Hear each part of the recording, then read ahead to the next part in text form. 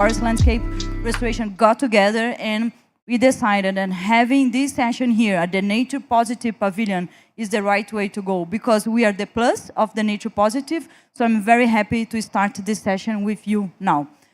Now we need to go to the next. And I am Anita Jaderiksen. I lead the global work in WWF on Forest Landscape Restoration, and also I am the chair of the Global Partnership on Forest Landscape Restoration. And now I would like to invite René to come here with me to say some welcome words in behalf of the Initiative 2020.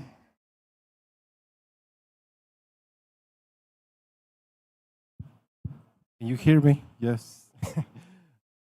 Well, thank you for coming, our invites and our speakers. I'm René Zamora. I coordinate Initiative 20 Secretariat at the World Resources Institute. We have a presentation, but we don't need to show it. No. Yes, we have. Okay. So let's do something. Let's go to your presentation now. Well, that's fine. Okay. We okay. can Here. wait. Here.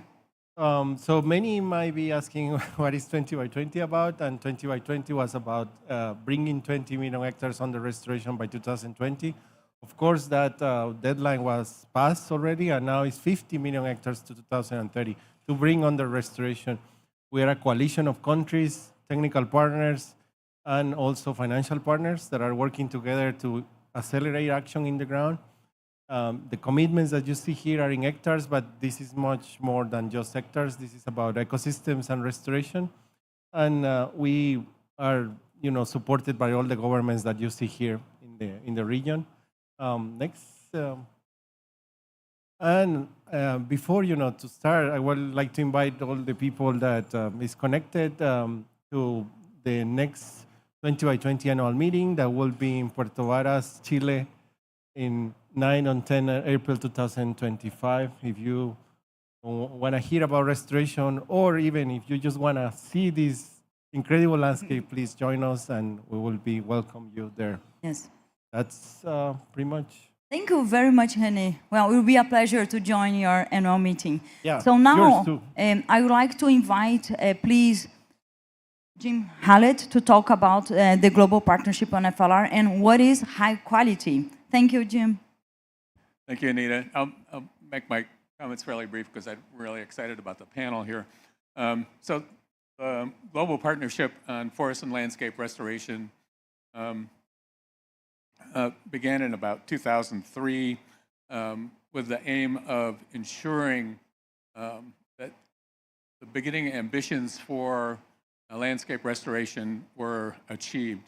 So we have governments, organizations, communities, research organizations, the whole host of UN agencies, NGOs, and other independent academic organizations.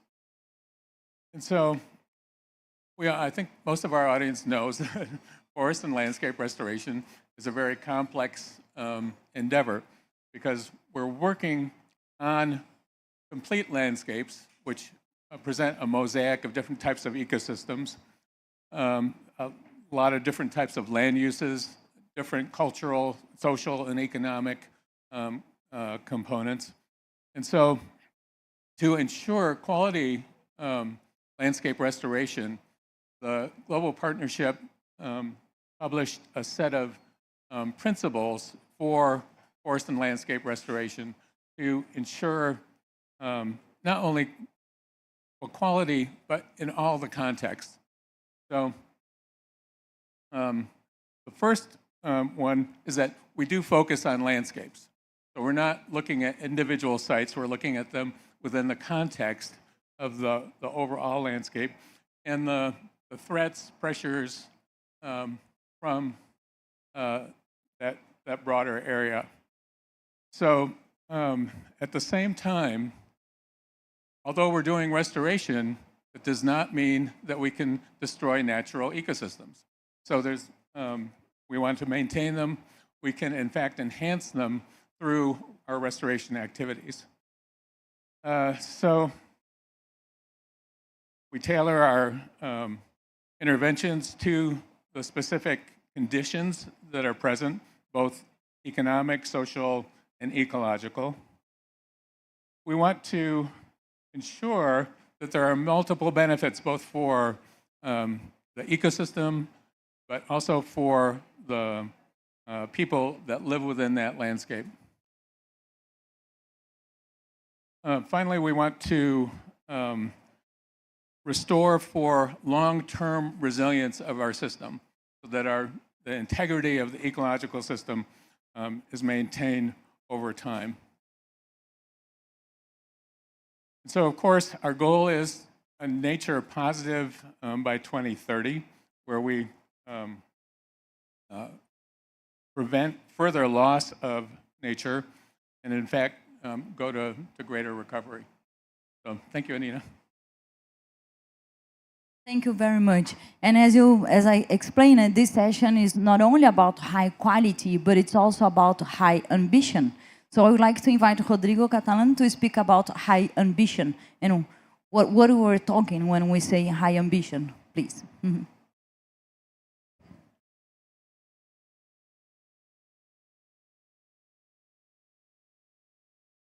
Thank you. I'm Rodrigo Catalan, Conservation Director, WWF Chile. And in a few minutes, how many minutes? 5? 4, I can counting. I will share what we are doing in WWF in Latin America. We are working together on an initiative of 10 offices in 10 countries of Latin America to promote forest landscape restoration. And each office is working with their respective governments.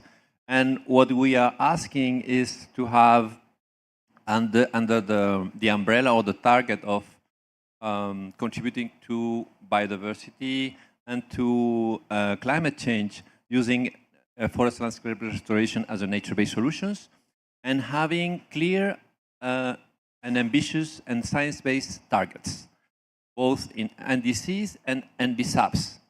Ideally, the same targets, but again, very clear, very ambitious, and science-based. That's one. The other important idea that we are communicating to our governments is to make sure that we have the funding, the financial mechanisms to make sure that the commitments are feasible to be implemented. So adequate and appropriate financial mechanism. It's public funding, public budget, plus financial mechanism. And finally, the capacities in the governments, the capacities in the countries to do high quality restoration and do the monitoring and reporting, what we understand of what is restoration and how we report on that based on a good monitoring system. So regarding the targets, we are happy that we have at least a couple of countries in the region with targets, restoration targets in the NDCs, including Chile with 1 million hectare of forest landscape restoration. And now we know that Colombia just launched the NBSAPs, including an ambitious target of forest landscape restoration of 5 million hectares. And Chile just uploaded a similar target of 1 million hectare. So again, that's the detail of what are we asking in terms of having ambitious targets. Regarding financial mechanism, we have to make sure that we have our finance plan or financial strategies very strong, and as I said, not just including the public funding, but innovating. We heard yesterday speaking about bonds. Colombia is very innovative in terms of using financial mechanisms like carbon taxes, and we have to explore more on using the financial sector as a partner for resource mobilization, including the private sector and the financial institutions. And the capacities, we have to make sure that we have a definition on what is restoration, what is degradation. If we have a target of, let's say, 30% of restored landscapes, we have to agree on what is degradation, what's the baseline, and how we will go to monitor that and have indicators that are strong and science-based. Yesterday we heard in another side meeting about restoration that even the Brazilian colleagues said that the government is not sure where they are in terms of the commitments for restoration. And I can say something similar to Chile. We have to agree on what is restoration, where we are, and what are the KPIs, and be very strong on that. And finally, for the government, have strong targets, strengthening capacities, and financial long-term funding for forest landscape restoration. It's an opportunity in terms of accessing to international funding, international cooperation, that is new funding opportunities both from the climate finance and also from biodiversity finance that are open to countries that are committing to ambitious targets.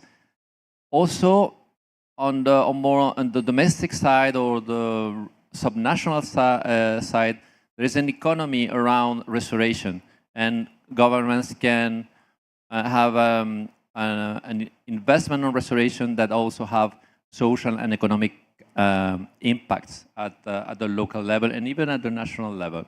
And finally, if we consider forest landscape restoration as a nature-based solutions, it can be also an investment for climate change adaptation and risk management for natural disasters related with climate change.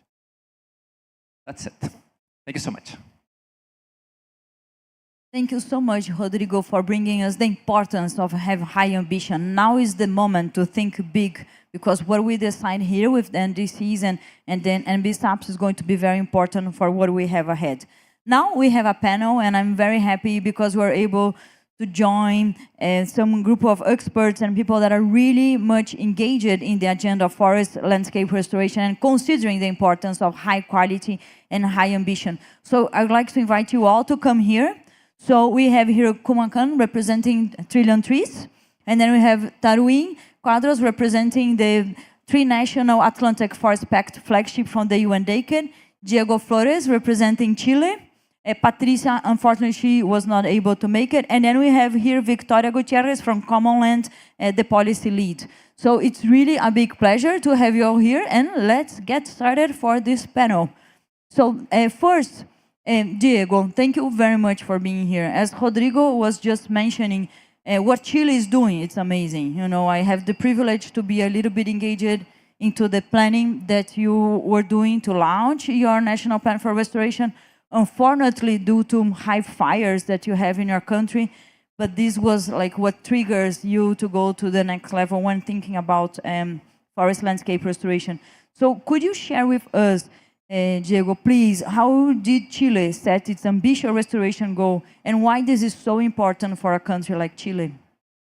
Okay, thank you. Good morning, everyone. Thank you very much for the invitation. Actually, I'm the head of Protected Areas Department at the Ministry of Environment, so this is not my issue day by day, but I'm feeling conditioned to address the issue because I work daily with the people in charge of this.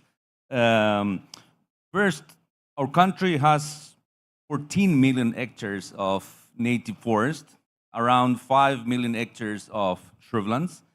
According to the Global Forest Watch, between 2000 and 2023, the forest have been declined at around 12%. But if we analyze the last years, the forest surface in Chile has been very stable. However, despite of these figures, it is estimated that over 79% of our country is on any kind of degradation process. I mean, erosion, pollution, defragmentation, losing biodiversity, desertification, especially in the central part of Chile.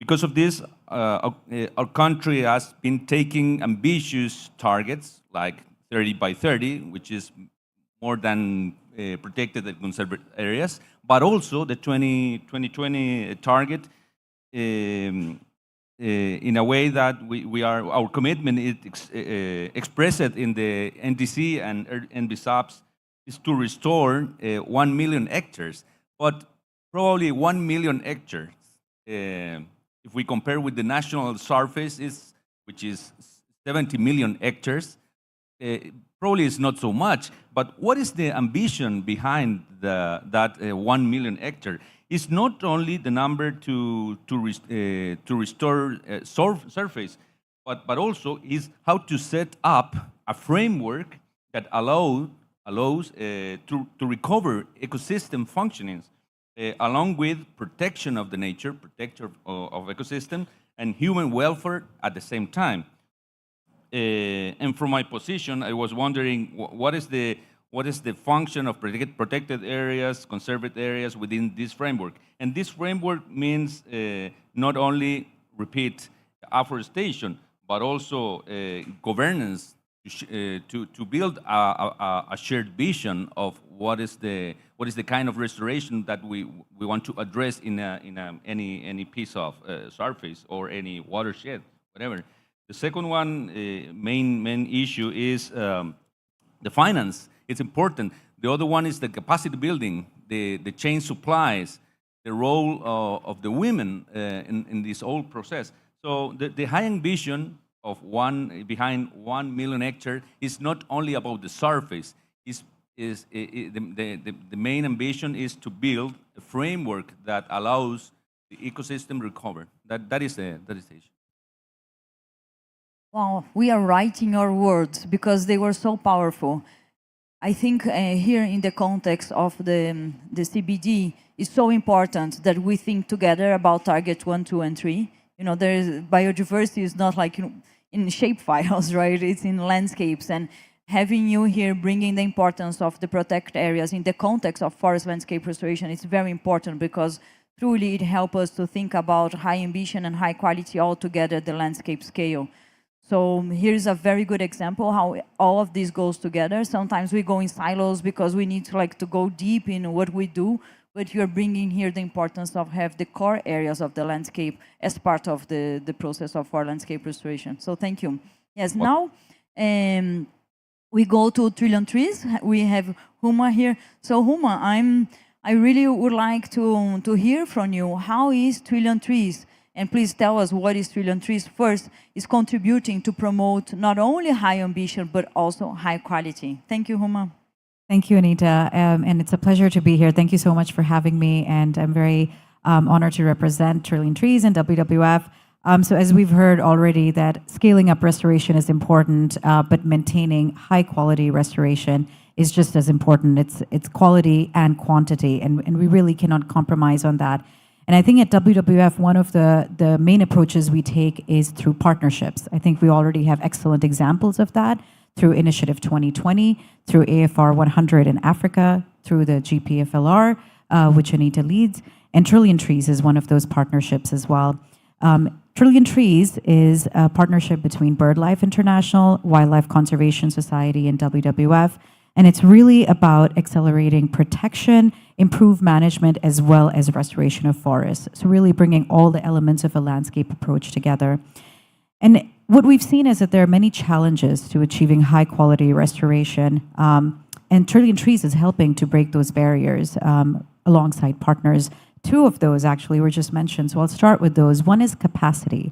We see that is a real challenge, and building capacity of partner organizations as well as other stakeholders, for example, women, indigenous communities, local communities, has been a big part of Trillion Trees' work.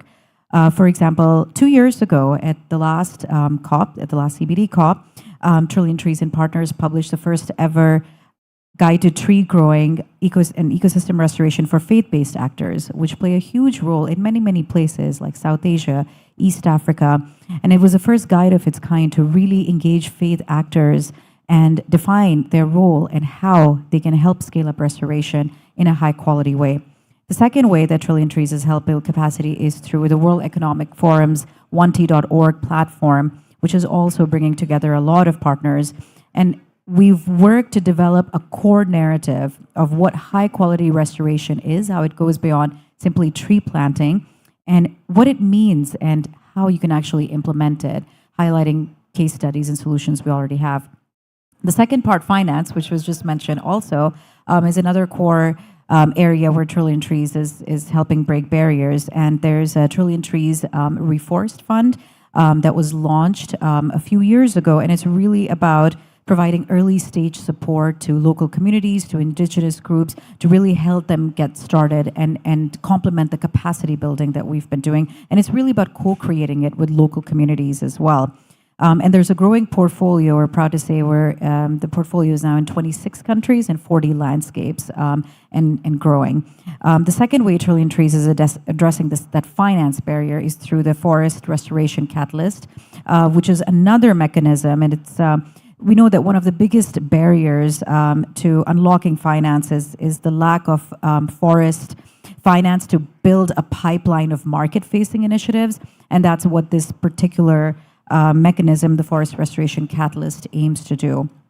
And then the third way, which hasn't been mentioned yet, is science, really having the science and the knowledge to underpin the work we're doing on forest landscape restoration. And so a couple of ways that Trillion Trees has supported research is one. A few years ago, I know WWF embarked on this this research to see where natural regeneration was happening, and it was really a remarkable study in showing us a picture of where around the world natural regeneration is happening and how we can really use it to guide policies. And then WCS also published a paper recently which really sort of shows how prioritizing restoration in degraded landscapes can help improve ecological integrity and in turn contribute to countries' efforts to NDCs and meeting the Global Biodiversity Framework targets. So I would say science, finance, and capacity are really the three main ways, amongst others, that Trillion Trees is engaging with partners. And in the end, I want to say, that meeting the global restoration target, it's estimated to cost $100 billion a year. We cannot do it alone. It's the funds that are needed are far more that they're available. So we really need to work with partners. We really need to take a landscape approach where we are ensuring that there is the right restoration with the right people in the right places. One of the examples of that is the Atlantic forest, where we are working with many, many partners. Taru here will talk about that a little bit more. Thank you. Thank you, Huma. Saturday, I had the privilege to go to visit one of the Trillion Tree sites. I went very high in the mountains and I visited a nursery led by women and was so powerful, because it was the most beautiful nursery that I ever visited. And I told them, and they were taking care of every corner of the nursery, with such small details. So it was very, very good to see the work that is taking place on the ground. Now, Victoria Gutierrez, I would like to, you are an amazing expert, thinking for many years about policy and FLR and quality. So it will be so good to have your insight here. So please share with us, in your perspective, besides us focus on impact, what else we need to consider when we are talking about forest landscape restoration scaling up? Thank you. Thank you, Anita, and good morning, everyone. I think it's really interesting that we are now talking about quality, and we weren't doing that a few years ago even. So it's very important that we do.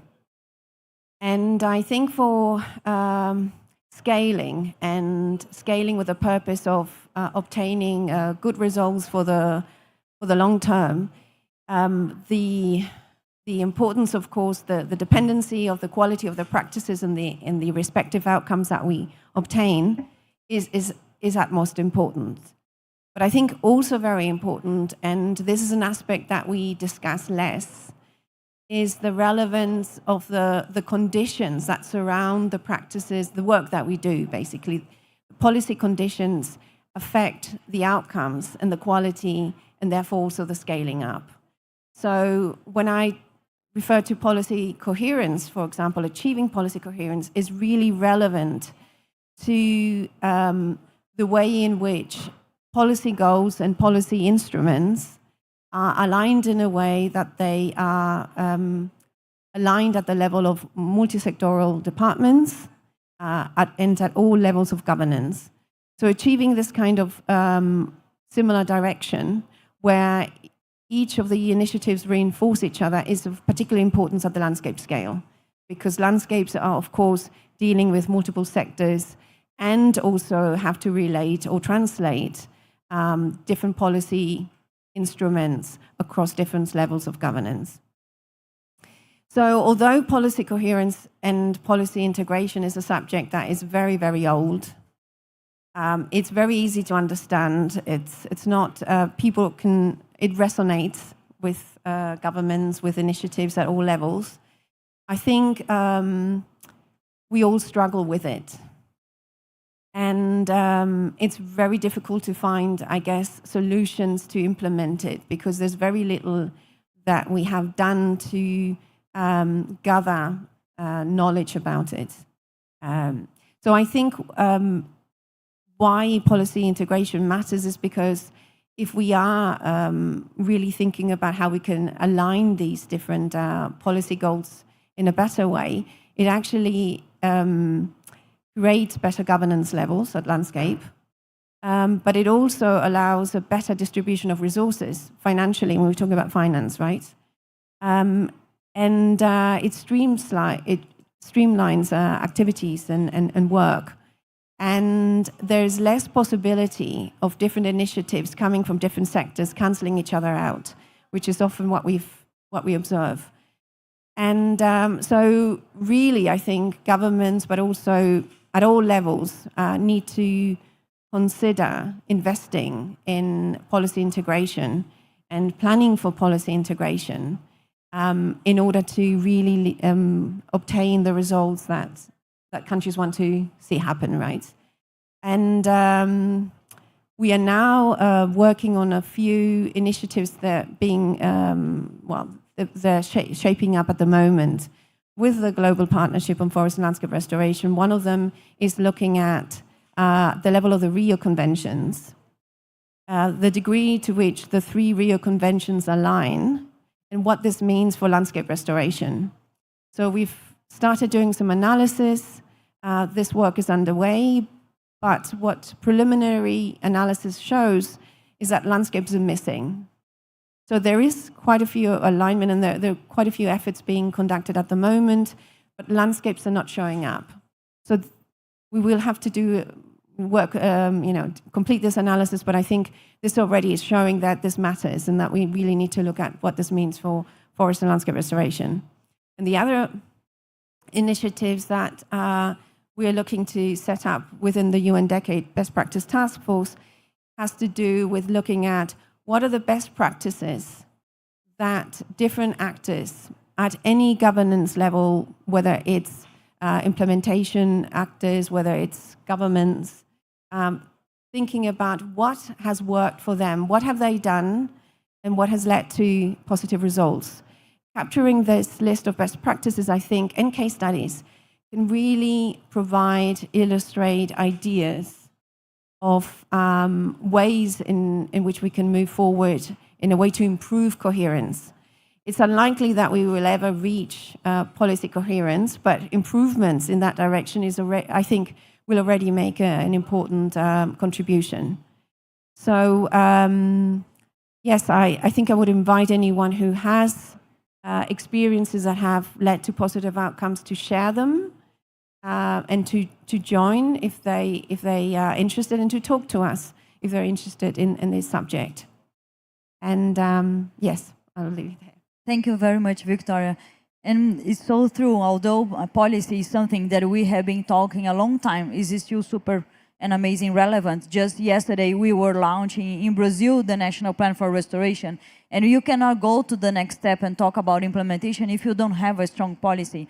Also, Chile is a very good example. After tomorrow, we will be talking in the Peru Pavilion, and Latin America is leading the way. You know, what we have in Latin America, very strong leadership in terms of policymakers. It's crucial for us to really make a difference in this part of the world. Now, last but not the least, we are going to hear from Tarwin Quadros from the Trinational Atlantic Forest Pact flagship from the UN Decade. So Talum, the flagship in Atlantic Forest has been so successful. You know, it was one of the 10 first flagships from the UN Decade on ecosystem restoration.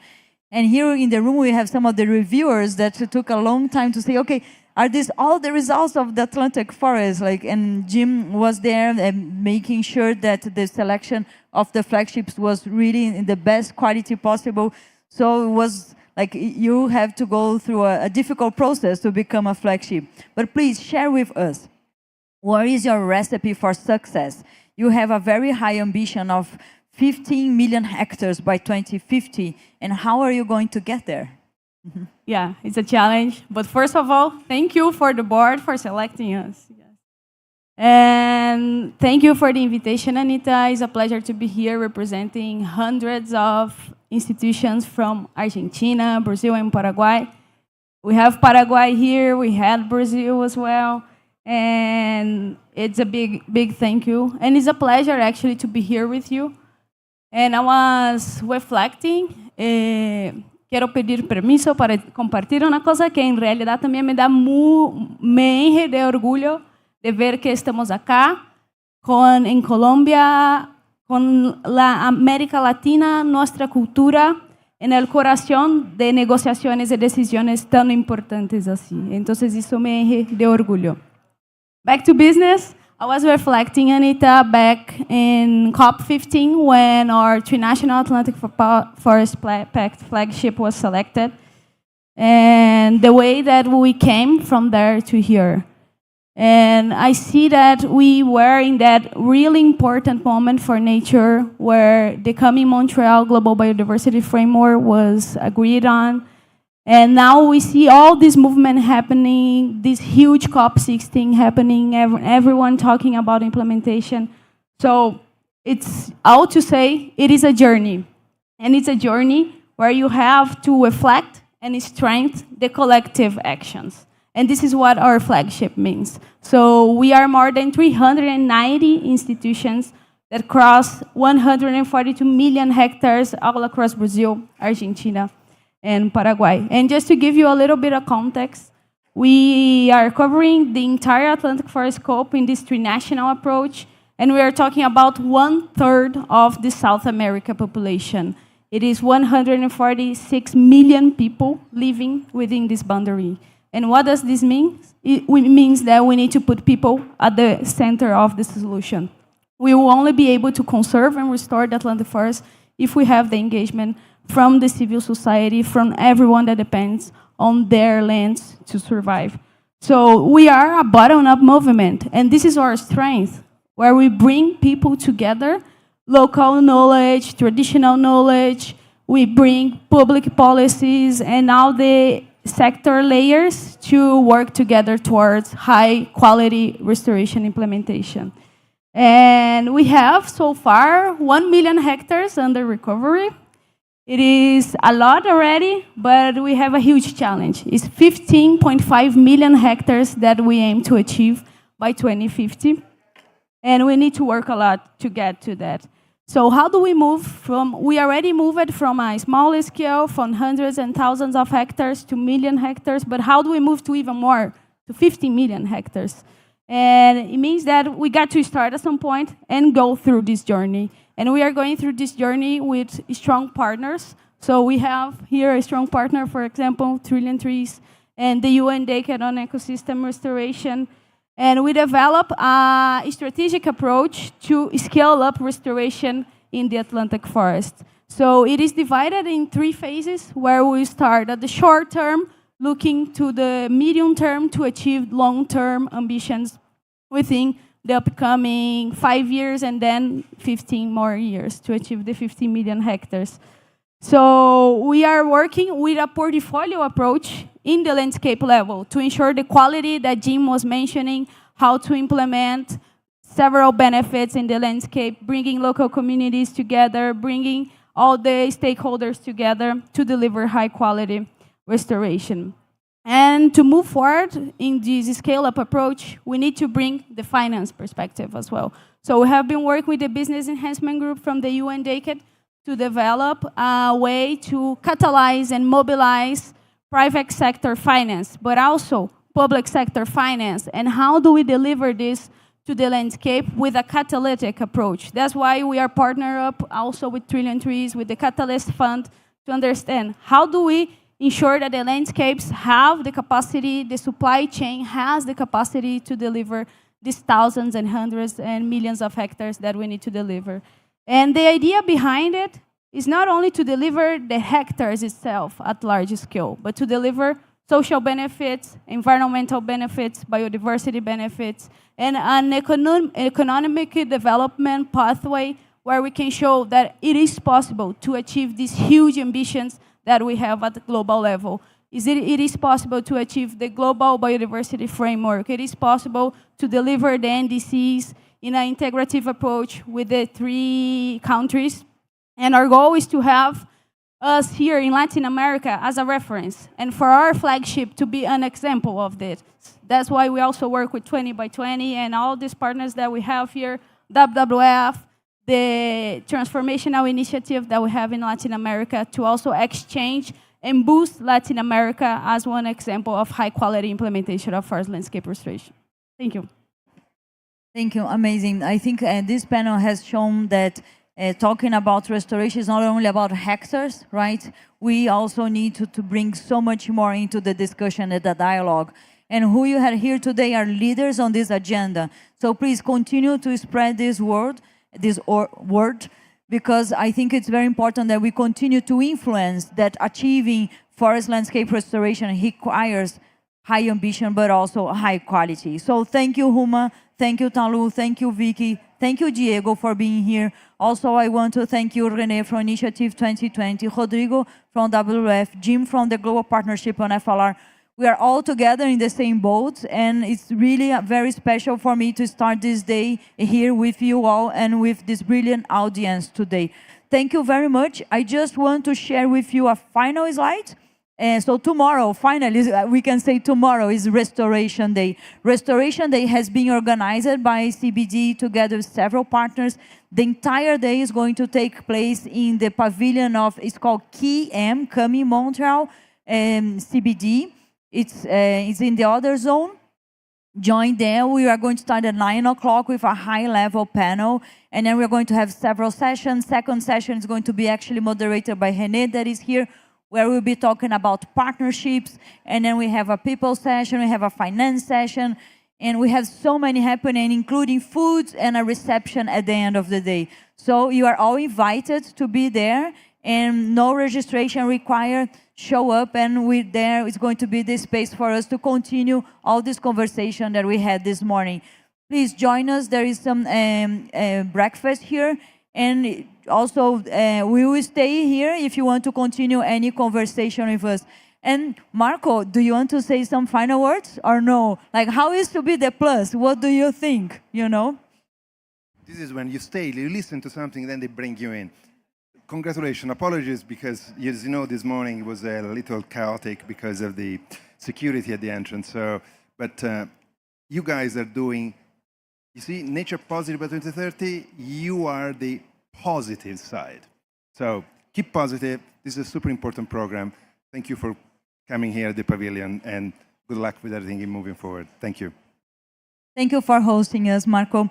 Okay, thank you very much. And this is the end. Gracias. We did it. Look. Yes, keep selecting us for every other next.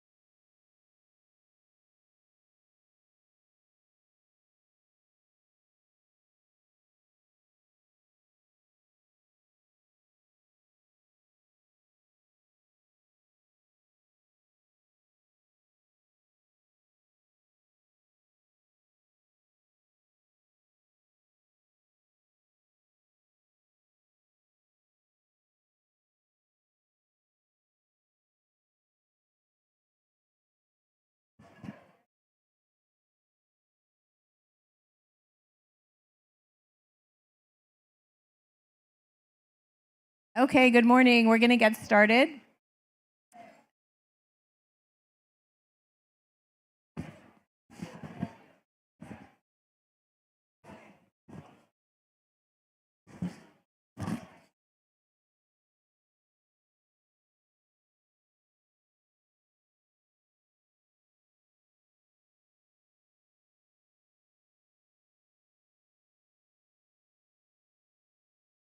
All right, everybody, we're going to get started.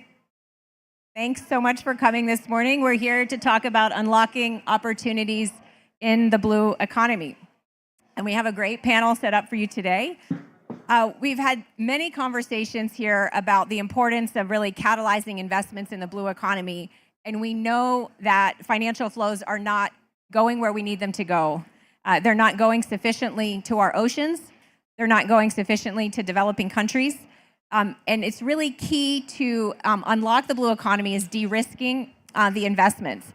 And we do that through a variety of mechanisms. We can do that through credit enhancement mechanisms, like political risk insurance and credit guarantees, which is some of the work that we've done at the Nature Conservancy through our nature bonds work, but also through insurance mechanisms, like parametric reef insurance. And we really need to lower the threshold for investment. We need governments and donors and multilateral development banks to really step into the space. And we need regulations, laws, and incentives to transform our economy in a way that helps to mainstream biodiversity and that moves us from a system that's harmful to nature to one that is nature positive and also ocean positive. And that includes eliminating, phasing out, and redirecting subsidies that are harmful to the ocean. It also involves building legal and governance frameworks for restorative aquaculture, for sustainable fisheries, and well-sited offshore renewables. And we need to also take more risks. And that means that we will have failure. And we need to recognize that we need to be comfortable with that. And we have to accept that quickly, lean in, learn, and then move on. But we also need strong engagement across multiple sectors, from the private sector to the investment community, to the NGO community, to our indigenous community partners. And I'm thrilled that we have experts on our panel today across these different groups. So on our esteemed panel, we have Benj Sykes, the VP and UK country head from Ørsted. We have Max Boucher, Senior Manager for Biodiversity and Oceans from FAIR Institute. We have Kaya Barisa, Senior Economist for Blue Marine Foundation. And we have Paul Rowan, who's the Pacific Strategy Lead for Neotero. So what I'd like to do to start is just to quickly ask each of our panelists for 1 minute to just share a little bit about your organization, but then also one example of a successful initiative that's benefited the sustainable blue economy. So we'll start with you. Thank you very much, and good morning. Very appreciative of you coming to hear us today. Those of you that you don't know Ørsted, we are a renewable energy developer. We're the world leaders in offshore wind, which is why I'm here today to talk about the blue economy, because we are aiming to be a big part of that. To your question, what's one example? I've got quite a few. I'm just going to focus on one very specific example where we've taken an initiative to deliver a nature-positive, sustainable blue economy, and that is a very technical thing. When you build a wind farm offshore, you have to put things into the seabed.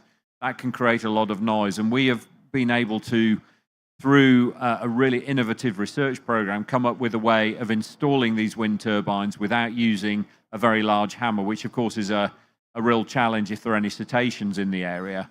So just one example there where we can go from really creating a bit of disruption in the oceans to a way of building clean energy through innovation, delivering clean energy in a way that doesn't disturb nature.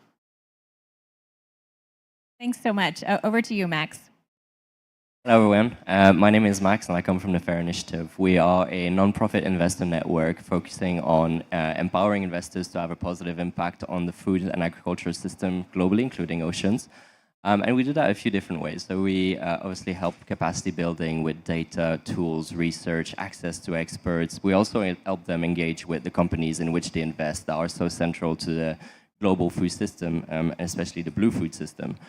Now, instead of giving you an example of a positive initiative, I think I'll just leave that to my neighbors, and I'll just say that one big thing that we know from engaging with experts and great initiatives around the world is that the solutions exist. And what we see a lot of the time is an issue of creating demand for what is coming out of these great initiatives, especially in the food system. So whether it's algal farms, unfed aquaculture, mixed systems, regenerative aquaculture, and so on. So our goal is really to work with the big companies, whether they are aquaculture, fisheries companies, but also retailers, restaurants, and so on, to really work with investors and try to get them to create that demand for all of those positive solutions. Thanks so much. Over to you, Kaya. Morning, everyone. Thank you for coming. I'm Kaya at the Blue Marine Foundation. We're a conservation NGO focused on implementing marine protected areas around the world. And so I'm really excited to be on this panel because often the intersection between the blue economy and conservation isn't quite clear. And it's really important to start shifting away from blue economy to sustainable blue economy when we talk about this. And one of our really great initiatives that we've worked on for years is a program called Lamu Masavera in the Maldives, where we work together with fishermen and with stakeholders to develop a voluntary code of conduct where they are now catching fish that have a mature size. They're not catching any endangered reef fish. They're catching them with low impact gears. And through that, they're able to sell directly to a resort on the island called Six Senses Lamu. They're receiving price premiums for these sales. They're collecting points where they get financial incentives from the resort once they've submitted X amount of fish under this voluntary code of conduct. And then the resort gets to sell these fish at a higher premium to their tourists, to the tourists at the resort, and therefore incentivizing and teaching the tourists about sustainable fishing in the area. And so this is supporting both the local fishers, the reef fish in the area, and the tourism industry on the island. And so though it's really tricky, it is possible to kind of align the sustainable blue economy with conservation goals. Thanks. Great, and over to you, Paul. Morning, everyone. I work with Niatero. Our organization recognizes that the largest intact ecosystems on Earth have one thing in common, and that's occupation, management, existence, thriving of indigenous peoples in them. And so I work in the Pacific, and one of the places where we've actually, what does that look like? The Pacific Ocean is this enormous, looks like an empty blue expanse, but for the indigenous people of the Pacific, that's home. And that is a place where they live in the ocean, moving, fishing, trading. And one of the initiatives that we've been helping re-emerge is that existence, which they have retreated from. People have retreated from as they have become addicted to petrol, like the rest of us. And so the trading networks, the living, thriving exchanges that allowed people to have local economies that are blue, those are now things that are re-emerging through the work that we do to support indigenous groups. Hey Hey Lavoy is one initiative in the eastern part of the Solomons where a sail trading network that disappeared is starting to re-emerge, and people are starting to re-enter the spaces that they always have known as home. So local economies can also be blue economies. Thanks very much for that, Paul. I appreciate it. We'd love to start with you to share how can investments in the sustainable marine and coastal practices unlock new business opportunities in the blue economy? Thanks for that. And just following on from what I was describing before, the thriving of communities, entire civilizations and nations in the ocean has been possible and has happened for millennia, particularly in the Pacific, where you have these very, very ancient civilizations. And what does that mean? What does that mean today? In 2024, 2025, how does that reclaiming of space happen? Because we know that when people are thriving in their place, good things happen. It's not a place where it's home. It's not a place where you're going to trade. It's not a place where you're going to let somebody pull things out and destroy. So how do we drive that possibility in the current era? And so what we've really been looking for and what we can see the possibility in is, things like cargo sail, things like in the nearshore areas, actually, some places we're switching, communities are switching from outboard engines to electric motors. And for them, it's the knowledge, the lore, the connectivity to navigate vast distances, that's still there. But people are used to using petrol now. And so investments that create those transport networks within archipelagos, between archipelagos, those are places where investment and exactly these things, the de-risking, the piloting, the development of data to be able to show that this is a great investment for the local economy, but also the people who are backing them. So that's the possibility we see. Great, thank you very much. Now, Max, we'll turn it over to you to share some of your thoughts on how investments in sustainable marine and coastal practices can unlock new business opportunities in the blue economy. Yeah, absolutely. And the way that we look at this is really thinking about this balance sheet of investment in nature, where we know we need 700 million a year or close to that, billion, sorry, and we're nowhere near it. Now, we know also that there's about 5 billion or trillion of negative impacts coming from the business world on nature. So we're trying to slowly tip the balance towards the positive side and reducing the negative side of that balance sheet. And we do that in a couple different ways. So if you think about food system in particular, we know that 223 million tons of fish is extracted from the sea every year. We also know that 38% of the fisheries are overexploited and another 50% are fully exploited. So we know that we capped how much we can take out of the sea in terms of food. We also know that about 20% of that fish is from illegal, unreported, unregulated fisheries, which adds to that pressure. And that has an economic cost of about 15 to 30 billion, give or take, in taxes, licensing fees, and so on that are not put forward. So part of the work that we're doing is on both fronts. So we're trying to make sure that more fish goes to human consumption instead of going towards aquaculture, mainly salmon and shrimp a lot of the time, but also making sure that what we extract is fully traceable. So we have a group of investors totaling almost 20 trillion in assets, and about 75 of them engaging with companies actively on this, so that by creating that traceability and more product going towards human and more innovation going into alternatives to these products in aquaculture, that creates that business opportunity. And as I said earlier, at the same time, it creates that traceability for that more positive product, or at least less harmful product. Wonderful, thank you. Kai, I'd love to turn it over to you. Now I'd like you to share a bit about some of the significant barriers that you see in terms of scaling investments in the blue economy. And also if you could share a little bit about how we can address and move beyond some of those barriers. I think crucially, the main problem is that historically the blue economy is an is an exploitative economy.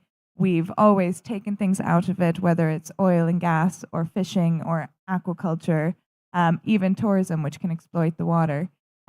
We've never viewed it as something that we need to put things back into, that we need to help regenerate, unlike, for example, agriculture or even the banking system, which always, they never go down to zero. They have money put aside in order to protect that entire industry. So I think one of the big challenges we face in the blue economy is that we need to really shift how we think about the ocean and the benefits we get from it, and start including things like climate adaptation and mitigation, coastal erosion protection, protection from storms, nutrient mitigation, all of these other benefits which currently don't count in this sphere of the blue economy, that have a real actual monetary value and protects businesses and protects communities from future risk.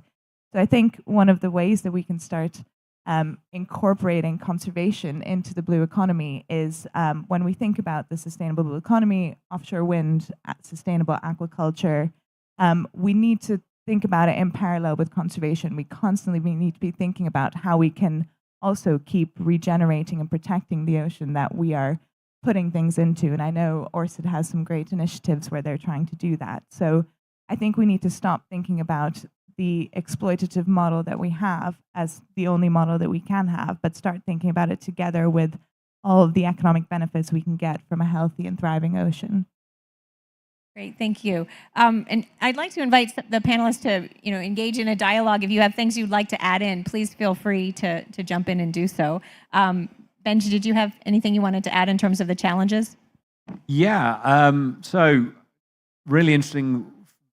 The words that I keep hearing and the words that are in the question I've been posed about balancing nature and, in my case, offshore wind, and also Kaya, sorry, the idea of running clean energy development in the oceans in parallel with nature restoration. I'm really keen that we try and think of these as one thing rather than two things. So I don't want to run nature in parallel with clean energy. I want to weave them together into one single initiative. So yeah, I'm embracing what you're saying, but I'd like us all to try and shift our mindset to not seeing these as a tension or a competition. And of course, I'm not pretending infrastructure development in the oceans is free of impacts. Of course, it does have impacts like every human activity. But I would like us to start thinking much more about this being a systemic integrated solution. Anyway, to my question that you actually posed, how do we balance building a sustainable blue economy with nature?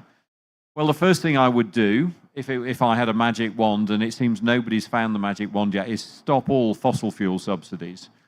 If there's one thing that we could do that would most quickly and most effectively start the reversal and then the restoration of nature in the oceans, it will be to stop developing, producing, spilling, and using fossil fuels. And if we could even better redirect that subsidy support into the sustainable blue economies, that would be a great start, I think. So the first thing we've got to do, in my mind, to balance or to make nature restoration a proper part of the blue economy is to stop putting money out, taking money out of all of our pockets and putting it into fossil fuels. It doesn't seem to be a sensible place to be. As I've said, I think we need to see nature restoration as part of our business. It's integral, and maybe just talk about some of the things we're doing in Ørsted. If you've been to any talk that I or my colleague Rennie's done, or you've read anything on our website, you'll know we've made a commitment that all of the projects that we bring online from 2030, whether they're offshore wind, onshore wind, solar, storage, all those assets will have a net positive biodiversity impact. So we are mainstreaming net positive biodiversity into our whole program, and we've built this now into our project model. We have a very sophisticated way of developing and building our projects. Biodiversity outcomes is now fully integrated into that, and we've been investing in some tools to do that. One is a measurement framework. So if you're going to be net positive, you've got to be able to show how you're going to measure, firstly, the state before you start, secondly, the state after you've built the infrastructure, and thirdly, are you net positive after all investment in nature positive actions? So we've built this framework. I would urge you all to go on our website if you have any views at all on how to measure biodiversity as an ecosystem, but also at an asset project level. Please go there. We are welcoming feedback. We're trying to crowdsource the criticism and the constructive feedback so we can improve it. No point in us being the only people measuring this. We're also investing in pilot projects in order to develop a toolbox of how we can deliver net positive. And I would point you to, again, to our website. We've got 25 programs running around the world. How are we going to integrate solutions to deliver that net positive? I'll just flag a couple. One is in the UK, in the Humber Estuary. We're doing an ecosystem restoration program in partnership with two local community organizations. And David, really important that we start talking about finding solutions that work with and for the communities, indigenous and other, that we are affecting, that we are working alongside. So that's a great restoration program. 500,000 native oysters, several hectares of seagrass planting, dune restoration. So we're really looking at how we can strengthen the ecosystem health in that part of the North Sea. Another completely bonkers one, well, not completely bonkers, but quite challenging, is trying to grow coral larvae to maturity on the legs of wind turbines in the Strait of Taiwan. We know coral is highly threatened, shallow water coral, so the legs of turbines is a great place to do it. You do it halfway down to the seabed or to the right depth for the light, but in a much more stable temperature environment. We'll wait and see if that works. So those are just two initiatives. And we're funding it through a €100 million blue bond. So another thing that will ensure we balance or integrate, I'm going to say integrate, not balance, we're going to integrate nature into clean energy, is for others to start using blue bonds so that they can invest in these solutions. It's a small bond, it's a bijou little €100 million, which we're reinvesting in the stuff I've just talked about. We would love to see other energy companies starting to embrace blue bonds. I could talk about marine spatial planning, I could talk about the $3 trillion that we're going to spend as an industry building clean energy in the oceans. You don't need to spend much of that on nature positive to have a really good outcome. $3 trillion is quite a lot of money. I'll stop there. I could carry on forever, but I will stop there. Thanks very much, Benj. I'd actually love to open it up, though, and I'd love to hear from any of you all. What do you see as key opportunities or key ways to engage more from the private sector? You've talked about Ørsted's leadership here, but what do you think is important to help unlock greater commitments to the net positive biodiversity? So I'm going to go on to the really tedious and boring topic of policy, because we all love a good chat about policy, don't we? Especially at 9 o'clock in the morning. We are pushing ahead with this as Ørsted, but one swallow doesn't make a summer. We can't do this on our own. Getting our peers, some of our peers are here at this conference and are driving in the same direction, but until we see a policy framework that makes it important for us to do it, we're doing it because we know it's the right thing to do, and we can see that at some point it will be the required thing to do. We need the policy drivers, the policy signals that get the whole of the blue economy sector embracing this and seeing it as an opportunity. I think there's an interesting debate to be had about whether we should make this a competitive thing, because competition really drives innovation. In my world of offshore wind, we've seen competition drive the cost down by 70%. I would love to find things to collaborate on, but also things to compete on, because that will drive really exciting innovation, and that means faster solutions. And it also will help properly divert some of that $3 trillion into this initiative. Great example. Thanks, Benj. From other thoughts, maybe you want to jump in, Max? Yeah, very happy to. In addition to everything that Benji has said, I think in the food sector particularly, what we're still lacking in the ocean sector, more so than on the land-based agriculture sector, is an emphasis on resilience and adaptation. So we see that in salmon farming, where these are basically an intensive farming mechanism, very much like a monoculture, very prone to pests, very prone to algal blooms, very sensitive to any kind of warming from the oceans. And the losses are there. The companies are seeing mass mortalities across a lot of the key production regions. A lot of governments are starting to say, well, maybe this is not the future, we should ban it and invest in something else. Likewise, if you think about shrimp farming in warmer climates, a lot of it came on or happened in lands that was, or coasts that were mangroves previously and have been deforested, which meant that they then lost that resilience to the weather events that are increasingly common.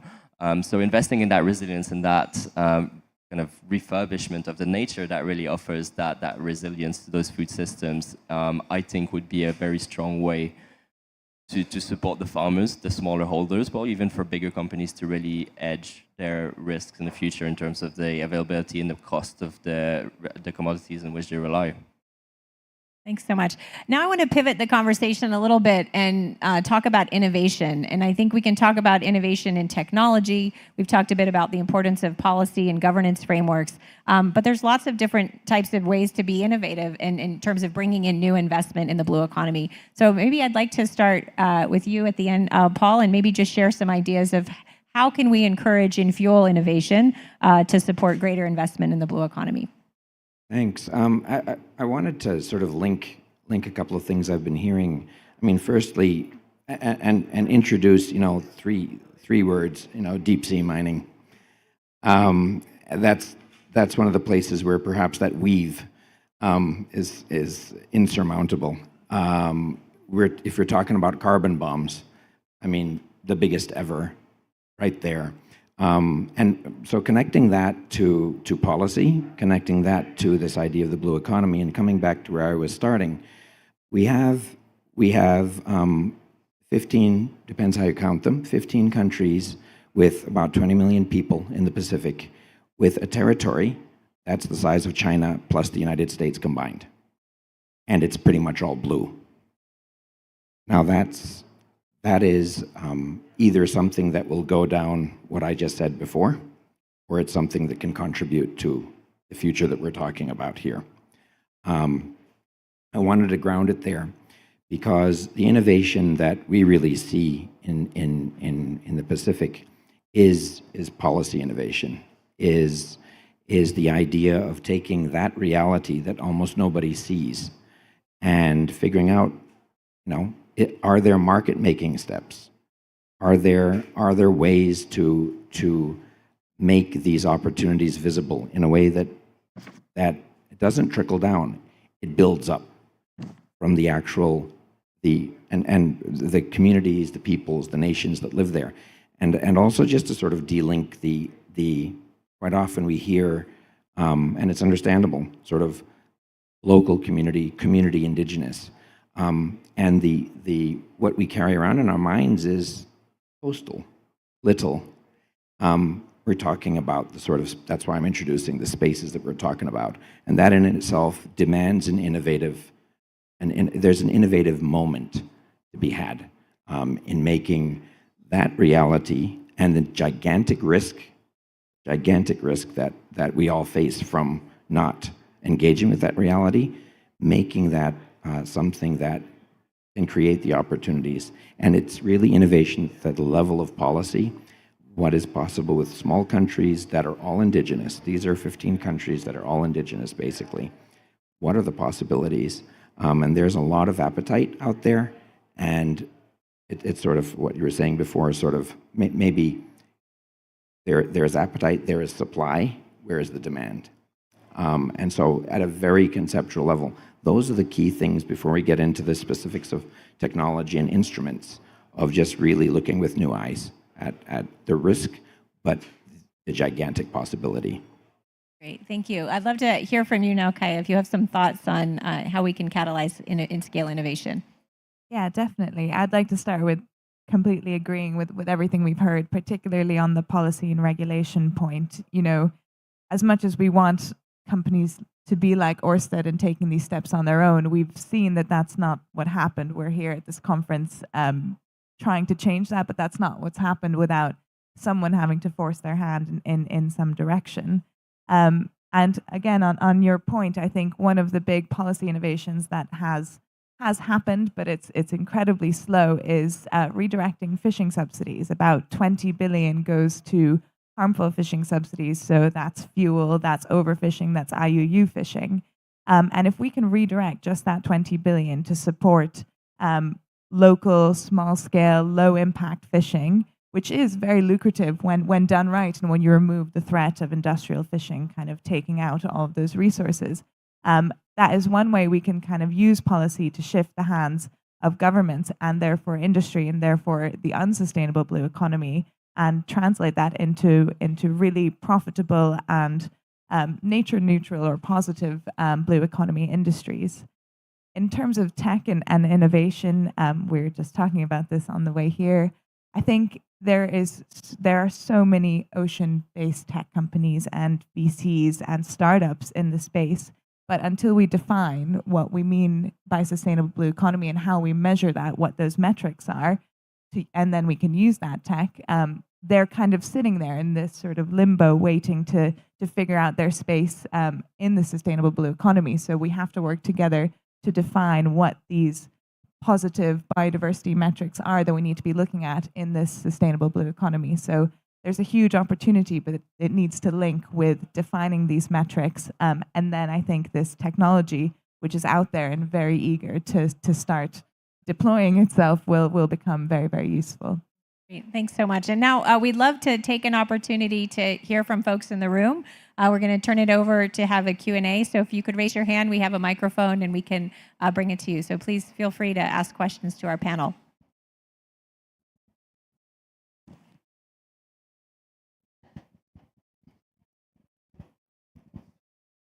Thank you very much. I think I'm enjoying the discussion that's going on. My name is Charles Akol. I work with the United Nations Economic Commission for Africa, and we are actually working with the IUCN in promoting the Great Blue Wall Initiative for the Western Indian Ocean. I think I would like to follow up on what Kaija was talking about, turning the blue economy into sustainable blue economy. I think one of the things that we think would be very useful in this case is to look at the intersection between the blue economy and circularity. I think this is something that is very key, especially in the advent of the legally binding agreement on plastics. And one of the things that we are working on with the countries in the Western Indian Ocean is developing what we call a financing mechanism for blue and green,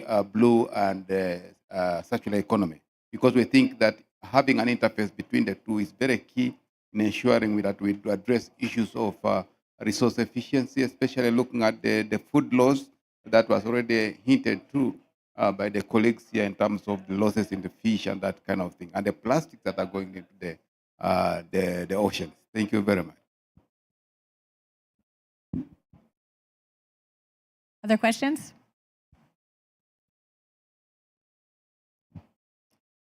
Hello. Hi. Thanks for the great panel. I'm Anna Ducro from IIED, the International Institute of Environment and Development, and I'm a researcher in the equitable blue economy. I walked in when Paul was talking about how the ocean is often seen as an open space, when in reality it's not. And we often hear from coastal communities that they're experiencing blue fear. So this fear that the blue economy is going to kind of take over their practices and their livelihoods and their culture. I was just wondering, I had a question for Benji on how you're addressing not only engaging communities at a project level, but this general kind of anxiety and valid fear about expansion of the blue economy. Yeah, and funnily enough, I was going to ask that question to Paul. So I was going to ask Paul, what should we do? Because, you know, I'm here as business, as a project developer, as a infrastructure developer. To your question, I mean, I think we have to engage where we have a presence. It is wider than the immediate communities where our projects have an impact. But I think I actually want to turn that question over to Paul, because what I wanted to ask you, Paul, was tell us what good looks like in terms of that meaningful, early, informed engagement. You know, we do it to the best of our ability. I'm quite sure we could do better. So it'd be useful and really interesting just to hear your perspectives, and particularly, you know, we've mostly been developing offshore wind in relatively mature economies, Northwest Europe, North America, places like Taiwan. But we do see an urgent need from a climate perspective for this technology to move into many other ocean states, coastal states. And there are organizations like the Ocean Energy Pathways that are specifically working with those governments to try to help them get the capability, capacity, and understanding to accelerate that adoption of clean energy. And I think it would be really good if we could figure out how to help organizations like them create a foundational element which is about engaging with local communities, with indigenous communities in a way that enables that quicker deployment, because the planet needs it quickly. So sorry, I'm just deflecting the question along the other end of the panels. Sorry, Paul. No, thanks. And yeah, I would say invest in potential success, right? That's turning around the whole risk equation. But you know, everybody's looking for benchmarking. And of course, if you don't have it, you don't have it. And that I imagine that would be a challenge even in mature economies. But it's doubly, triply so when you're talking about developing states, when you're talking about small island states, and when you're talking about the places where indigeneity is concentrated. There is a perception of risk, and you don't get rid of that by saying that there is risk, right? And I think that particularly the source of early, whether you want to call it pilot, whether you want to call it, you know, test, the source of that investment is possibly even more important than the scale of it, because if it's coming from business, It's already within the ecosystem. It's already within the space. The metrics, the decision-making process has already engaged to make that happen. And so that is really I've had experience with hydropower in indigenous communities, and the appetite for possibility from the private sector, I would say, is much higher than that from the brokers that often intermediate, whether they be multilaterals.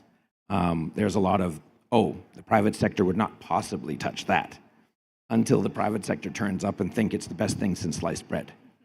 And so that's why I'm sort of suggesting that generating the data, generating the success cases, and sure, failing, but having that appetite up front to have a base to go from. Thank you. Sorry, I'm just going to finish off by giving a couple of examples of success, since that's what we're talking about. And these are from my backyard, or I don't know, my back pond, or whatever it will be for a blue economy. In the UK, we have one example where we built a wind farm in an area that is important for fixed gear fishing, and we have built a really good relationship with the fishing community.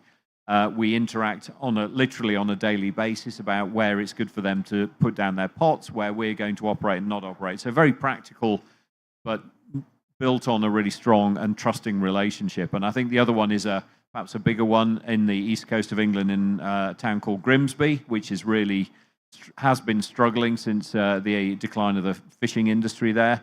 We've now got 600 people working there. We've really engaged into the community. So we haven't just built a big base and put people in. 80% of them are locals. We've trained them up, we've upskilled them, but we've also joined in community initiatives there to support growing aspirations in what's really a economically challenged part of the country. So I think we do have examples in places like the UK. I think what we need to learn is how to do this in different contexts. Other questions?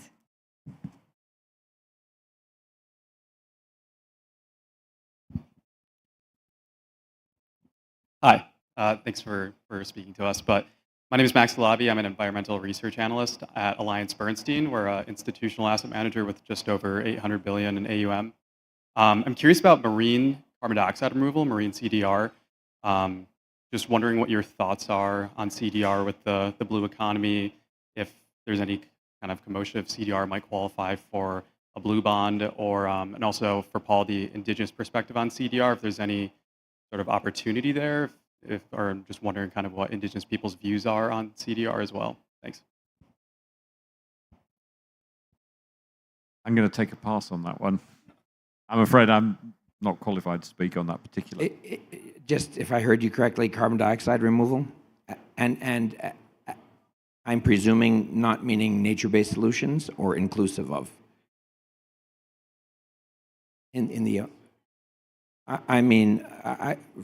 Certainly this is something that indigenous and maybe the global South in general also I've had conversations with. There is the reality of what a per ton price looks like when it's taken off a stack versus what a per ton price looks like when it's out of mangroves. And many stakeholders from where I'm coming from see the main reason for that differential is in who owns the asset, right? And so that's and I was just going to add for the previous question. I mean, in addition to investing in potential success cases, the other thing is there is, again, from the perspective of what I said before, this vast ocean space will be attracting capital for either digging it up or not. And I mean, facing that head on, you have small countries with tiny budgets that are making decisions on the climate bomb based on a quarterly advertising budget level of expected return. Very, very small return is making people go out of desperation to the unthinkable. And so really, anything that predisposes markets to be able to recognize the value that is just there. You know, going past the additionality, do we have to hold a knife to the throat of nature in order to extract a value price? What we have is vast areas of the ocean that are intact, are still intact, are largely all there. The biggest tuna fishery that's the healthiest stock is parties to the Nauru Agreement in the Western Pacific Ocean, all indigenous countries. The agency is there, the risk is there. How can, and so I guess my answer is there is appetite. It's that idea of, and the tools are around, it's starting to string these together. And if it needs to be starting off from business making a little bit of an investment to offer a proof point, well, that's something really worth doing, and keeping that alive. I have to come in a little bit on here. I think, as with, I guess, on land carbon offsetting, we have to be a little bit careful with the externalities. And in oceans, there is a lot going on as well as carbon. I mean, nutrient pollution is a big factor there as well. And we've seen really interesting initiatives, again, at a very small scale, including in the UK, where some local utilities have partnered up with food companies to grow algae and seaweed in heavily polluted areas, which captures carbon, captures nitrogen, phosphorus, and then it is used to be transformed into fertilizers to reduce exposure to chemical fertilizers and mine fertilizers. And that's a great kind of initiative, but again, it's a very, very small scale, so I don't think there's much potential at this moment in terms of CDR. We are hearing about capturing biomass at scale and putting it basically at the bottom of the sea where it would technically become captured. But I think the science around this, as with any carbon bottom of the sea related topic, is very, very unclear. So I wouldn't necessarily say that's the future at this point. Is it space just really quickly on that, where I think the NGO community and the scientific community are really coming together to try to develop best practice guidance, because the fear is that the industry is going to get ahead of, as often happens, the best practices. So I think there's still a lot of scientific uncertainty, but we know that we are not going to meet our net zero targets without carbon dioxide removal to some degree. And so I think having really clear sense of what the cost benefits are, and then and making sure that those who are making the decisions have access to that information, the resource owners, I think is a key priority. Do you want to add? Next question.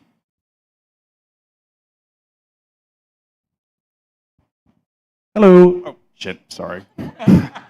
I'm actually going to follow up on Max's behalf. Just to that point about the seaweed. So I think what he's thinking about is something like an outcome bond, similar to what the World Bank just did. And I guess my question on his behalf is, what scope is there to actually structure something that would be 250 million if it is that exact context, not just carbon, but yeah. And then I'll come to my question. That's a very good question. And the sense that I get is that venture type capital, which would come from this kind of facility to really kind of build the capacity, build the technologies, and really get off the ground at a cost that would be realistic, exists to some extent. And I think more is definitely better, but I think unlocking the demand for these products is going to be key. And we see that across so many initiatives where you know, whether it's insect feed or even, you know, seaweed and mixed farming facilities that do unfed aquaculture, is that they really struggle to sell their products at a price that would justify it. So that, for us, really means that we're engaging very heavily with the demand side and supermarkets, for example, to really try to build that demand for these lower impact proteins at the end of the day. And to me, that's a big issue. That's a big thing that we work on. But yeah, I think others probably can come in on the supply side and the funding for that. And then my question was actually around, I guess, marine protected areas. And if you have, you know, communities that are protecting areas near shore, maybe corals, maybe whatever it might be, you've got tremendous benefits that flow to the surrounding areas because, of course, fish can swim, things can move in the sea. It's very straightforward. Have you seen any examples of financial mechanisms where the communities that are protecting these areas and seeing the nature inside those areas flow out and then support surrounding fisheries, for example. Have you seen any financial examples where a mechanism has worked or seems to be working currently? They can be paid for that service they're providing to the surrounding areas.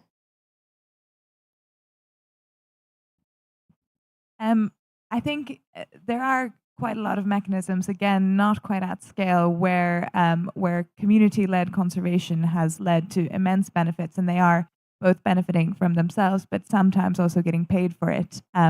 We have an example in Greece, in Amorgos Island, where the fishermen themselves came together and said, you know, enough's enough, our fish stocks are collapsing, designated their own marine protected area around the island, including some no-take zones, and including a temporal closure 2 months a year. And during that 2 months, they actually go out and collect plastic, and they sell that to recycling companies, so they aren't losing any income. And though they're not benefiting necessarily from the spillover effect that they get, but they themselves are seeing higher fish stocks, they are helping reduce the plastic pollution in the area, and they are getting paid for doing that. There's a recognition that them making this move on their own and managing their marine area is economically beneficial beyond just their own supply chains. So we have seen it, and similarly with my example in the Maldives, where they are catching fish sustainably, low impact gear at maturity, selling them at a price premium to hotels, and then the hotels are selling that at a premium to the tourists, and they've cut out the middleman. And again, they are seeing fish stock recovery benefit them. The tourism industry then is paying them for that service of having that sustainable stamp on that, and then the tourist industry can benefit from learning about the area and having beautiful reefs to be visiting. So there are ways to kind of just beyond integrating beyond your own value chain within an MPA kind of structure. Building on that too, not specific to MPAs, but the Nature Conservancy is also looking at expanding blue carbon credits to include resilience credits. So it's basically, if you quantify the coastal protection benefit that your coastal habitats provide, you can stack that on top of the blue carbon benefit in places where the return is not sufficient just from the blue carbon alone. And so I think our ability to start really demonstrating the value of these different ecosystem services is going to be key to helping us develop some of these newer mechanisms. Any additional questions? Hi, Rennie Myers with Orsted, so sorry, double dipping here. But just one heads up and a question following up on that. So Conservation International and WWF are working on the Science-Based Targets for Nature Ocean Hub, and the development of that hub, just sharing it because I've got recent news about it, identifies 25 key frameworks for cross-sector and sector-specific actions, the different reporting frameworks and the guidance documents relevant to ocean health across industries. And there's lots more details here, but I wanted to ask, okay, so if we get this landscape analysis for cross-industry impacts, Kaya, you mentioned policy impact or investing time and energy into raising the bar through those pathways. What policy pathways are you thinking of, and what do you think is the most effective way to make sure it goes beyond something voluntary like SBT and Ocean Hub to a broader cross-industry standard? Yeah, thanks. I mean, we're all here talking about the GBF framework, and there are some really good policy levers in there that are trying to encourage businesses to be more nature positive. They're trying to redirect financing from subsidies from harmful subsidies into subsidies that support nature recovery. So the policies are there. Obviously, they're voluntary at the moment, which is not great. But I think if we can just mandate companies to have to go beyond just offsetting, which is something the UK is trying to do. And, you know, we can have a discussion on if they're doing it well, but there's a biodiversity net gain that they are implementing, where companies that are developing anything have to not only offset their impact, but they have to contribute 10% nature positive. So, and that is, you know, mandated that they have to do that. So initiatives like that, really forcing the hand of these companies to go beyond offsetting, or else they can't operate, are exactly what we need to be looking for. And similar with subsidies, redirecting subsidies will help force that hand as well. So there are, you know, fisheries in the high seas that are unprofitable without subsidies, yet we are paying them millions and billions of dollars every year from taxpayer money. So those are kind of two different levers that we can push, I think. I think we have time for maybe one more question.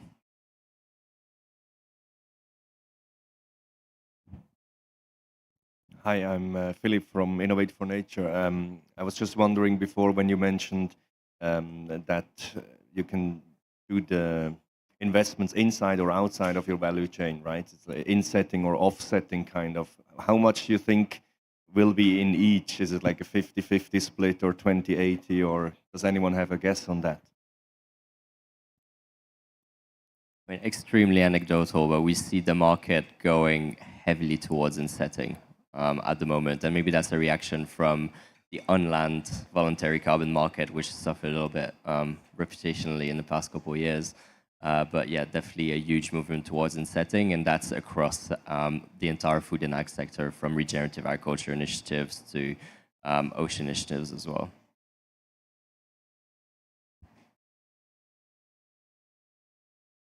Okay. I think just to wrap up, I'd like to just ask each of the panelists to spend a couple of minutes sharing what is your vision for a sustainable blue economy? And we will start with you, Paul. That vast blue expanse that I spoke of actually remaining as is. Sure, there's IUU, there are those challenges to be overcome, but compared to what we could be facing, having that entire ocean with people thriving in it, who have always been thriving in it, crisscrossing basically without fossil fuel in that space, but also remaining intact as the we want to call it the stability, the ballast, the integrity for the world's climate system and biodiversity. That's what I look forward to. Thank you. Kaya? I touched on it a little bit before, but I think if we could stop treating our ocean as this never-ending pit of resources that we never have to sort of let rest or rehabilitate, and we started really valuing and taking into account all of the other benefits that we get when we just leave it alone and leave it as is, I think that could be incredibly transformative, and that needs to come from a policy side, a business side, and it will help the oceans thrive, it will help local communities thrive, and it will help the whole planet thrive if we can really start valuing that and paying for all the benefits we get when we leave the ocean alone. Beautiful. Max? That's a very difficult question in terms of food systems. And I think one of the key aspects of the solutions, which I think is worth considering, is that at the moment, the blue food system, as we call it, which is heavily reliant on aquaculture, and even more so since fisheries pretty much peaked in the 90s, is very, very heavily reliant on land through soy and feed and so on. So that means that we're bringing inputs into the sea, which obviously alters the ecosystem condition. So to me, making more space for the kind of true blue economy that leverages things like unfed aquaculture, shellfish, and so on, in partnership with everything else that happens in coastal areas, I think has to be a very strong part of the solution. Thank you. And lastly, Benj? Thank you. The question is, what is my vision for a sustainable blue economy? I'm going to go with 3 Ps. So starting with policies, my vision would be one where we have a proper integration of climate and nature, and we don't have 2 parallel processes. We have one fully integrated, interwoven one. Where a world where some of that 3 trillion that we're going to spend in my sector is pointed in the right direction through the right policy levers. And I think also you've mentioned policies around marine net gain.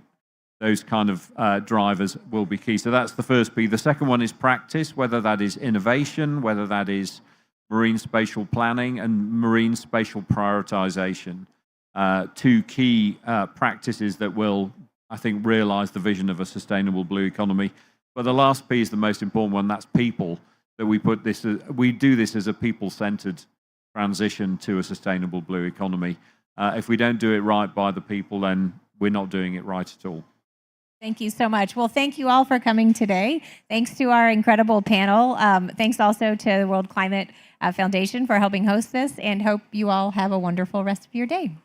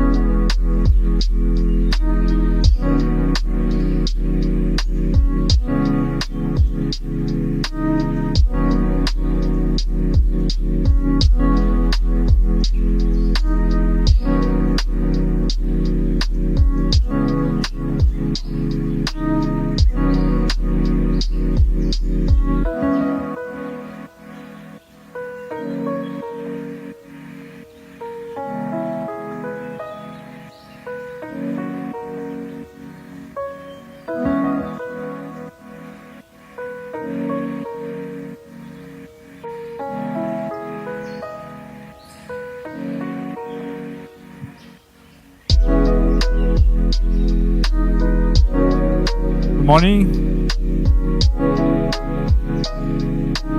Are we good to start?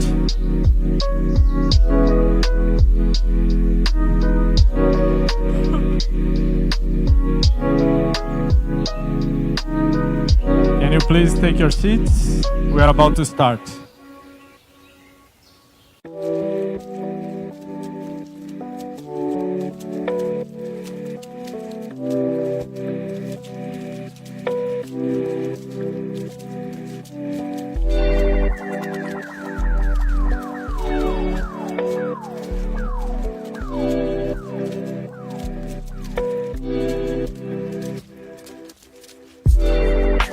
Start.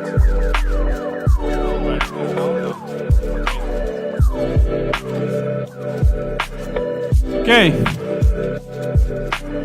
Can you all take a seat? Good morning. Thank you all so much for coming. We are now starting this event, which is to discuss the ARPA communities and the ARPA in general. There's translation available. We'll be speaking mostly in English, but might be some presentation in Portuguese as well. So if you need translation, get your headsets. My name is Mauricio Voivodic. I'm the CEO of WWF Brazil, and I'm super happy to be here. Let's kick this off.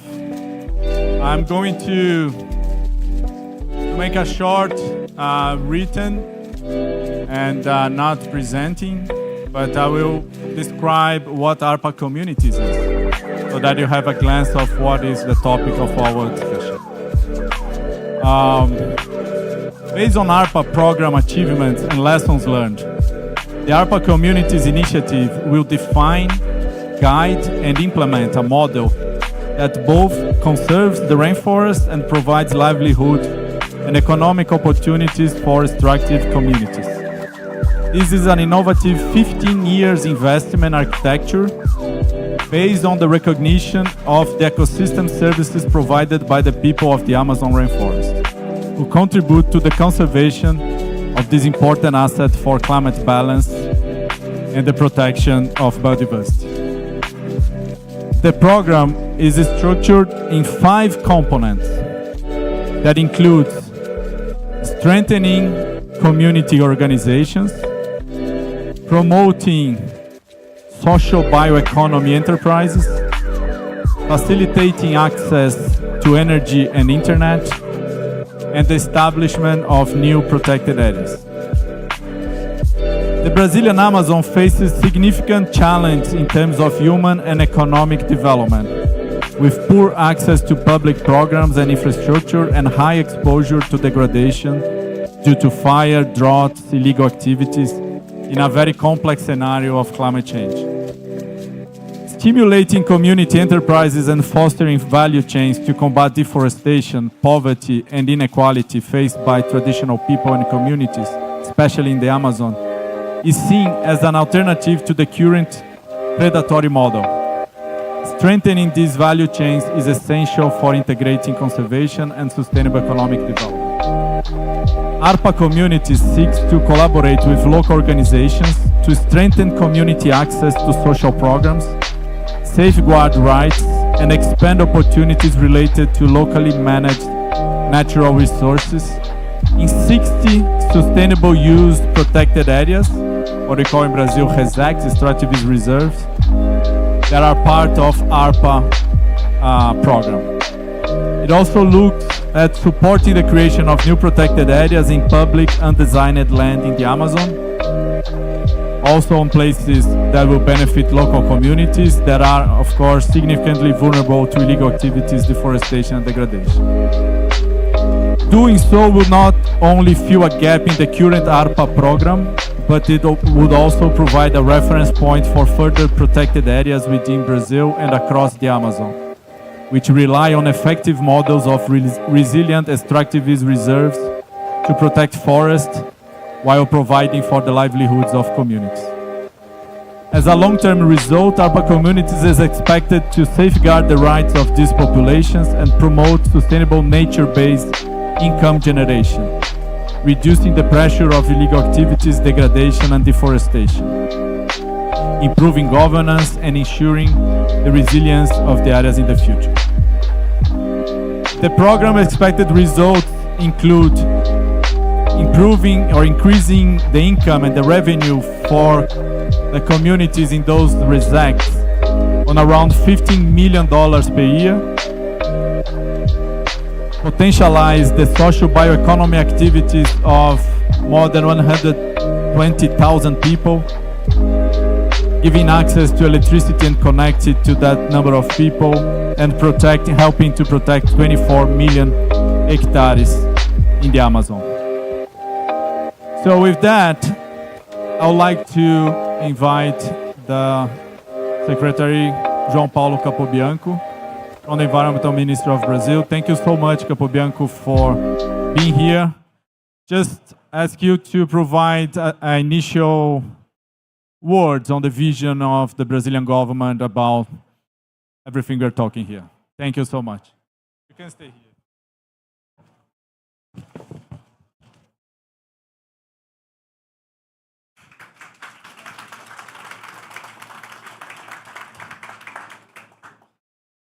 Thank you very much for this opportunity to address this plenarium.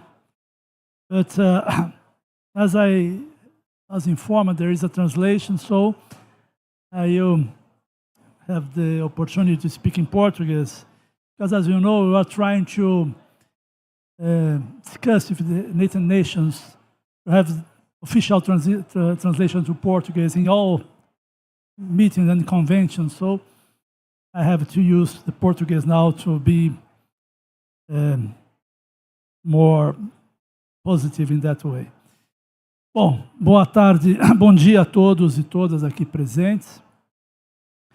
É uma grande alegria estar aqui hoje, realmente na COP16 de biodiversidade, para tratar de um programa que é, digamos assim, um símbolo do esforço que o Brasil e vários países em desenvolvimento, ricos em biodiversidade, que são países, via de regra, países de renda média baixa ou renda baixa, portanto, países em desenvolvimento, países pobres, mas que detêm esse incrível patrimônio. E o ARPA Comunidades é um símbolo daquilo que nós podemos chamar do esforço de promover o encontro entre conservação da biodiversidade, conservação de nossas florestas e ecossistemas e biomas, com a valorização, promoção e apoio às comunidades tradicionais e aos povos indígenas. Um esforço que nós fazemos desde a assinatura da Convenção sobre Diversidade Biológica na Rio 92, há 32 anos atrás. Sempre insistindo que a relação entre conservação da biodiversidade e promoção dos povos indígenas e populações tradicionais é uma questão chave desse tema. Nesse sentido, o ARPA Comunidades é uma prova concreta da possibilidade, de um lado, de que esse conceito fique claro no âmbito da Convenção sobre Diversidade Biológica, que não haverá conservação da biodiversidade sem a participação direta desses povos e dessas comunidades que são responsáveis em todo o mundo por proteger cerca de 80% do nosso patrimônio biológico. Então, esse é um conceito fundamental. Um outro conceito fundamental que o ARPA Comunidades traz é da potência da cooperação internacional. Esse é um programa de cooperação. Este não é um programa do governo brasileiro. Esse é um programa que só é viável, possível, com a integração de esforços do governo, da sociedade civil, que tem feito um trabalho fenomenal por meio do WWF, a quem o governo brasileiro agradece, das agências de cooperação internacional, dos fundos de financiamento, como o GEF, que está aqui presente, e de toda a comunidade internacional, os países como a Alemanha e outros que estão colaborando com esse processo, para viabilizar um programa de grande escala, que poderá fazer uma enorme diferença no Brasil. Estamos falando de início em 33 mil famílias que serão beneficiadas. Uma população de mais de 100 mil pessoas. Estamos falando de início da possibilidade de um modelo que criará de forma permanente no longo prazo uma capacitação, um apoio que permitirá que essas famílias continuem promovendo os seus serviços ambientais no longo prazo,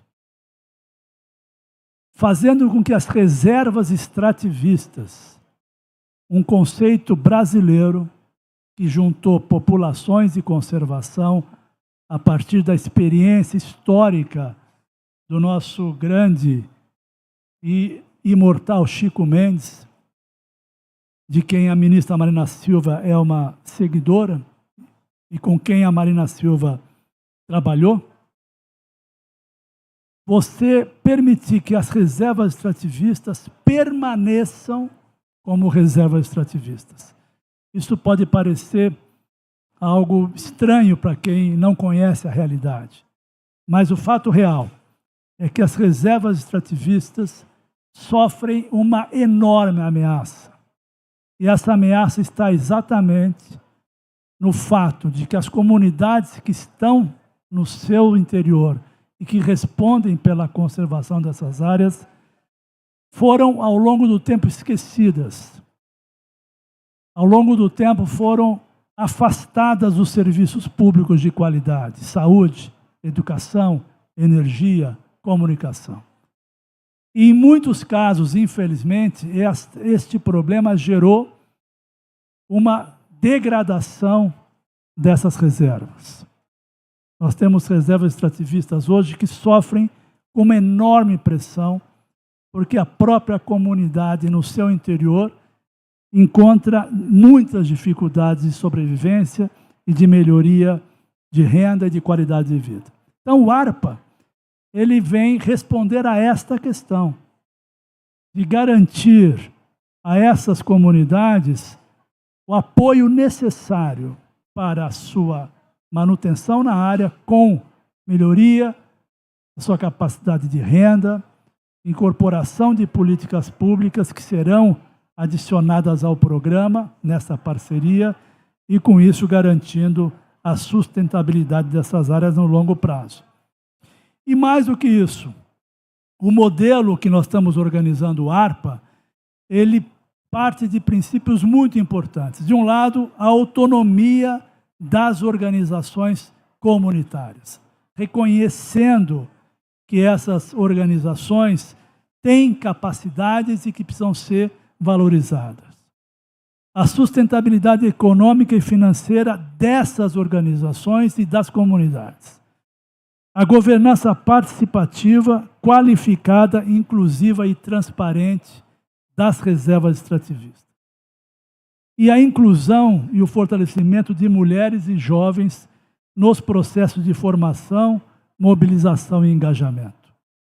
São estratégias absolutamente fundamentais que o ARPA está promovendo e oferecendo como solução para esse processo. Portanto, nós estamos extremamente otimistas com esse programa. Acreditamos que ele poderá ser um dos mais importantes legados da atual gestão do presidente Lula e da ministra Marina Silva. E queremos deixar, em parceria com a sociedade civil, o WWF, com as organizações internacionais de cooperação, com os países que vêm colaborando com esse programa, um programa estruturado, permanente, de longo prazo, de sucesso, como é o ARPA originalmente. Um programa que nós iniciamos lá atrás, em 2003, e que hoje é um exemplo internacional da boa cooperação e integração de esforços na gestão e na manutenção das unidades de conservação.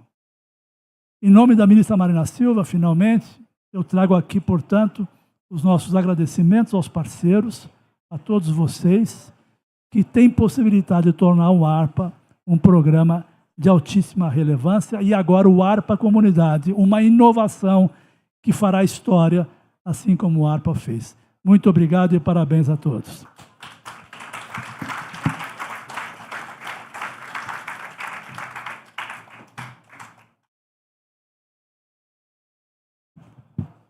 Muito obrigado, Capô.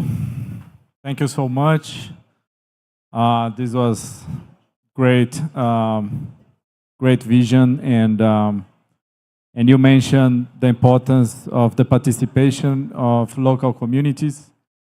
And the representative of CNS, CNS is the National Confederation of Rubber Tappers.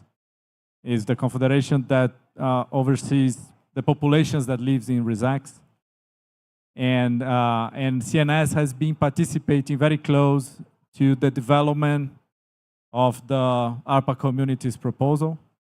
And we couldn't have one representative to speak here, but Leticia is the vice president of CNS, and she sent a video for us. So can you please run the video of Leticia? Thank you. Olá, sou Letícia Moraes, sou extrativista, moro no projeto de assentamento agroextrativista, que é a Ilha São João, no município de Curralho, no estado do Pará. Estou vice-presidente do Conselho Nacional das Populações Extrativistas, que é o CNS, essa importante ferramenta de luta e mobilização das comunidades extrativistas. Então, o nosso papel como comunidades extrativistas é pela defesa do nosso território, das nossas vidas. Quando a gente fala no legado de toda a construção de Chico Mendes a partir do CNS e das lideranças deste movimento, a gente está falando de um grupo que constrói, a partir da sua existência e da sua vivência, uma metodologia totalmente diferente de regularização fundiária para a Amazônia. E aí o nosso principal legado é o reconhecimento desse direito territorial a partir da criação das reservas extrativistas e de outras modalidades territoriais que também existem dentro dos nossos contextos, e o projeto de assentamento agroextrativista é uma delas. Então, o território ele é fundamental, e o nosso papel dentro desse contexto amazônico, desse contexto de discussão da conservação do planeta, é pela floresta viva.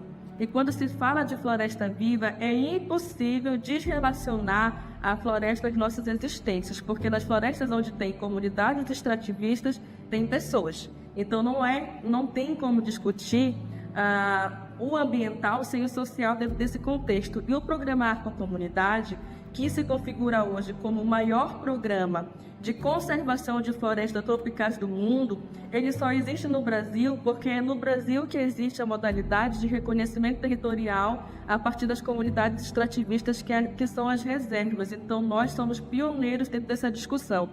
E a nossa compreensão dentro do Arpa Comunidade é que a gestão, para ser efetiva, ela necessita reconhecer as nossas comunidades como gestoras. As reservas existem porque houve e há muita luta nossa do dia a dia para que elas continuem a existir. Mas nós precisamos agora, e temos um desafio dentro do Arpa Comunidade, que é efetivar a transversalidade da política pública. Não basta ter uma reserva reconhecida, titularizada, decretada. Nós precisamos também ter acesso à energia, à internet, à comunicação, a infraestruturas socioprodutivas e, sobretudo, precisamos fortalecer os nossos mecanismos de gestão territorial, que, no nosso caso, passa pelas associações de moradores locais. Então, dentro do ARPA Comunidade, a nossa compreensão e recomendação é de que envolva a gestão das comunidades a partir dos seus modos de existir e de fazer resistência. E para isso a gente necessita discutir qual o preço que hoje nós pagamos como comunidades extrativistas pela conservação de uma biomassa gigantesca de floresta viva. E hoje é nossas vidas, mas nós precisamos que este investimento tão importante como é o ARPA Comunidade, ele também venha fortalecer nossas organizações na realização de uma assembleia de moradores, em oficinas formativas sobre diversos temas que incluam as mulheres nesse eixo como centrais e as juventudes também, pela necessidade de transferência de gerações da luta do movimento.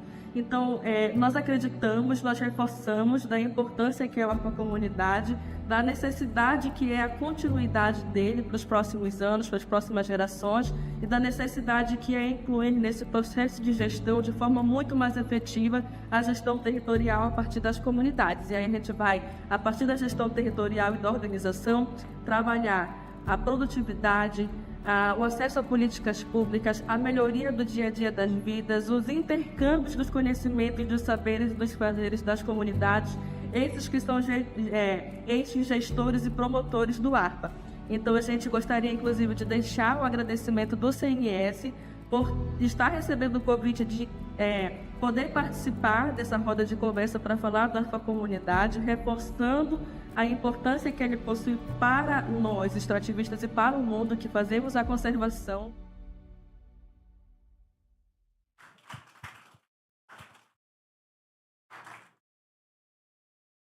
Good. So now we have a panel, and to set this panel up, I will invite Carter Roberts, CEO of WWF US, and a great visionary on all of this. Thank you. Thanks, Mauricio. Okay, we have a fantastic panel. And someone said to me, okay, Carter, you're going to be the moderator of a panel that has 5 panelists. And I thought, oh dear God, this is going to be rough. But these are 5 amazing people. They are core to making this happen. And the fact that there are 5 people on stage reflects the fact that this is an epic partnership, as Capobianco said. That is at the heart of this, and it is the fun. It is the act of creation with the communities and with all these different institutions that what makes this so powerful and amazing. And so I want to ask the panelists to come up on stage. I'm going to start with Capo himself. If you could please come up on stage again. I also want to ask Adriana Morera. It is Adriana's program officer with the Global Environmental Facility. The GEF, no. I'm sorry. This happens all the time that she corrects me. She is the head of the partnerships program of the Global Environmental Facility. And the GEF has been a part of, hey, Adriana, I'm talking here. Okay. The GEF has been a part of so many of the project finance for permanence projects around the world and have been here at the beginning of ARPA. And so it's great to have you here. I want to ask Avasita Chichon, who runs the Andes Amazon program for the Moore Foundation. The Moore Foundation, like the GEF, has been a part of every PFP in the Andes Amazon region, starting with ARPA, continuing with Patrimonio del Peru, going on to Herencia Colombia. This morning, we signed an agreement with the government of Bolivia to do the same, and which is super exciting. I want to ask Heike Hen to come up. She is with BMZ, who has played a vital role at ARPA. BMZ has contributed $60 million to ARPA from the beginning, and right before the COP in Dubai, inked an agreement with the government to provide an initial $23 million as seed money for ARPA communities. Just spectacular and fantastic. And yeah, welcome. And last but not least, Juan Pablo Bonilla. Juan Pablo Bonilla, I'm also going to massacre your title, is the leads, Juan Pablo Bonilla, Manager of Climate Change and Sustainable Development Sector for the Inter-American Development Bank. The IDB has placed in its new strategy the Amazon at the very center, and has created an Amazon program that involves not only their philanthropy, also their policy work, their partnerships, their investments. It's a Swiss Army knife of a partnership with the leading financial institution in Latin America. So I want you all to have a seat. Welcome, Juan Pablo. And I don't know if we can turn off the video while this is going on. And if we can't, no big deal, but it's a little distracting. We got the big B right above Adriana right now. But I don't know if we can turn that off. But thank you. I wanted to just start this conversation. And this is gonna be lightning fast. And I just want to start with the basic premise of ARPA Comunidades, which is this. It is, as Capo said, that the future of the forest will not be intact or viable unless the communities flourish. And for too long, the environmental community has offered up communities to have that their voice will be heard. But that is not enough. It has to be based on a model where communities flourish, where they're able to feed their families, educate their children, put a roof over their heads, and that their lives are better because the forest is intact, and the policies and the financial instruments go beyond simply creating the parks and sustainable use reserves, but sustaining a bioeconomy that is the basis of their livelihoods. This is the promise of ARPA Comunidades. And in the world of PFBs, this is groundbreaking. And we're going to talk about all aspects of this, but my belief is doing this well will set a marker down for what a bioeconomy should look like and have ripple effects far beyond the Brazilian Amazon and inform and influence conservation around the world. It is that important. So I want to start, I'm going to poke you all in a few things. But first on this, the question of bioeconomy. You all sit in different spots, in different places, but I want to ask you all, when you think about bioeconomy and ARPA communities, just why is this so important in the context of your institution's work and investments? And I want to start with Juan Pablo and work my way back. He was just he was nodding his head up and down. But I want to start with Juan Pablo and come back. Why is this so important to the Inter-American Development Bank? Thank you, Carter. First of all, on behalf of the ADB president, in regards to everybody, Ilan really wanted to be here with all of you today. And as you said, he in person is leading the Amazonia Siempre program of the bank. So I just wanted to start by saying that. Second, the ADB has a new institutional strategy until 2030. Key issues, Carter, are climate and sustainability, poverty and inequality, growth and productivity. What a best example, I think, to bring bioeconomy as a driver of those three. Thinking about this as a system, not community by community, but as a system of communities within ARPA. And this is why this is so attractive to us. We could get lost in one community and do one project that never scales up. And of course, that's a good thing to do. It'll be great for that community. But we need to think about the whole Amazon. We need to think as a system. And this approach through ARPA communities can help us do that. Great, thank you so much. Adriana. Thank you so much, Carter. I'm going to take the, rare opportunity to speak in my beautiful language. Bom dia a todos e todas. Um grande prazer estar aqui. E, para mim, é muito pessoal falar do ARPA, porque eu estava lá antes dele existir. Eu faço parte da equipe que construiu o ARPA. E agora eu estou no GEF, e o GEF, junto com o governo alemão, é o maior sócio do ARPA. Foram já em 3 etapas, claro, por uma determinação do governo brasileiro, que os recursos do GEF são canalizados através de priorização pelo governo, mais de 70 milhões do GEF já investidos no ARPA. E estamos aqui para renovar nosso compromisso, através do ARPA Comunidades, que é quase como um sonho se materializando, porque as comunidades estão envolvidas no ARPA desde o início. O programa tem metade de suas áreas, 60 áreas, que são áreas de uso sustentável.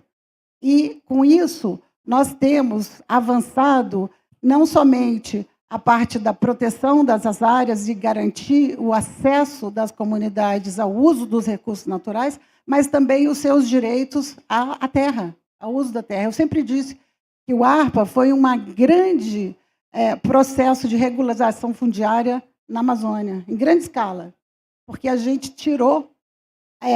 hoje nós temos 63 milhões de hectares no projeto, no programa, e nós tiramos essas áreas da especulação ilegal e garantimos o direito das comunidades. Então, isso para mim, já é um grande avanço, e agora com ARPA Comunidades, e para o GEF isso está no centro, a bioeconomia está no centro da nossa estratégia que estamos desenvolvendo para o GEF 9. Então, uma grande ambição, né, do governo brasileiro comprometer recursos dentro do GEF 9 para o ARPA Comunidades. Por quê? Porque está diretamente ligado a garantir o modo de vida e melhorar a renda, criar empregos localmente para as comunidades locais, as populações indígenas que mantêm os recursos da Amazônia brasileira. Por isso, eu acho que a bioeconomia está no centro, e principalmente o aspecto de infraestrutura do ARPA Comunidades, também uma inovação muito grande. O nosso secretário Capobianco falou sobre isso, e para nós vai ser um privilégio continuar o nosso trabalho no ARPA junto com vocês no ARPA Comunidades. Muito obrigada. Thank you. Okay, Carter, sorry. You have to train your Portuguese again. I hope you understand. I think I do. Okay. But a sua pergunta é muito interessante. Para o governo brasileiro, na atual gestão, a bioeconomia é tão importante que nós criamos uma secretaria de bioeconomia, que está aqui a nossa secretária Karina, que desde o início do governo vem trabalhando intensamente para colocar a bioeconomia no coração da atividade econômica brasileira. Ao mesmo tempo, o plano de transformação ecológica, sob responsabilidade do Ministério da Fazenda, tem entre os seus principais eixos a bioeconomia. Esse é um assunto que nós temos discutido muito, inclusive, temos muito apoio. Queria até aqui, na minha fala inicial, não agradecer, mas queria fazer um agradecimento especial ao Fumbio, pelo nome da Rosa Lemos, pelo trabalho enorme que tem feito para aterrissar o ARPA nas comunidades. Rosa, parabéns pelo seu trabalho e obrigado. E bioeconomia é tão importante que nós colocamos, sob a orientação do presidente Lula, como um dos temas centrais da nossa presidência durante o G20. E durante o nosso trabalho no G20, colocamos bioeconomia no coração do debate, fomos capazes, com a liderança da Karina, em parceria com o Ministério de Relações Exteriores, aprovar os 10 conceitos fundamentais sobre bioeconomia que devem orientar as ações das maiores potências no campo da valorização da bioeconomia. Então, para nós, não há nenhum futuro na conservação dos nossos biomas, das nossas florestas, sem que a bioeconomia esteja no centro da atividade econômica. E para finalizar, como é importante isso, eu pego a vantagem aqui do estudo feito pela McKinsey, que o WWF encomendou e que foi apresentado para nós recentemente, que diz que, pensando apenas nessas 33 mil famílias a que eu me referi no ARPA Comunidades, que é apenas o começo, a estimativa é de que a renda anual, com base nos produtos da bioeconomia, que essas famílias já operam e que vão incrementar com o apoio do ARPA Comunidades, gira em torno de 317 milhões de reais por ano.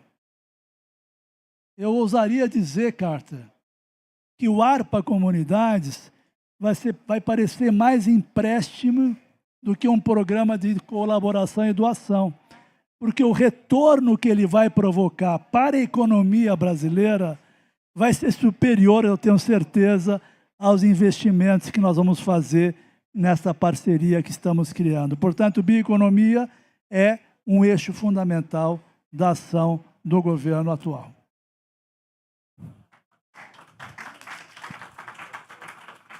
Awesome. I'm going to ask myself a question. And no, I need to say something, which is part of the same study that you mentioned. The examination of the economic potential with all those families. And what is the potential for them and their livelihoods? And we are not yet in the position of publishing this number, but I have seen the early estimates that the potential to lift a significant number of people out of poverty. São números impressionantes.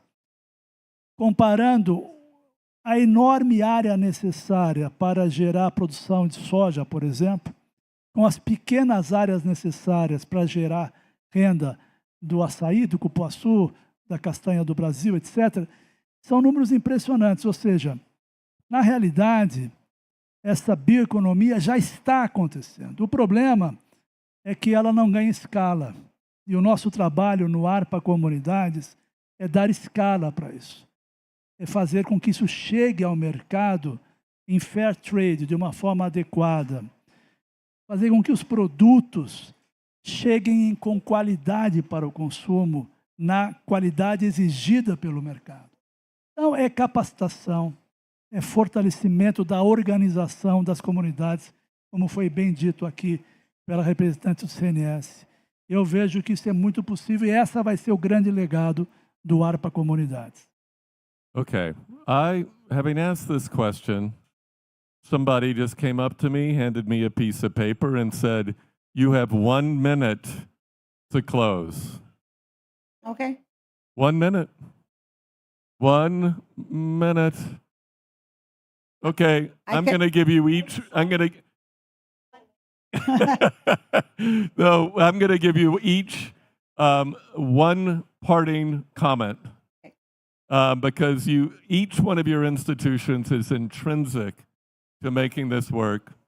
I know there's an event that follows this, but isn't this one of the most important things? But I want each one of you to just take 30 seconds, just a quick parting comment, please. Okay, and I'm going to answer your question, because for us, the litmus test will be getting the private sector at the level of the protected areas and these 33,000 families. And the second one is inclusion. Okay, we want to have women-led entrepreneurs at the community level. We want to have youth at the helm of these startups inside the forest. Great. That's what we want to see. Fantastic. Thank you. I agree with Adriana on that point, but also I'd like to add that I agree with Capo on the scale issue. We want to see a scale. And I want to close my remarks, but also saying that we need to land on a specific places that will give us the concrete science, the concrete knowledge to do sustainable use of resources. And I'm looking at you here. He's from Mamirawa, Instituto Mamirawa, that we have supported in the past, where there are great examples of sustainable use of resources like Pirarucu.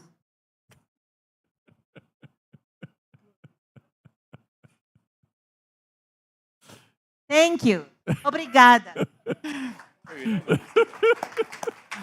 Aika. Thank you very much. I would like to focus on two things. One being really not talking about projects, but building a system, building programs, and listening to you, really have the government on board to work also on policies and structures and systems. And the second thing is really what I see here and in the room, have partnerships that are agile, flexible, and there for the long term. Learning from each other, being honest and open to each other, and by doing so, making progress without showing me the heart. Thank you. Okay, just so you know, we agreed that if somebody went on too long, I could cut them off by going, or showing them this little sign of love. So that's what we're doing up here. Juan Pablo, you're left. Thank you, Carter. I fully agree that bioeconomy cannot happen in an isolated way. I think the connection, as many of you said, with infrastructure, with energy, with digitalization, labs. How many certified labs by FDA in the US you have in the Amazon for exporting products, for example, is going to be needed. And the role of the private sector, Gabriela Acevedo from Birinvest is also here, is going to be the key to design ARPA communities. So I would like to finalize by saying, Carter, that we have already approved a technical cooperation for $1 million to start the designing, executed by WWF. And Karina, we just approved also the technical cooperation for $1 million to accompany the government in the implementation of the bioeconomy plan. We're so proud for that. Okay? Awesome. Awesome. Okay. Everyone on stage has signed an MOU with the government of Brazil, and just right after this, yet another signatory will join. But it's my time to just wrap up and introduce Jose Lemos. Jose was a part of ARPA from the very beginning and is the head of Fumbio. You guys can leave now. Lots of love. But thank you all. I would just say, local conservation trust funds are at the heart of every good PFP, and Fumbio is pivotal, and she has the last word. Thank you, Carter. First of all, I would like to thank Capobianco for recognizing Fumbio, and I have to say it's a privilege to be the agency to work on this program for over 20 years. Thank you very much. It's also a privilege to work with the donors of the ARPA and the government that have been involved for more than 20 years. And they are looking at another 15 to support ARPA community. You know, ARPA, the ARPA program, nobody questions the success of ARPA program. It created more than 23 million hectares. It supports today 120 areas that add up to 62 million hectares. It has resources secured until 2039. This is an example to several other countries that are creating similar programs. So this is not a question of the success of ARPA. And ARPA, the initial ARPA, also supported the communities indirectly by not only securing the land, as Adriana mentioned, in the extractive reserves, but also making them part of the management committee of the protected areas. ARPA supports those meetings for decisions of how to manage the area. ARPA also um, as much as possible, hire local services and buy local goods so they can increase the economic activity around the areas and benefit some communities. However, that's not enough. All of this goes through government agencies. ARPA community is going to invest directly on the community. It's going to make a huge investment, not only in bioeconomy, but whatever is necessary to make that bioeconomy work, which is the energy and communication. Without that, you can't trade. Without that, you can sell. So this is an investment that the same donors here are committed to, and we hope others will join, because we have another 15 years of support to these communities so they can continue to protect and preserve their areas, and most importantly, that young people stay there. There's a lot of evasion of young people to the cities because they don't have internet, they don't have communication. That's millennials cannot live without telephones. So the investment in the community, the investment for growth of those communities will keep the young generation in, will keep the good work that they do in preserving the protected areas. Thank you very much.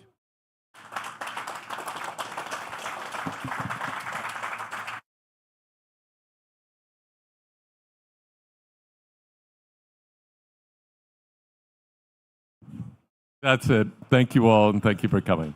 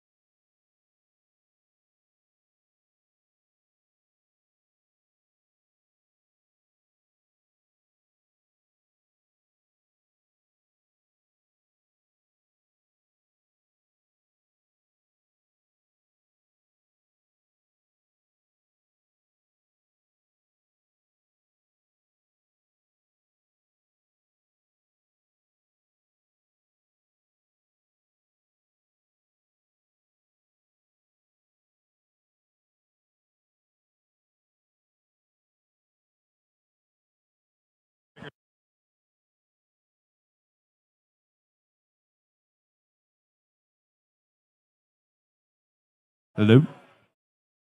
Hi, everyone. We're going to go ahead and get started. If you wouldn't mind, please taking your seat or finding a place to stand on the sides. We are a little bit overcrowded today. And for those of you in the back by the doors, if you wouldn't mind, please keeping your voices down. As you probably imagine, everything carries when we're really all in one room and just separated by a kind of false wall here. Thank you so much, everyone, for taking the time out of your schedule to be here today. We're really excited for this conversation on what the future of sovereign debt conversions for nature and climate look like. To get us started, I just wanted to make sure, for anyone that is joining online or in person who needs translation services, we'll have this event translated into both Spanish and French. So you can scan this QR code or visit the website down here at the end if you can manage to see it, and there'll be simultaneous translation for anyone that needs it. To kick us off, I am really, really excited to introduce Jennifer Morris, the CEO of the Nature Conservancy, as well as Tom Dillon, the Senior Vice President at Pew Charitable Trusts, to share a little bit more about what we're going to talk about today and get us going. Jen, Tom. Thank you, Braden. Good morning, everyone. Still morning? No, sort of. I'm so happy to be here, and the room is packed. You know why? We're talking about money. And it's so important when we're thinking about implementation that we think about ways to scale real investment in conservation. Because as we know, conservation without money is what? Conversation only. We need to implement. And that means we need significant capital. And that means we need to look at innovative solutions like debt conversion. So today, with so many people in this room, I want to recognize a few.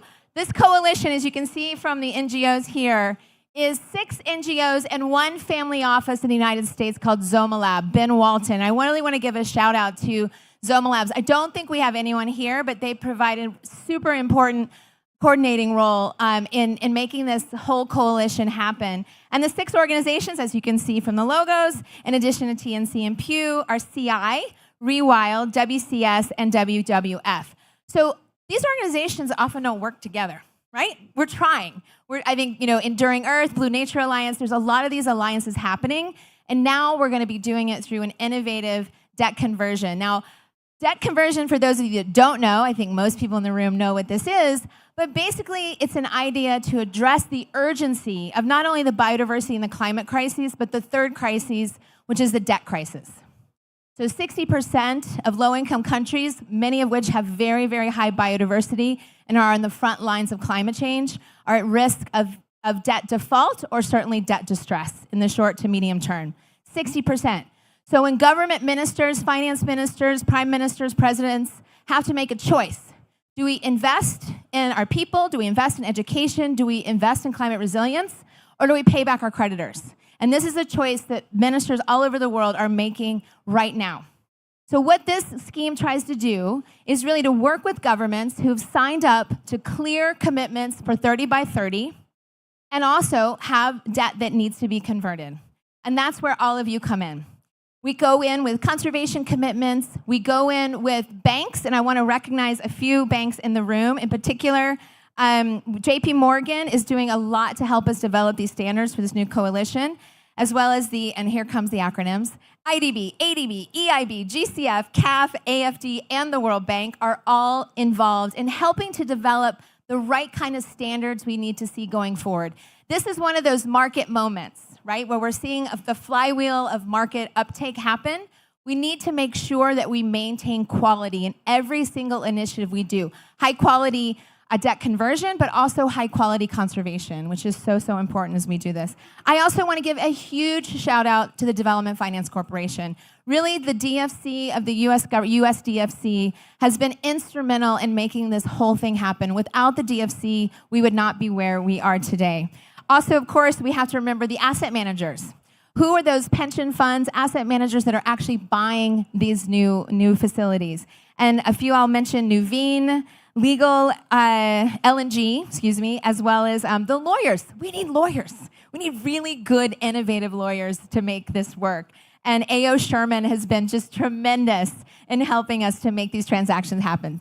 So I'm going to introduce Tom, but really just congratulate all of you. This launch, this debt conversion coalition, where all these NGOs are working together to develop a set of standards, as I mentioned, as well as really a shared pipeline so that governments around the world can work with one organization or a coalition of organizations, and those organizations are not competing, and we're going to go faster together, as well as coordinating policy, credit enhancements, and of course, sharing knowledge and best practice.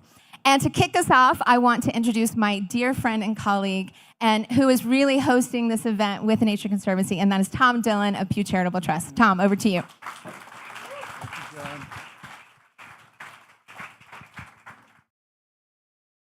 Like Jen, I couldn't be more thrilled that we're having this coming out party for this coalition. A term that Jen uses, which I love, is radical collaboration. And it is the very different from the way all of us have worked in the past, meaning let's take down our egos, let's not wear just the hat of our own institution, but let's link arms for greater outcomes, right? How are we going to get to 30 by 30, this audacious goal that all of us pushed for years leading up to Montreal? It is through collaboration. And it is the recognition that it's going to take more than any one of our organizations, and in fact, much more than our organizations together. I see Joe Walston nodding his head in agreement to this from WCS. So, this is, I think, another example of the type of collaboration that I know we all hope will occur between the main NGOs that are working in the environmental field. And Jen already mentioned which organizations these are, but we, of course, welcome others who would also be interested in adhering to the standards that are being developed, who would be interested in building a pipeline, who would be interested in common policy. So those are the elements that we're going to work together on.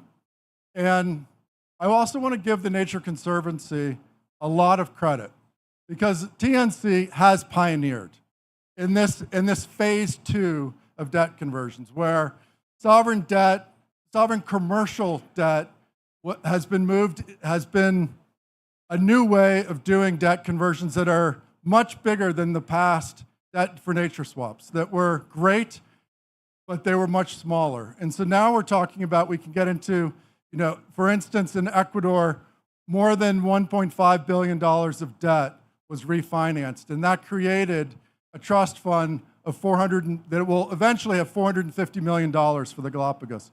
So this is the kind of scale that is possible through this mechanism. And as Jen mentioned, we're all here talking about how are we going to fund 30 by 30?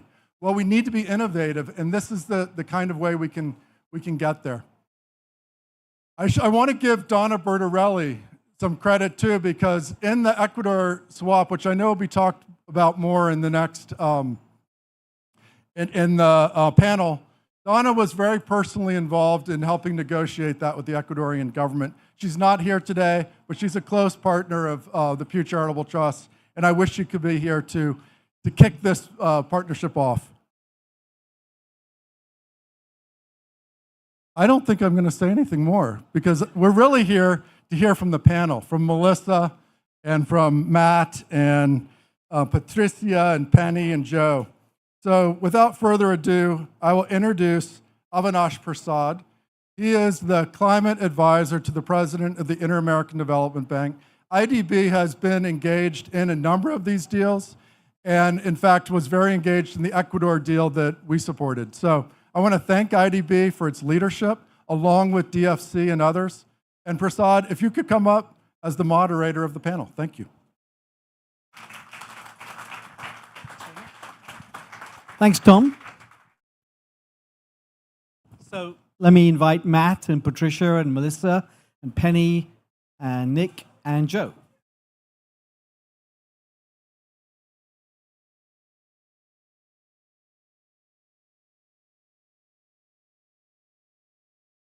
So we have a large panel and a short space of time.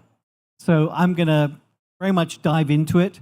We have on this platform here 6 change makers, people who have really contributed to making debt swaps go out of the shadows into G20 communiques, and a real transformation in less than 10 years, really. If you count the beginning of this second generation with the TNC deal in Seychelles, less than 10 years. Amazing transformation. And yet, debt swaps are in danger now of being seen as a panacea for everything, as a panacea for debt and for nature and for climate, when there's really a narrow pathway to get good debt swaps. A narrow pathway to make sure that we're not swapping debt that should probably be restructured instead because a country can't afford the interest. Those interest savings should go to the country in some way. A narrow pathway in terms of making sure we get real impact on nature and climate, and we get the good deals for that. And that's why these six have come together and formed this really important coalition to make sure that we have best practice, we have good standards to maximize the impact of these swaps, and to make sure we do good swaps and we don't get overtaken by the excitement and end up doing some bad swaps, giving a bad name for them. So I'm going to kick off asking Matt Reed, the Senior Director of Marine Habitat Protection at the Pew Charitable Trust, played a critical role as a conservation partner in the Ecuador swap, to tell us briefly, a few moments, 2 or 3 minutes,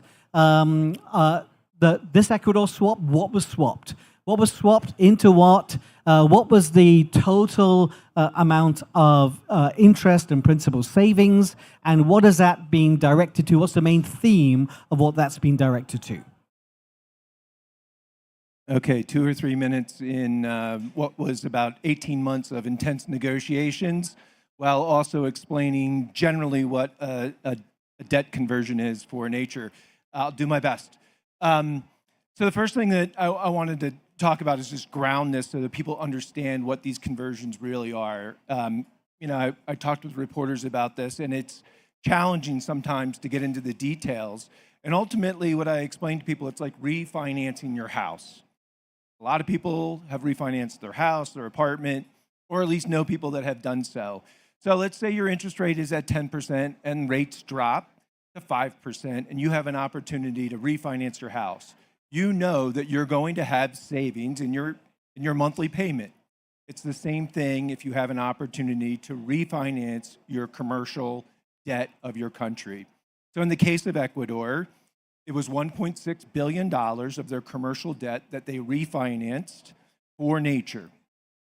Let me get into that. So they got a lower rate because they had political risk insurance from the development finance company, and they had support from IADB for a loan guarantee of $85 million, which enabled that political risk insurance for the country of Ecuador, which wouldn't have been able to do it without that loan guarantee, would have made it challenging. So ultimately saved the country $1 billion in their national debt, enabling them to use that money how they see fit as a country, and $450 million for conservation in the Galapagos. The second way that you get savings in these transactions is you lower the face value of the debt itself. So if you had an opportunity and your house was $1 million, and all of a sudden you were able to refinance that house at $500 million with a lower rate, you have a significant savings. And their country's able to do that because they are refinancing that debt because it is tied to nature. And so the repurchase of that debt was for $656 million instead of that $1.6 billion. Ultimately, in Ecuador, they will have $17 million, sorry, a lot of numbers here, $17 million annually for conservation of the Galapagos. So that is how they work, big picture. It's like refinancing your house, lower interest rate, and lowering the face value of that original loan. I'll stop there. Thanks very much, Matt, and very concise. I think you really got across the essence of it. I want to turn next to Patricia Zarita, Chief Strategy Officer of Conservancy International. And I want to talk to you a little bit about the debt that we convert. Because debt is people talk a lot about debt in a very aggregate, overarching way, but debt is very heterogeneous. And debt is held by different people. And we have debt held by governments. We often call that bilateral debt. And governments aren't in the investment banking business. So when they do debt, often there is a political process there. And so swapping that debt for something that matters to that government is perhaps more possible. But then most debt is not that debt. Most debt is actually private creditors holding debt from a bond. And so the differences between bilateral and the more broader private creditor base, how does that change the way you approach a debt swap, think about a debt swap and the possibilities in that debt swap? Thank you so much. I think this is the name of our new organization. First of all, allow me to applaud the success of the Nature Conservancy in this new scale of debt swaps. I mean, you may know that when CI was created in 1987, we did the first ever nature debt swap in Bolivia. And it was for those at that time, a tiny swap that was helping us protect 1.6 million hectares of the Bolivian Amazon. And that's how the Debt for Nature swap wave started, which is great. I mean, it was tiny little, but thanks to you guys at the Conservancy and to you guys at Pew, thank you so much from an Ecuadorian who loves Galapagos for your support to the Galapagos Islands. We have taken all these debt swaps to a completely new scale. And it's back to your question. I mean, what is the nature of the debt that we're actually swapping? So from the Bolivian debt swap in 87, CI, in collaboration with the Nature Conservancy and WWF, we ended up doing a bunch of different debt swaps in Peru. I worked on the Peruvian debt swap that went to Profonampe. I worked on the Colombian debt swap that helped capitalize the Fondo para la Acción Ambiental and ended up supporting a number of protected areas that the Colombian government just didn't have funding for. And then we ended up swapping funding in Guatemala. But the rate of these debts were, from 13 million in Peru to 20 million in Colombia to 24 million in Guatemala. Yes, they were, at that time, they sounded really big. But the reality is that compared to the size of the problem, it's not nothing, right? So the minute that you start shifting from sovereign debt to commercial debt, then the scale is absolutely off the charts and the opportunity is huge. And we saw it in Galapagos, and thanks to you guys, we're talking about billions of dollars being swapped and hundreds of dollars going into conservation that otherwise wouldn't have happened. So I think the key here is twofold. One, there's a diversity of debts. There's swaps, there's restructuring, there's different instruments that we have to think about. But the single more important element, I think, of all of this is that we together, what it was said at the very beginning, the fact that we are actually working together as a conservation community to make this happen and reach the scale is what is actually mattering more. Because together we can make the pie bigger. Together, we can make it matter more for the government. Together, we can actually reach up the scale and the speed that is actually needed. And with this new coalition, we're going to be able to get to that ambition.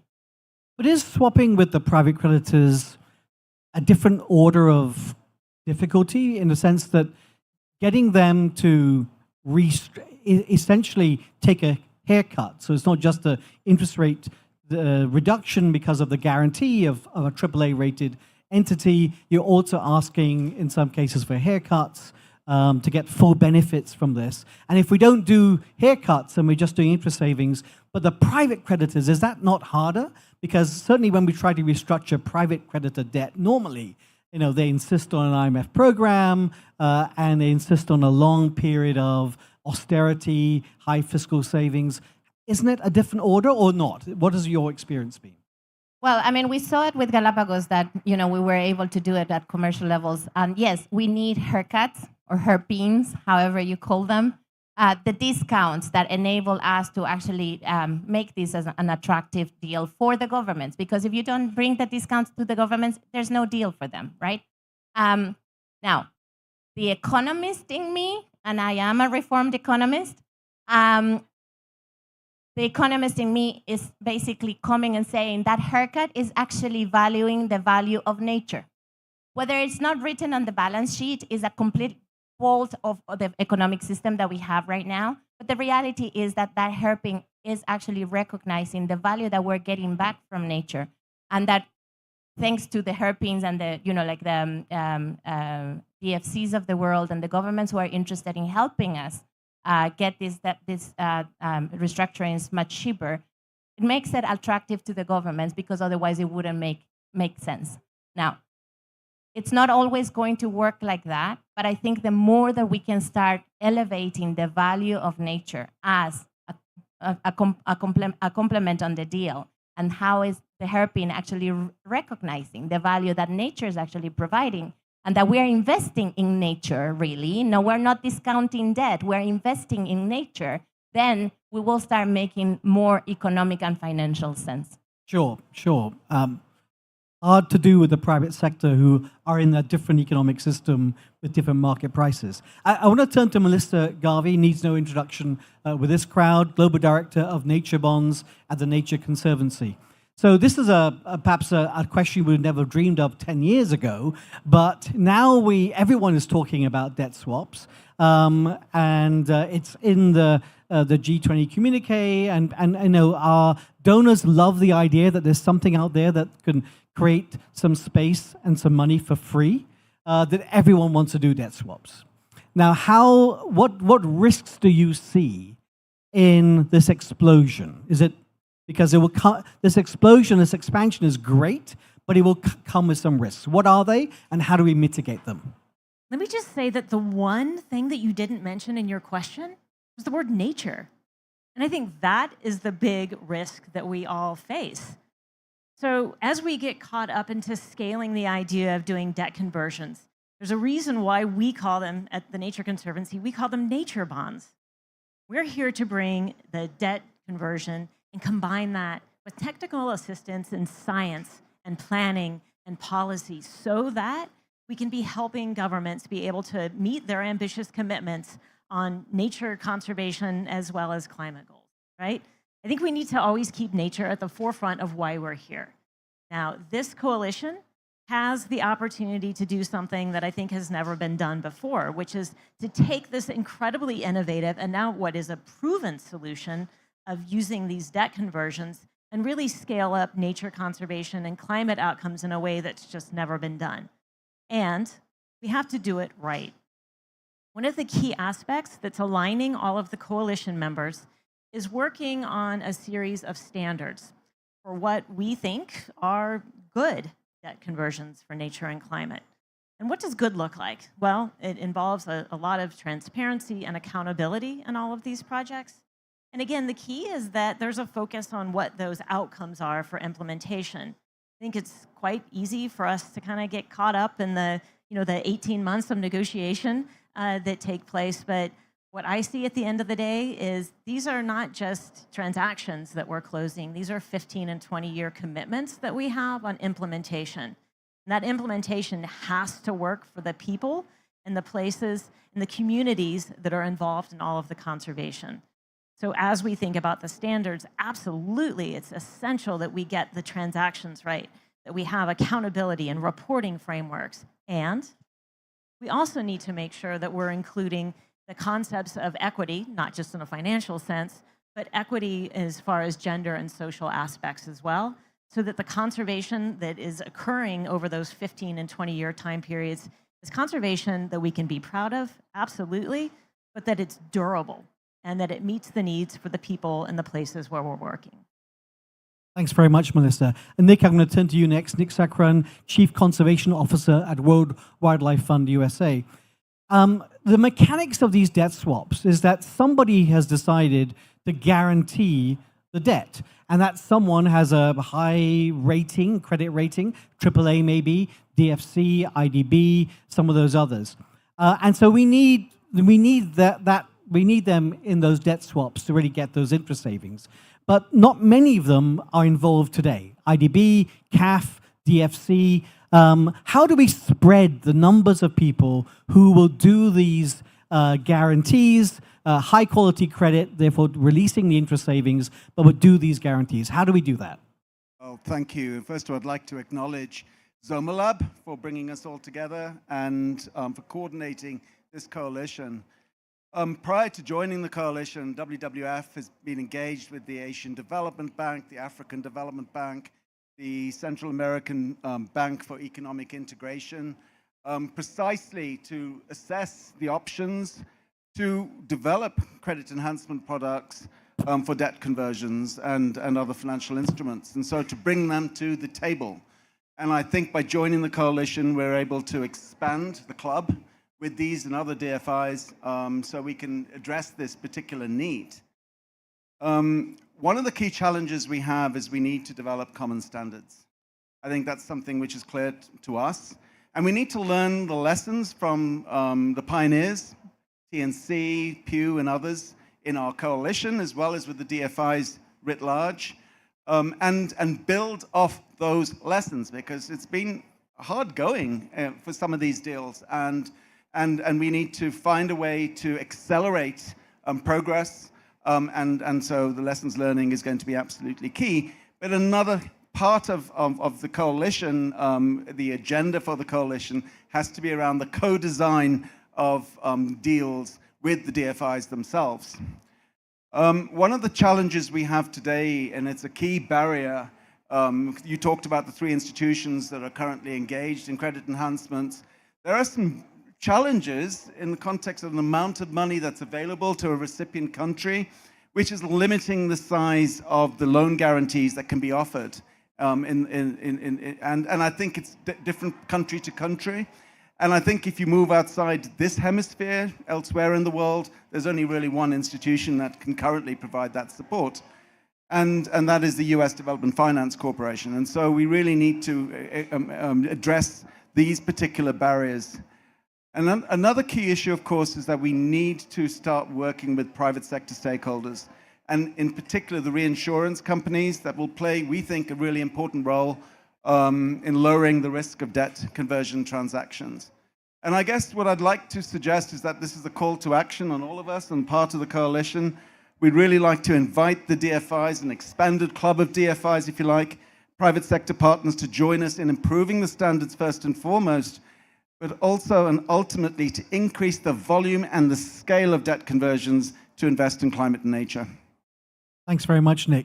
And I think what you've seen already so far, audience, is a set of people in different organizations, but speaking a common language, speaking with a very similar focus, commitment, and set of priorities. And so these are essential ingredients to any coalition.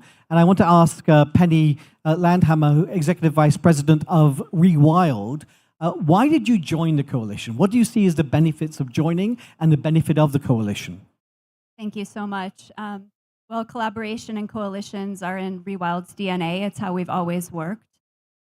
This morning, the Protected Planet Report 2024 showed that we've made some really important progress toward the 30 by 30 goals, but we still have a long way to go. We have 17.6% of terrestrial area covered and 8.4% of marine areas. That's important progress. But in order to actually meet the 30 by 30 goal, as well as the quality elements of Target 3, which are even more important, I would argue, making sure these are in the right places, that they're effectively managed, equitably managed, and well connected is critical. So we see this coalition as a great opportunity to join forces, to reduce competition, and to really take the best pieces of each of different organizations to make wins at scale, and to increase the frequency of these conversions, because the only way to do that is to do it collectively. And as Jen said, we can't do this without funding. From the Rewild side, it's an additional way that we can add value to our local partners. We have a partner-based model where we support local organizations around the world. We have 500 plus partners in over 80 countries, and this is an additional way that we can work with them. And the coalition is a way to achieve this in a really collaborative way with governments, our NGO partners, indigenous peoples, and local communities. And then just finally to note that while this is a really critical tool, we don't see it as a silver bullet. It's really important, but it is one tool in the toolbox, and we need to be looking at how we can start using and combining multiple tools to make this work more effectively, to get the finance that we need, and scale up for impact. Thank you. Thanks very much. So I'm a finance person, and I benefit from people believing erroneously that financial innovation will lead to all kinds of magical things. I tried not to tell them that too early. I think the last time we had a real financial innovation was when they invented grain futures in the town of in 2000 BC. And everything else since then has been a derivative of that. But there is a lot of talk about debt swaps in terms of their finance, in terms of the innovative part of the finance. And how do we make sure we don't lose sight of what we're trying to do, the fundamentals of what we're trying to do in terms of nature and climate? How do we do that? So I want to turn to Joe. I want to turn to Joe Watson, who is head of global conservation at the Wildlife Conservation Society, to try and answer that. Thanks very much. I should actually start. Usually on a panel, you can be fairly sure that you're going to say the same thing as the others. But now that I've heard this, I'm going to change my answer that I was planning to do, because those were terrific answers, and I want to avoid repetition. I also want to say that in 25 years of working in this industry, I've never seen the level of collaboration and cooperation amongst the large NGOs. So I'd like to thank my partners and promise to do a little bit better myself. But it really has been fantastic to see. And I think that's partly the urgency that comes from the crisis we face, but also partly the leadership, I think, of some of the organizations here in this room. But to get to the question, to say something slightly different from what's been said before, I think we have a confidence problem. I think we have a mutual confidence problem. I think the markets have a confidence problem in nature and in the permanence and what nature can deliver in the markets. And I think nature conservation has a problem with confidence in the markets. And I think this is the point I'd like to make. There are kind of usually three reasons for this. The first is that the solutions we're providing, the market-based solutions, sometimes are either too small, they are too slow, or they're just not right. Those are the kind of three categories we've got. We all know about the ones that are too slow. They may come, but they're not nearly on the time frame that we need. The scale also issues. There are lots of good small stuff, but we've got to be realistic that they're not commensurate with the threats that nature and climate are posing at this stage. And then no need to talk about the ones that are just badly designed. And so this is why this is so important, because it meets those three criteria.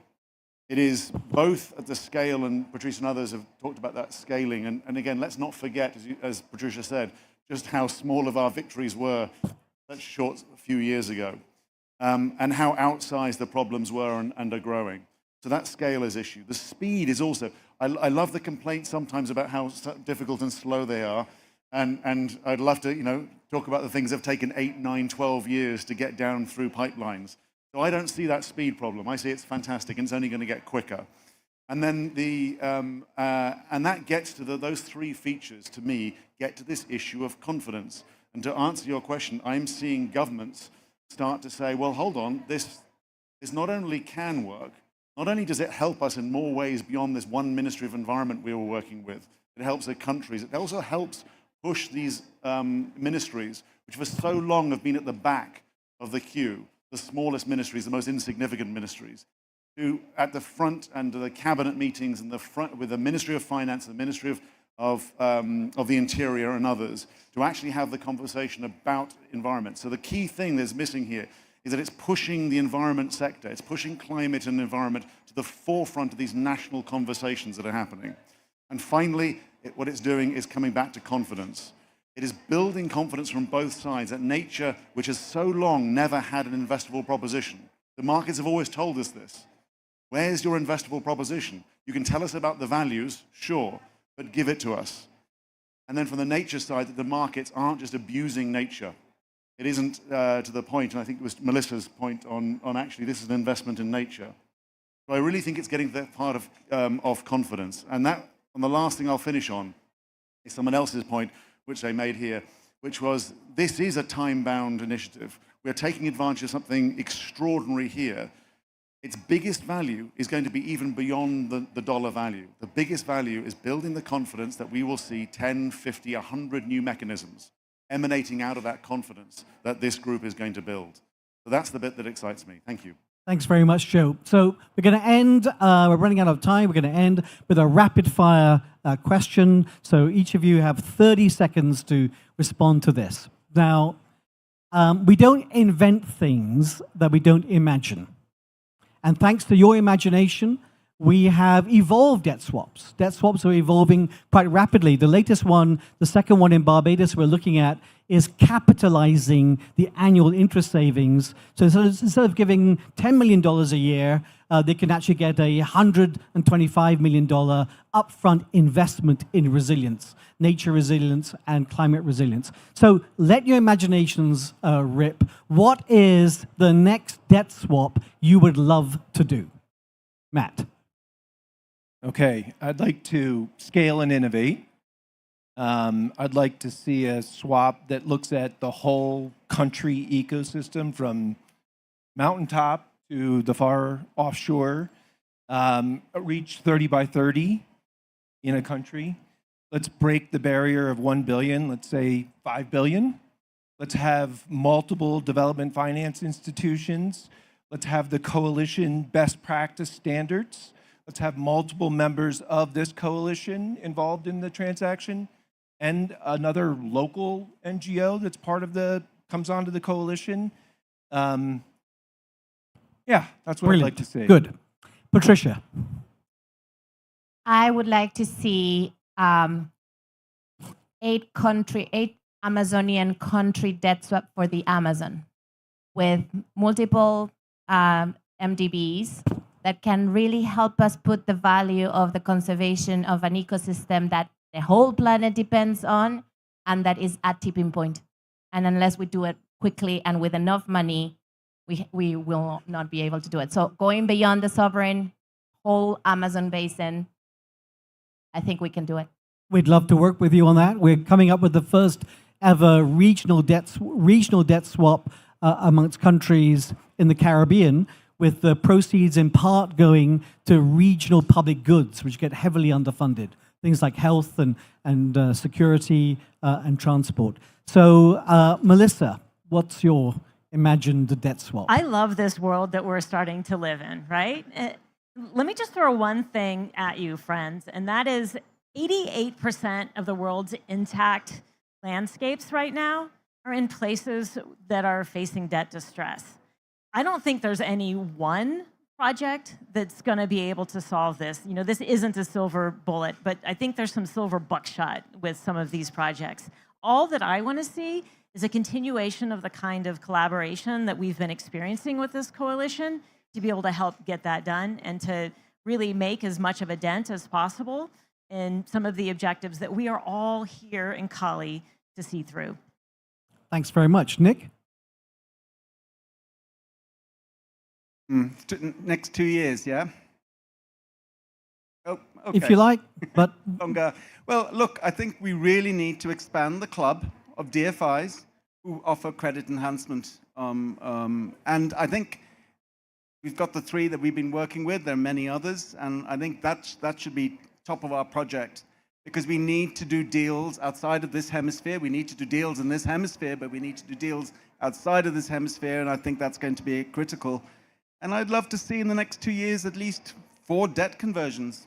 I mean, maybe it's a bit of a low number, but hey. Lovely. Penny? I'd like to see in 1 or more countries the conservation commitments included are the protection and conservation of the most important places for biodiversity on the planet so that we can actually bend the curve of biodiversity loss. Thanks. Joe? I'm going to talk about a theme. I think with the impacts that climate change is having at the moment, if we don't focus collectively on this concept of resilience, an old concept but with new validity today, we're going to lose more of us, whatever our values are, species, richness, endemism, it doesn't matter what it is. We're going to lose more through that. So I think we should be resilience. Investments in the resilience of this ecosystems, not in wherever they are. And the resilience to me is the common bridge between the climate change sector and the nature and the biodiversity sector. And as such, we need more than ever now that clarity of what it actually means to sit between nature and climate. Resilience, I think ecological integrity and resilience is it. And I think it could be common across all countries, all systems. Please thank this brilliant audience.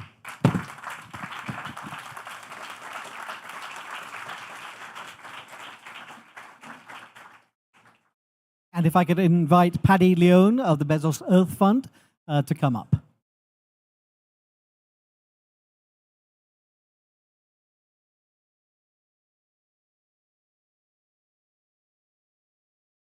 Hi, everyone. Thank you to the coalition for inviting me to close the panel today. I'm Patricia León. I'm the Associate Director for Conservation at the Bezos Earth Fund. And for the last 15 years, I've been living in the Galapagos Islands. So I know this tool works. And thank you very much for bringing $17 million a year to the Galapagos forever. So I'm very, very excited to see this coalition of 6 amazing NGOs. All of them are our close partners. We work with you very closely, and we really like to see you working together to bring this tool to more places quickly, right? So we're very happy that you're agreeing on standards, that these standards will bring high quality, high integrity projects, conservation projects, along with good finance and KPIs to be implemented around the world. We need 30 by 30. We need it to happen now. In every panel, in every conversation I've been for the last 10 days, I've heard we need more money, right? We don't have enough resources to make 30 by 30 happen. We don't have enough resources for conservation. And this is an actual proven tool. It exists. It's here. It's been innovated on repeatedly, and there can be more innovation to it in the future. So I really thank you all for coming together to work on this tool. I hope to see amazing projects taking place in the future. And please keep collaborating and keep doing the wonderful things you're doing. And to the DFIs in the room, if you're here, we need more guarantees. We need more political risk insurance. We need more support from you to make all of these transactions take place. And I just want to close by asking for a round of applause for all of you and congratulate you on this new endeavor.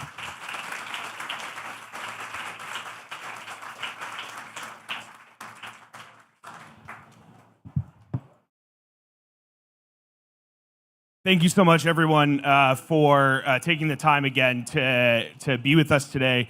As you heard, we had some really exciting news, the joining kind of these 6 organizations in a new coalition focused on scaling sovereign debt conversions.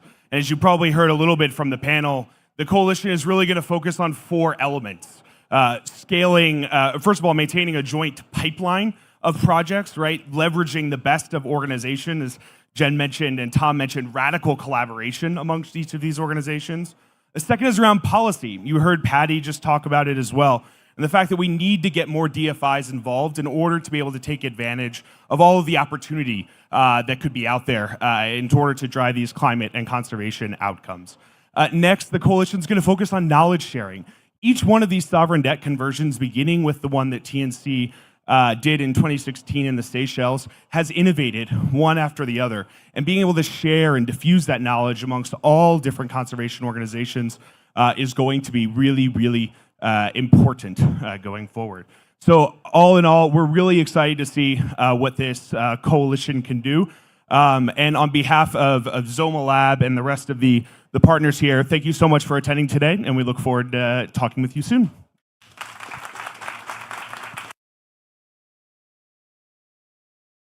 And if the panelists could come up to get a picture, folks of the coalition.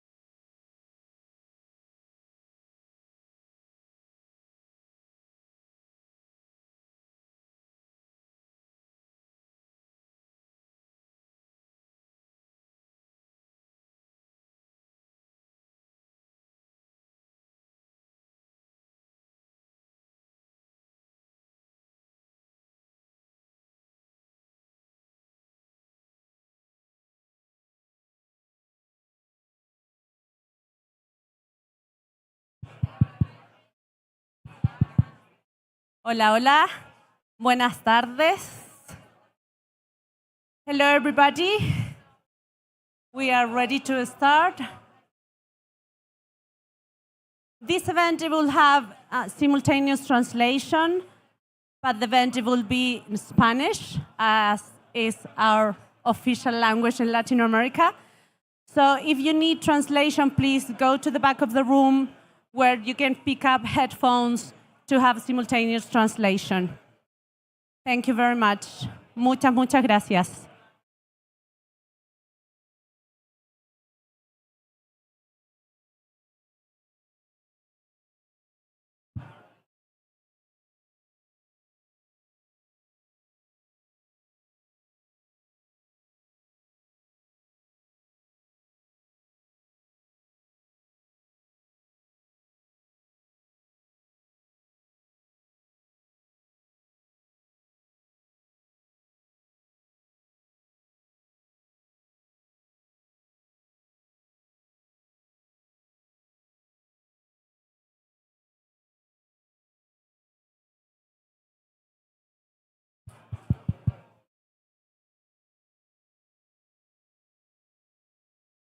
Okay. Oh, thank you so much, Pauli. Thank you. Has everybody picked up the headphones? My lovely colleague, Pauli, has headphones for whoever needs them. Thank you, Pauli.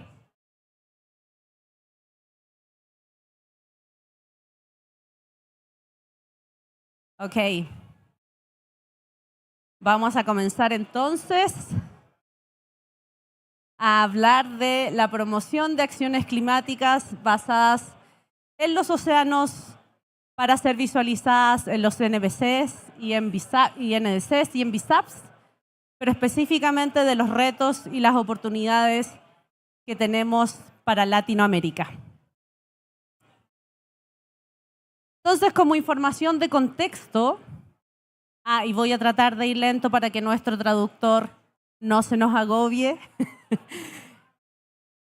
Entonces, como información de contexto, contarles que de los 33 países que conformamos Latinoamérica y el Caribe, 23 tienen más territorio marino que territorio terrestre. De 18 de ellos, el espacio marítimo en sus zonas económicas exclusivas excede el 75% de la superficie territorial. ¿Escuchan bien? ¿Sí? ¿Se escucha bien? Sí, está como ruidoso ahí atrás. Cerca del 27% de la población de la región de la que estamos hablando reside en zonas costeras y alrededor del 2,3 millones de personas participan en actividades pesqueras y de turismo, lo que representa un importante ingreso económico en la región y, por supuesto, a nivel global.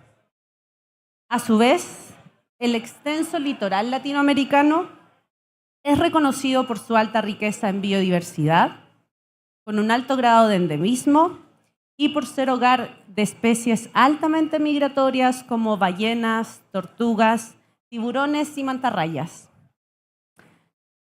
Todos bien saben que los océanos constituyen el mayor ecosistema del mundo y que su rol es crítico en la regulación climática. De hecho, no sé si han escuchado por ahí, pero solo entre el 2010 y el 2019, los océanos absorbieron aproximadamente el 22% de las emisiones de carbono. Sin embargo, como en muchas partes del mundo, la región de Latinoamérica y el Caribe no es la excepción, y tenemos brechas políticas y sociales importantes que han impedido que las oportunidades que ofrece la región de usar sus recursos marinos y costeros de manera sostenible y reducir la emisión de carbono hayan sido plenamente abordadas o representadas en sus sistemas de gobernanza y desarrollo institucional. En este sentido, es que la integración de los océanos en el marco global de biodiversidad Kunming-Montreal de la Convención de Diversidad Biológica constituye una tremenda oportunidad para que los gobiernos tomen medidas urgentes para proteger, para restaurar y también para mantener al menos el 30% de los océanos. Para esta tarea, el desafío para Latinoamérica y el Caribe será la promoción y adopción de diversos enfoques de planificación, de gobernanza inclusiva y equitativa, de financiamiento y gestión para el fortalecimiento de las políticas. En este sentido también es que la conservación y recuperación de los océanos la visualizamos altamente asociada al concepto de conectividad ecológica, bajo el cual se sostiene que los esfuerzos de conservación de los ecosistemas, las especies migratorias y de los servicios ecosistémicos asociados se incrementan en grandes redes de áreas interconectadas y representativas.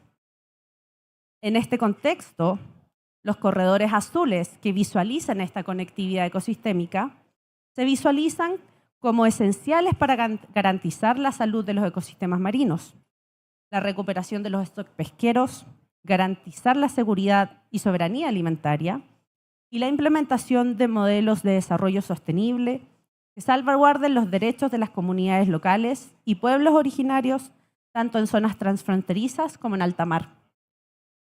Es aquí donde las estrategias de los llamados Planes de Acción Nacional de Biodiversidad y las contribuciones determinadas a nivel nacional, como mecanismos globales para la implementación de compromisos de los países, son herramientas fundamentales para asegurar la conservación inclusiva y la conectividad oceánica en América Latina y el Caribe.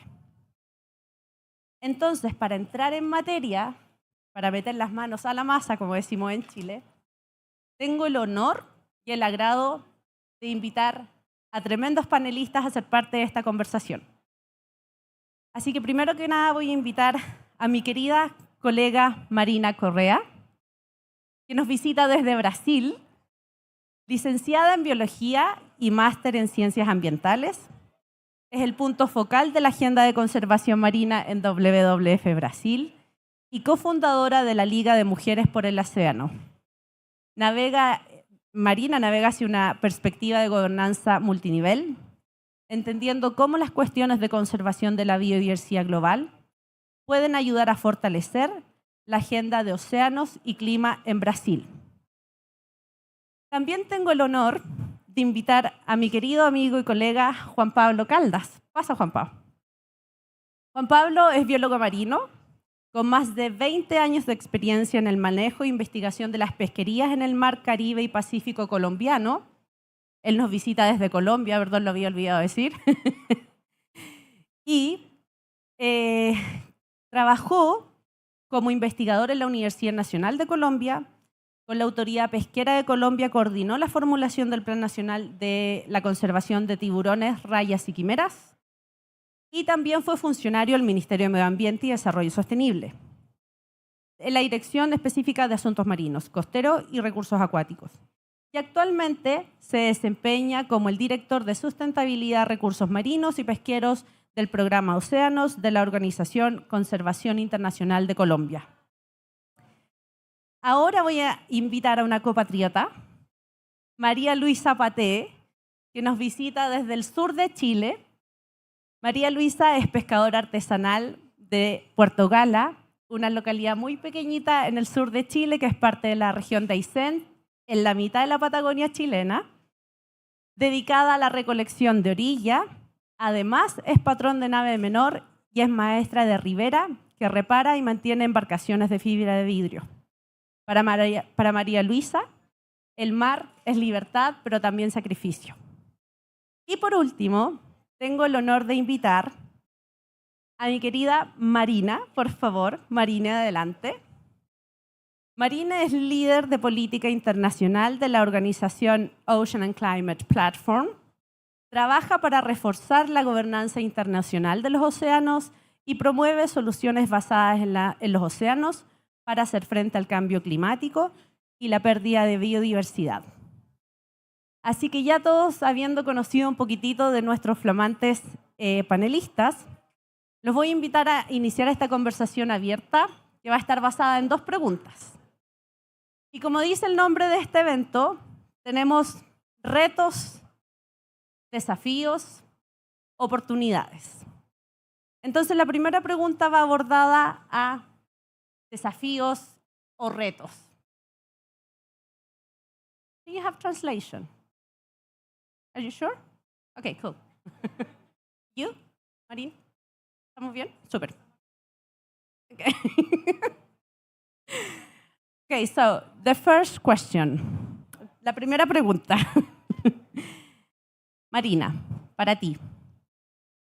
¿Cuáles crees tú que son los elementos o el elemento clave que debiéramos considerar para promover la conservación efectiva de los océanos en América Latina y que debiera estar visualizado por nuestros países, ya sea en los NDCs o los NBSAPs?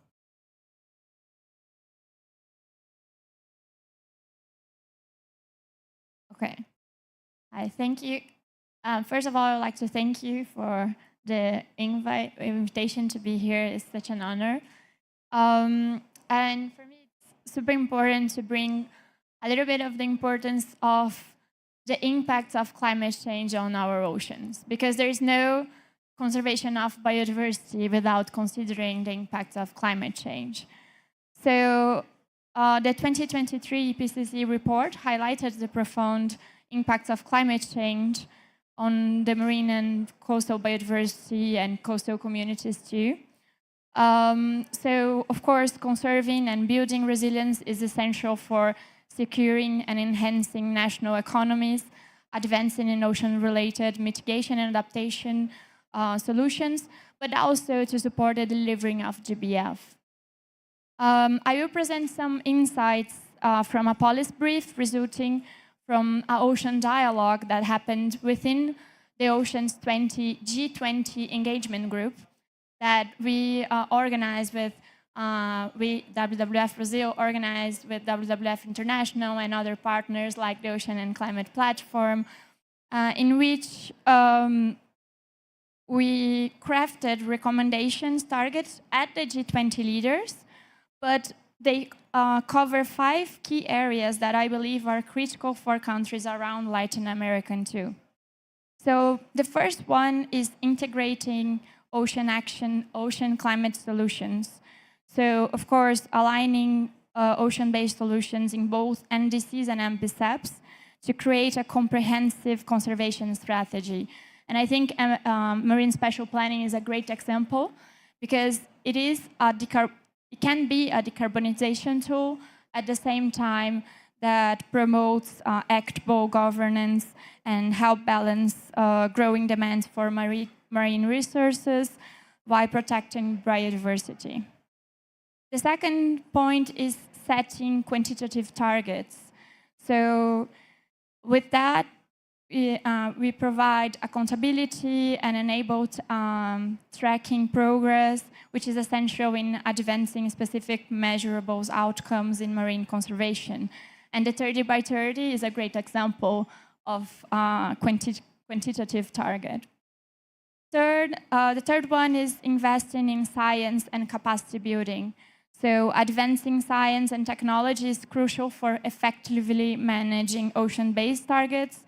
So we are talking about low-cost technological innovations, autonomous ocean observing systems, and this can happen through international cooperation. The fourth one is securing target financing.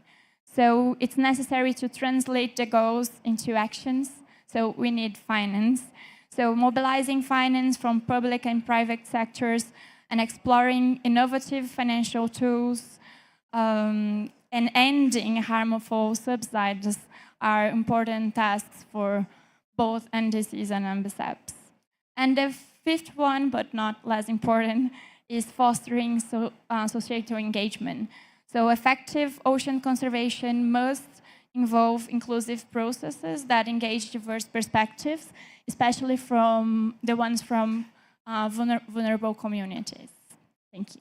Oh, muchas gracias, Marina. De hecho, qué rico escucharte porque lo que he escuchado mucho en otros eventos también resuena mucho el tema de la planificación, financiamiento, gobernanza. Y de lo que acabas de mencionar tú, resalto mucho lo que ofrece la planificación espacial marina, ¿no? Que es más que una herramienta de sentarnos en mapas o visualizarnos en mapa, es una plataforma de conversación, de discusión, de armonización y que es tremendamente relevante para el mundo de hoy. Así que muchísimas gracias. María Luisa, a ti te pregunto exactamente lo mismo desde tu vereda, desde tu experiencia. ¿Cuáles son o es ese elemento clave que tú consideras que debiera estar en estos instrumentos para hablar de conservación marina o oceánica efectiva? Muchas gracias por la invitación, Jacqueline. Estoy muy contenta de participar acá en la COP16 2024. Quiero contarle un poquito mi historia. Vengo de la localidad de Puerto Gala, de la comuna de Cisne, región de Aysén, Patagonia chilena, Chile. Estoy muy contenta, soy pescadora artesanal, como dijo Jacqueline, recolectora de orilla. Y nosotros estamos en la parte baja de todo lo que se está conversando aquí en la COP, que es biodiversidad, sustentabilidad.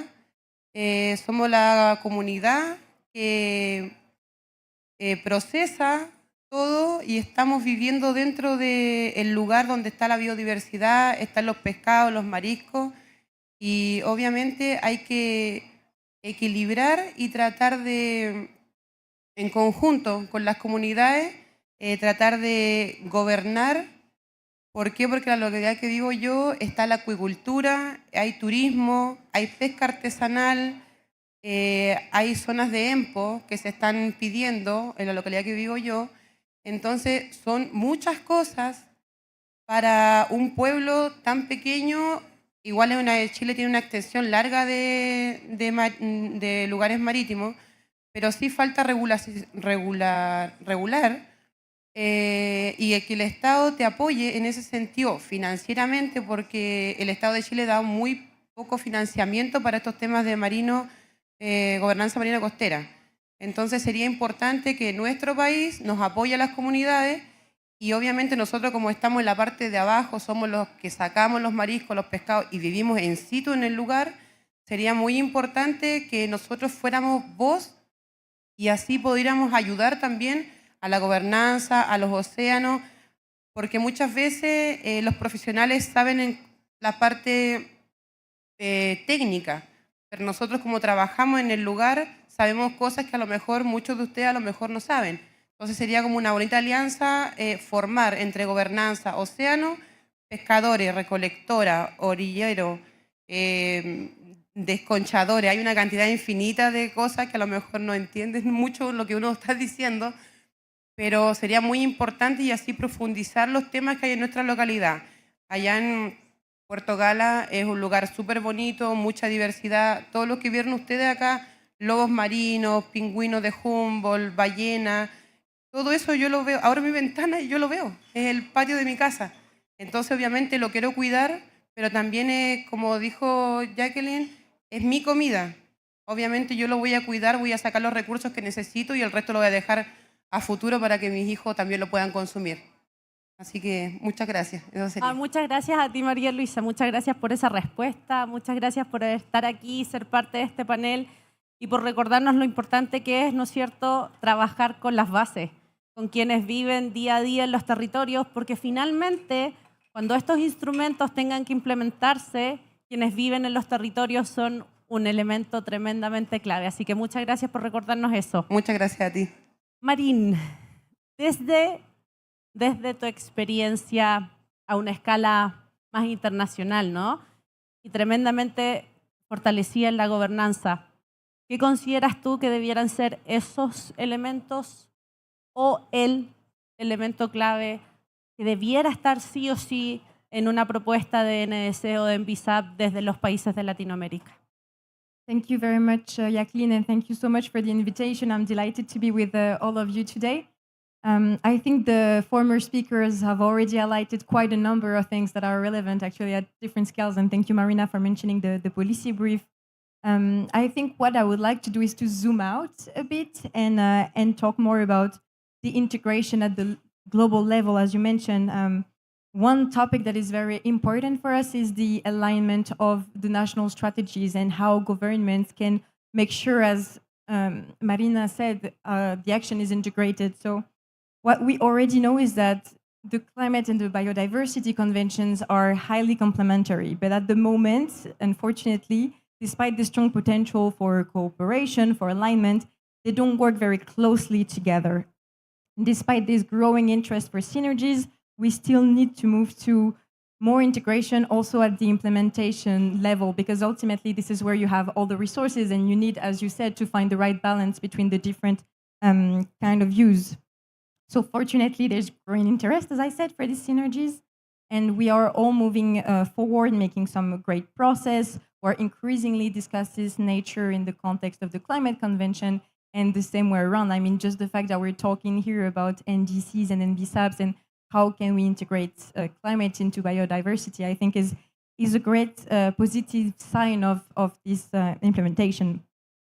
In terms of how can we move forward to make sure that we have more synergies, we published and prepared a policy brief with some colleagues, and actually some of them are in the room, so I'm taking this opportunity to thank the Blue Marine Foundation and all the other partners that contributed to this brief.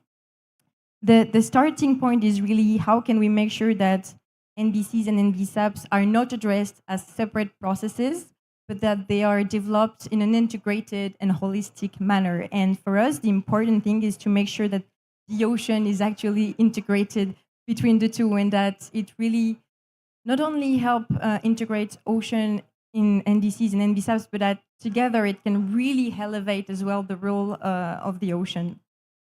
So we dive deeper into 3 different strategies, and actually we already put some of the executive summary in the chairs. If you don't have them, there's my colleague Cyril here that will be very happy to share the executive summary with the QR code there. Yeah, very effective, right? Thank you, Cyril. So yeah, going back to these 3 strategies, the first one is really governance-centered, as we mentioned. So it's to build a common and long-term strategy for greater integration across the climate and biodiversity strategies. And we share different examples. The first one is having a mandate from the COP for collaboration at the national level. The second one, and it's actually being negotiated right now at COP16, is to have a joint program of work between the Climate and Biodiversity Convention. This idea of a program of work is that could really help identify the best option for collaboration moving forward, and how can we have more climate in the NBSAPs and more biodiversity in the NDCs. The second strategy that we mentioned is the integrated solution that Marina raised, is making sure that the strategies and the solutions are both climate smart and nature positive. And for that, we dive deeper into the solutions. We mentioned coastal and marine nature-based solutions and how they can contribute to mitigation, adaptation, resilience, biodiversity. But we don't stop there, we go a bit further, and we also talk about trade-offs, looking at the measures to avoid and reduce the impacts, for instance, talking about net biodiversity positive offshore wind energy, or about responsible and green shipping. And last but not least, the last point is really more about activating the levers. There's a whole wide range of levers that can be discussed. We already mentioned, I noted science, capacity building, and finance. So there's different entry points that we present in the brief, and happy to discuss it a bit further in the discussion. But yeah, thank you. Super. Muchas gracias. Quiero resaltar de los importantes elementos que acabas de mencionar, lo que hablas de la necesidad de que estos instrumentos normativos y que van a guiar los próximos pasos de cómo nuestros países se mueven en términos de conservación, lo que mencionas de la necesidad de que estén alineados y que sean no solo complementarios, sino que conversen bien el uno con el otro, sobre todo porque cuando hablamos de océanos, la magia y el valor de los océanos está radicada también en la conectividad que hay dentro del océano mismo. O sea, si pensamos solo, por ejemplo, en la movilidad que significan las especies altamente migratorias, y si nos preocupamos de preservar sus hábitats críticos solo dentro de aguas nacionales, dejamos una tremenda porción de la historia de vida de estas especies fuera, y que estas especies tienen un valor tremendamente relevante para combatir el cambio climático, por ejemplo. Entonces, muchas gracias por esa mención, Marín, porque creo que es tremendamente relevante recordarnos y no olvidarnos que estos instrumentos son valiosos por sí solos, pero son aún más valiosos si conversan entre ellos, ¿no? Y ahora voy a pasar al varón del grupo, mi amigo Juan Pablo. Juan Pablo, desde tu experiencia, desde tu trabajo, ¿cuáles son esos elementos o hay algún elemento que tú resaltarías y que tú sientes que en Latinoamérica debiera verse sí o sí en los NBSAPs o NDCs? Gracias, Jacqueline, y muy buenas tardes a todos. Agradezco la invitación. Considero que un elemento clave que tiene asociado varios elementos es cómo podemos implementar una financiación efectiva. Los NBSATs tienen una palabra importante en este momento que son estrategias. Y en el marco de las estrategias, cómo podemos orientar la financiación que se puede obtener para que vaya dirigida y sea coherente a las realidades de los territorios. Hoy en día tenemos de manera más frecuente indicadores como reducción de pobreza, género o gender sensitive, climate change, los salvaguardas ambientales y sociales. Entonces, todos estos elementos nos orientan a unas realidades donde tenemos muchas comunidades y en ese sentido la financiación tenemos que llevarla con una estrategia eficiente hacia lo que podemos aplicar. Y me quiero referir a dos ejemplos. Estamos en la década de la restauración. La restauración, un elemento muy importante en la biodiversidad. Y hacer restauración no solo nos lleva a restaurar los ecosistemas estratégicos que son muy importantes, tanto desde los oceánicos como principalmente lo que sabemos como manglares, corales, sino que en esos ecosistemas muchas comunidades sustentan sus medios de vida y encontramos sociedades muy fragmentadas y la restauración también debe tener una estrategia de yo cómo incido en restaurar el tejido social, el social fabric, porque con comunidades fragmentadas tenemos desafíos y retos en términos de conservación de la biodiversidad. Y en este ejemplo es importante que el financiamiento también oriente acciones en ese sentido. En gran medida en aspectos sociales, tener el abordaje con las comunidades y cuando yo puedo orientar acciones que ayuden a reconstruir ese tejido social, a tener comunidades con mejores esquemas de gobernanza, voy a incidir de manera más importante en los procesos de conservación. Otro ejemplo, el gender approach. Es común encontrar en la implementación ese indicador de que tengamos un gender equity en los proyectos, equidad de género. Y abordar este concepto no es solamente que tengamos presencia de mujeres o de hombres, que se están yendo mucho los proyectos en solo este sentido cuando el concepto de género involucra muchos más aspectos y otros tipos de géneros. Pero si queremos lograr una mayor participación de mujeres en los procesos de proyectos, es muy importante que también entendamos esa parte de la seguridad alimentaria en la que están involucradas las mujeres, la economía del cuidado, que es muy importante y muchas veces no es visibilizada. Y cuando se hacen talleres de entrenamiento, ¿cómo podemos en las estrategias y en el financiamiento que tenemos en los proyectos poder generar espacios donde se garantice la participación de la mujer? Mujeres que tienen hijos pequeños. Hay estrategias que se han utilizado de cómo se puede tener una guardería para que puedan asistir al taller. O sus esposos llegan y tienen que hacer el almuerzo. O cómo se puede, digamos, en la inversión, en el financiamiento de los proyectos, de que se garantice en los costos el cuidado de los niños y estas mujeres puedan participar de manera activa. Entonces, con estos dos ejemplos, el mensaje que quisiera dar es que el financiamiento lo podemos encontrar de diferentes fuentes, pero la implementación nos lleva a tener estrategias que nos ayuden a pensar, a repensar y ser creativos de cómo es más eficiente para involucrar efectivamente a las comunidades. quienes finalmente interactúan con los recursos naturales de manera directa, con los ecosistemas, y son ellos con los que se pueden lograr acciones de restauración o de conservación de la biodiversidad efectiva. Y en este caso me refiero mucho más a los MBSATs, a los planes de acción de la biodiversidad, pero en términos de las estrategias que Cummins Montreal pues así no lo ha mencionado. Muchísimas gracias, Juan Pablo. Completamente de acuerdo contigo y solo hay resaltar que efectivamente, valga la redundancia, el financiamiento es tremendamente necesario para implementación de cualquier estrategia o cualquier instrumento de marco normativo, ¿no? Así que muchas gracias, Juan Pablo, por esa mención. Qué honorada, me siento honrada, me siento de tener estos panelistas y poder ser parte de esta conversación.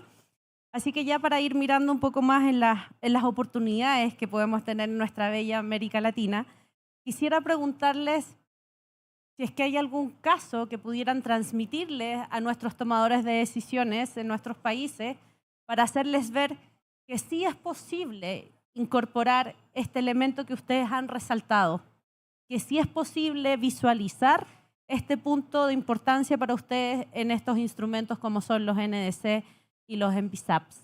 Marina. Thank you, Jackie. I think the good news is that ocean-based action is not like a whole new world. And I think marine protected areas actually bring this idea that, of course, we are talking about innovative solutions, but we are also talking about solutions that already exist.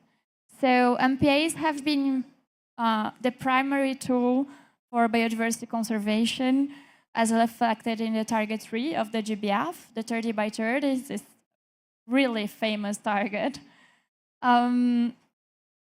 So creating and effectively managing an MPA is a cost-effective conservation strategy that simultaneously protects marine biodiversity and support coastal livelihoods. And in the era of climate change, MPAs take a new role. So by helping to build resilience, adapt, and mitigate the extent of impacts of climate change, and reducing vulnerability to ocean acidification, sea level rise, storm, species shifts. So when we are talking about an MPA that protects coral reefs, we are also talking about coastal protection. When we are talking about an MPA that protects a mangrove, we are talking about carbon sequestration and improving the resilience of coastal communities too against climate change. So if in Target 3, of course, in the GBF, we have Target 3 and Target 8 separated, we can understand that in Target 3, we are talking about the 30 by 30, and in the NDC, you will talk about climate-smart MPAs. So MPAs are a tool that they already have several indicators, financial mechanisms, and established baselines. So if aligned with the principles of sustainability, equity, and if they engage and consider the rights of coastal communities, they are a great example of how to increase climate ambition and reverse biodiversity loss. Muchas gracias, Marina. Muchas gracias por relevar el valor que tienen las áreas marinas protegidas, como son una tremenda herramienta de nuevo que reúnen todos los elementos que tú mencionabas, que tiene que ver con estrategias, planificación, incorporación de las comunidades, conservación de biodiversidad, mecanismos financieros. Así que muchas gracias por esa mención, de verdad. Marine, para ti, la misma pregunta, de nuevo, desde tu mirada un poco más global. ¿Hay algo de lo que pudiéramos aprender, que pudiéramos incorporar acá en nuestra región para relevar lo que tú hablabas anteriormente respecto de la buena gobernanza y de la colaboración, sobre todo como una perspectiva internacional? That's okay. One thing that I think we heard in all the different presentations is really the need to include people and to think about people in the policies, whether it's coastal communities through gender approaches or even your own experience.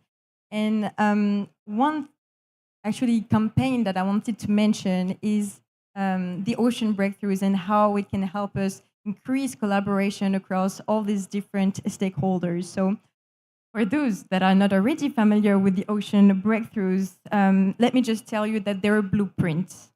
Technically, they try to provide an answer to the question, what must we achieve by 2030 to make sure we transform the way one sector operates?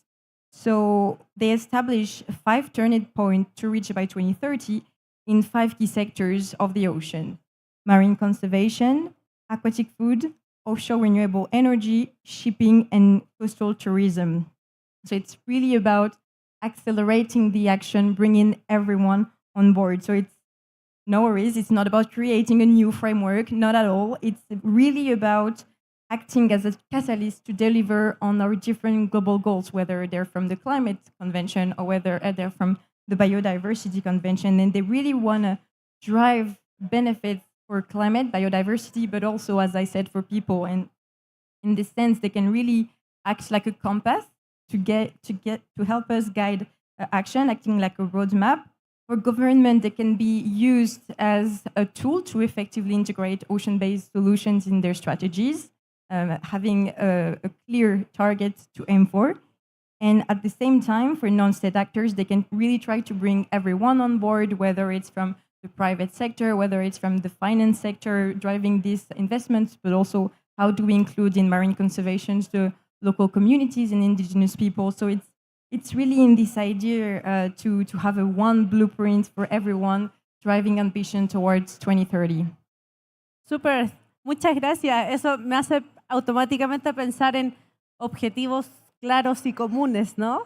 Hacia donde todos desde nuestras distintas veredas, desde nuestras distintas plataformas, aportamos a una visión común y contribuimos a ese esfuerzo, ¿verdad? Así que, bueno, y en eso también, que está muy relacionado a lo que nos mencionaba hace un ratito María Luisa, y ahora preguntarte, María Luisa, igual que al resto de los panelistas, ¿dónde ves tú esa oportunidad? ¿Cuál para ti es ese caso o esa oportunidad de que podamos incorporar a la voz local, como recién lo mencionabas, dentro de estos esfuerzos que son a escala más nacional y que apuntan a una meta más global?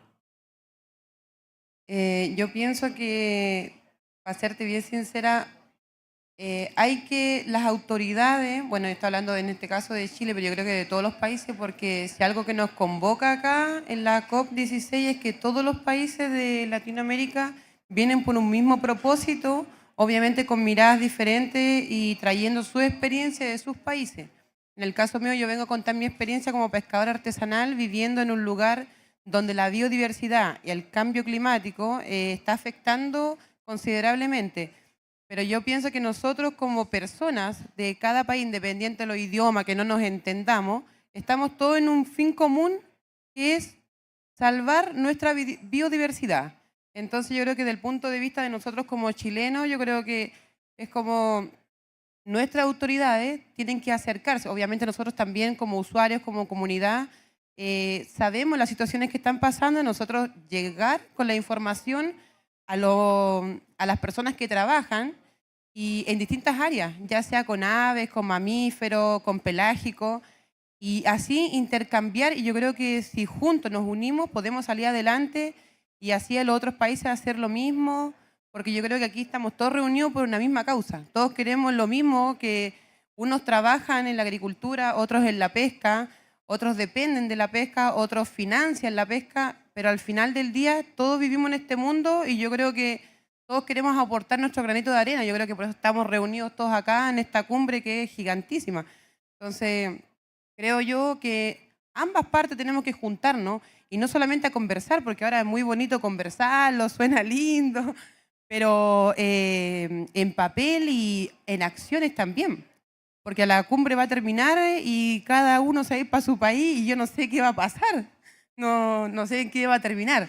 Esperemos que sea algo positivo y si en algún momento una nueva junta, digamos, ¿saben qué más? La cumbre de COP16 nos sirvió para esto y aquí estamos y vamos para adelante. Así que le deseo a todos los países mucha suerte y esperemos que nos salvemos nuestro planeta. Muchas gracias. Gracias, María Luisa, a ti. Nada más que agregar. Muchas gracias.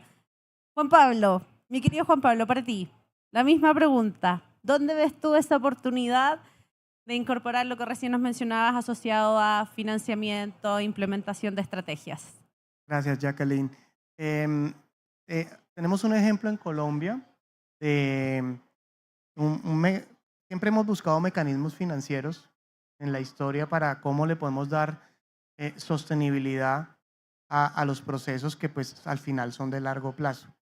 Y en Colombia, recientemente, hace menos de 3 meses, en julio, lanzamos una tarjeta de crédito de franquicia Mastercard con el Banco Bilbao Vizcaya Argentaria, un barco el BBVA, un barco español que tiene oficinas en varios países de Latinoamérica, y es la tarjeta de crédito Coral.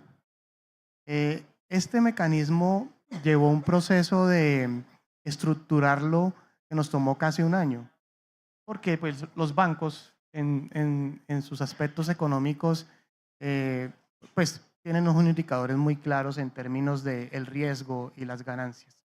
Esta tarjeta de crédito hoy en día que ya está en el mercado en Colombia, el 0.66% de la facturación es de los clientes es dirigida para acciones de restauración del ecosistema de coral. Y esta restauración se hace en 2 sitios de Colombia del Caribe, en Rincón del Mar y en Archipiélago de San Bernardo, pero se hace con comunidades que ya en proyectos anteriores son los que implementan las acciones de restauración. Las comunidades ya saben aplicar la técnica de fragmentación y microfragmentación, que en restauración de este ecosistema, en el caso de microfragmentación, permite incluir especies masivas, y esto nos incrementa el número de especies en un ecosistema tan diverso. O tener especies ramificadas y especies masivas. Y con unos indicadores muy claros y concretos para que a los clientes que usan la tarjeta de crédito puedan ver la evidencia de que en un año, que es el compromiso que hay con la tarjeta, teniendo en cuenta que son recursos limitados, se cultivan al menos 2.500 fragmentos para ir restaurando cada año media hectárea de arrecife de coral e incrementar la cobertura de coral vivo. Y esto está asociado a un monitoreo del pez loro, que es considerado pues el arquitecto de los arrecifes de coral, donde pues ya la bibliografía científica pues ha mostrado cómo las heces de los peces loros redistribuyen el carbonato de calcio para que los corales sigan formando su esqueleto. Entonces, un mecanismo, digamos, muy importante, es puntual, pero como un banco y por medio de un producto que es tangible al ciudadano, se puede aportar a lo largo del tiempo con dineros puntuales, pero sostenidos en el tiempo, acciones de restauración. Y acá empezamos a ver cómo, y esta COP nos está mostrando eso, cómo el sector privado cada vez está más involucrado en los aspectos de la biodiversidad. Y bueno, ese ejemplo lo tenemos acá en Colombia, que estamos muy contentos y se implementa con las comunidades en los territorios. Qué gran ejemplo, Juan Pablo, muchas gracias. De hecho, quizás da como para un evento por sí solo, para que enseñe a cómo funciona este mecanismo, que suena muy potente. Así que gracias por compartirlo. Y antes de entrar en la sesión, ya en la parte final de esta sesión, quisiera abrir el espacio. No sé si alguien tiene preguntas a nuestros panelistas. Tenemos tiempo para 2 o 3 preguntas del público, si alguien quisiera. Y si no, seguimos. ¿No hay pregunta? Bueno, eso es porque han sido tremendamente claros, muy didácticos. Muchas gracias. Entonces, ahora tengo el honor de invitar a una queridísima colega y amiga que nos visita desde México. María José, por favor, adelante, acompáñenos. María José es bióloga con maestría y doctorado en Ciencias del Mar.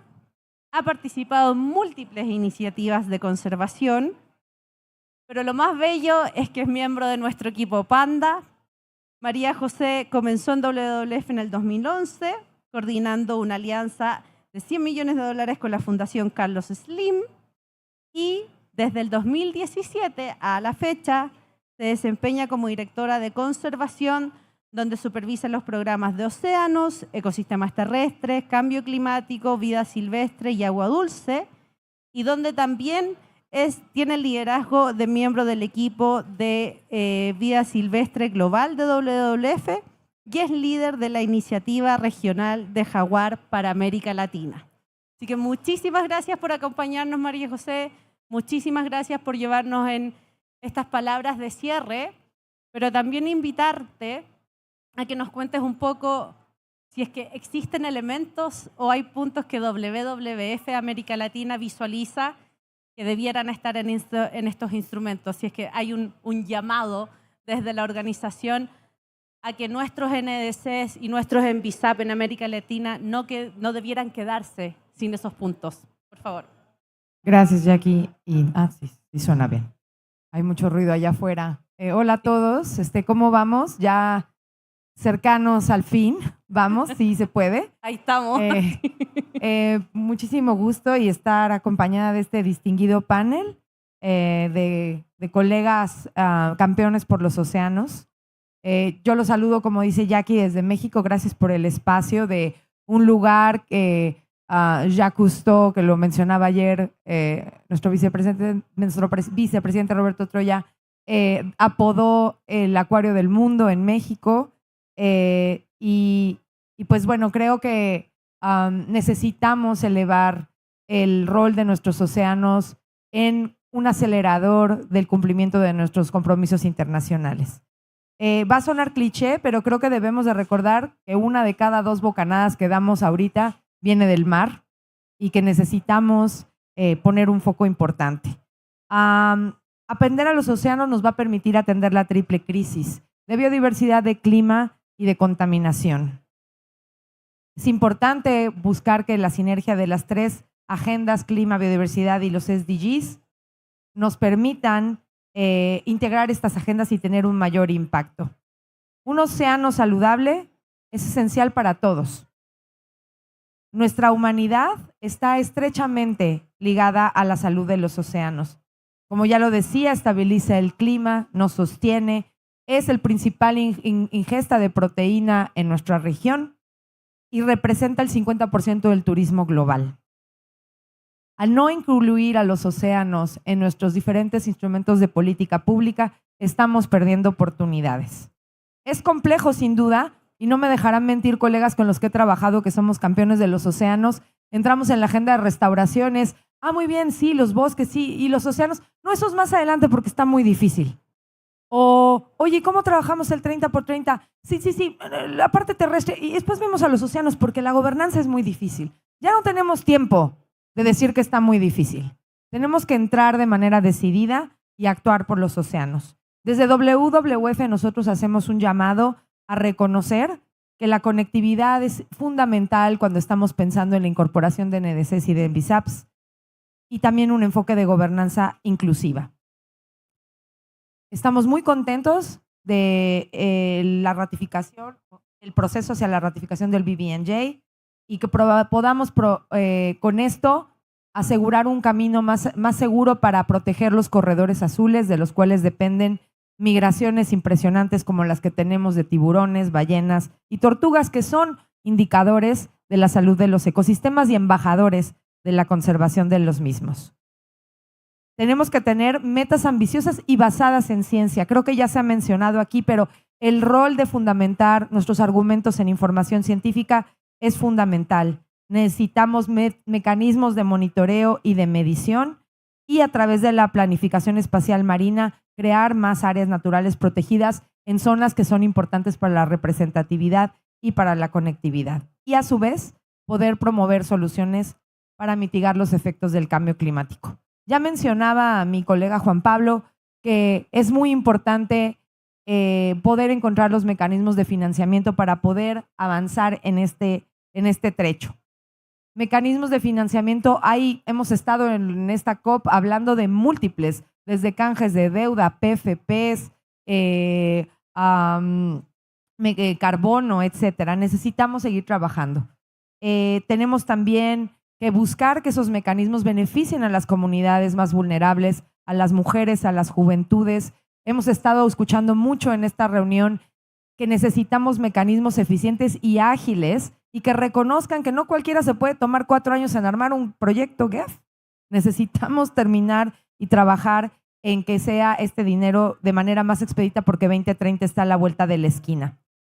Capacitación y rendición de cuentas. Tenemos bonitos ejemplos. Yo vengo de México, que está trabajando de manera importante en generar cuentas oceánicas que permitan poder identificar cuál es nuestro capital natural que tenemos en los océanos y en la biodiversidad en general. Finalmente, mencionar, que ya se mencionó aquí por los panelistas, importante la voluntad y la colaboración transfronteriza. No conocen los océanos fronteras, no podemos delimitarlo por líneas, está altamente conectado y necesitamos colaborar todos. Creo que me siento positiva de venir de una región que hablamos no solo un mismo idioma en algunas ocasiones, sino también hablamos un mismo idioma en términos de calor, de cooperación, de la sonrisa que nos distingue, que nos va mucho más allá si es español, portugués, guaraní o francés. Creo que la invitación es que sigamos siendo campeones. Instamos también a fortalecer los marcos legales. Necesitamos promover la transparencia y el respeto a los derechos de todos los actores. Yo quiero, si me permiten rápidamente, nada más estuve tomando nota de lo que dijeron los panelistas y me quedo con estos mensajes. María Luisa, yo también soy mamá y también estoy preocupada de qué va a pasar con este planeta y me encanta tu pasión y que pienses por tus hijos y que seas un testigo del cambio, de la necesidad de actuar rápido.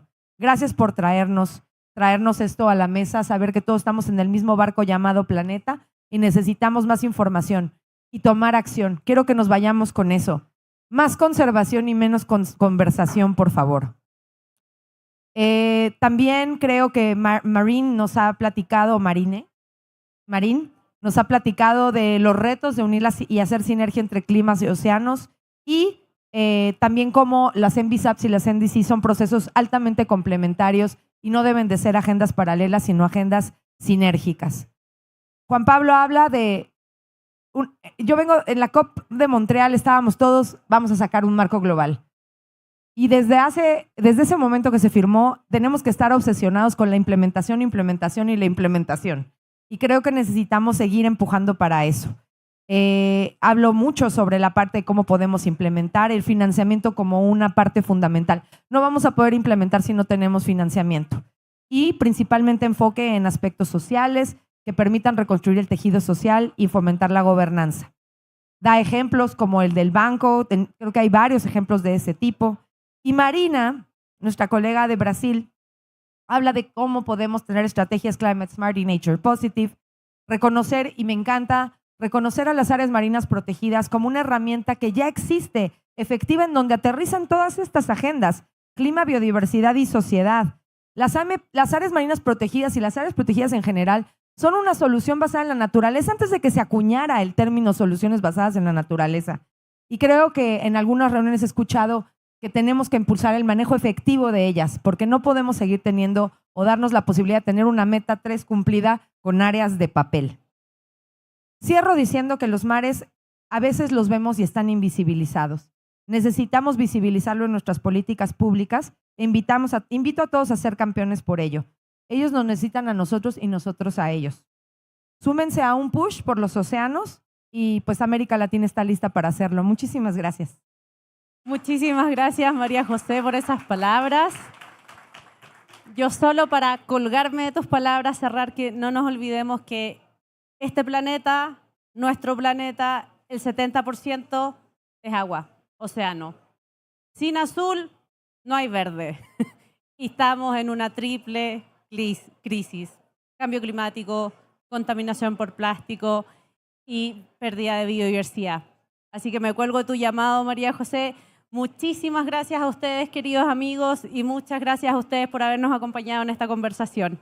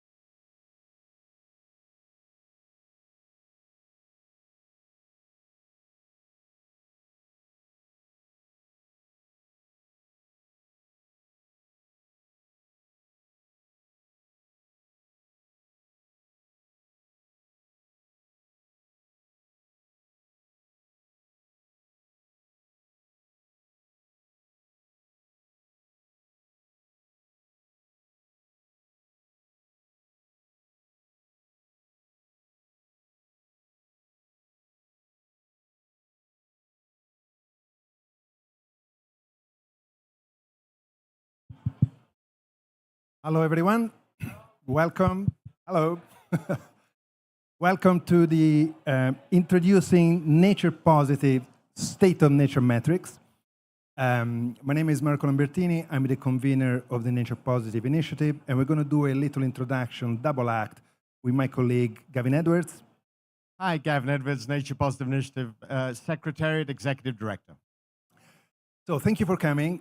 Continues to amaze me the fact that metric sessions are oversubscribed and jam-packed rooms. Honestly, thank you for coming, and thank you for your interest, and thank you for recognizing the importance of measuring states of nature in the context of delivering a nature-positive goal. We're going to have a short introduction, and then as you can see from the slide, we're going to have an exciting conversation with some of the key organizations in the Nature Positive initiatives that are leading the thinking, but also very soon the piloting on the metrics in terms of testing their effectiveness. We're talking about state of nature metrics. First of all, this is the initiative that is hosting you in this pavilion. It's 27 incredible organizations, I have to say, organizations I've been working with in my previous life as well. They're all leading organizations in the space of sustainability, from environmental NGOs to standard and target setting frameworks, business, finance, sustainability platforms, academia, indigenous knowledge, a huge diversity, and all with a global footprint, with a global distributed footprint around the world as well. I probably don't need to tell you what nature positive means, but just in case, we're going to be super quick on this. Nature positive is not a slogan, as I say all the time. You may have heard it before. It is a measurable goal. And actually, a subset of the organizations, now members of the Nature Positive Initiative, advocated for that goal to be clearly defined as measurable, halt and reverse biodiversity loss by 2030 on a 2020 baseline, and to be embedded and adopted by the global biodiversity framework. If you read the mission of the Commune Montreal GBF, says exactly that, halt and reverse biodiversity loss by 2030. And of course, because the GBF runs every 10 years, 2020, 2030, the baseline is 2020. So baseline, deadline, halt and reverse, do no harm, restore. Those is in a nutshell, the meaning of nature positive, a goal that will help us build a future where we have more nature, not less, contrary to what happened until now. The consensus building process that we are convening as Nature Positive Initiative, including the 27 organizations I mentioned earlier, but also many more that have joined the consultation, tries to avoid what this cartoon, we just found it accidentally on the internet, is showing. And that when humans try to come together to make things simpler, the outcome most time is more complicated. This is what we are, right? We love perfection, we love details, we love put all our intellectual ability into our thinking and discussions. This exercise is rather ambitiously trying to do the opposite. So it's trying to simplify things, not to banalize, but to simplify things in a way that will make things easier for users in moving forward. And now we're going to introduce very briefly the metrics. So first of all, let me just say that we are recognizing a number of issues. And when I say we, again, is this large coalition organization that come together around this process. One of the big problems is that when it comes to state of nature, we lack consensus on how to measure it. And we'll dive a little bit deeper in a minute. And that lack of consensus generates a lack of clarity and a lack of confidence in many players, in many actors, but particularly in the corporate sector, financial institutions, business, to actually start the journey of measuring their impacts, but also the outcomes of their actions in positive terms vis-à-vis nature. Gavin, do you want to add anything to this? Maybe just an additional point. The word accountability is on the screen here, but also recognition as well. Currently, we recommend if a company or financial institution is trying to make a contribution to nature positive in some way, to halt and reverse, to net gain. You say, I'm contributing to a nature positive world. But maybe it would be good for you to have more recognition for your efforts than simply saying this. This is something we'll come to in the next months and provide further guidance and recommendations around. Thank you. Very important point.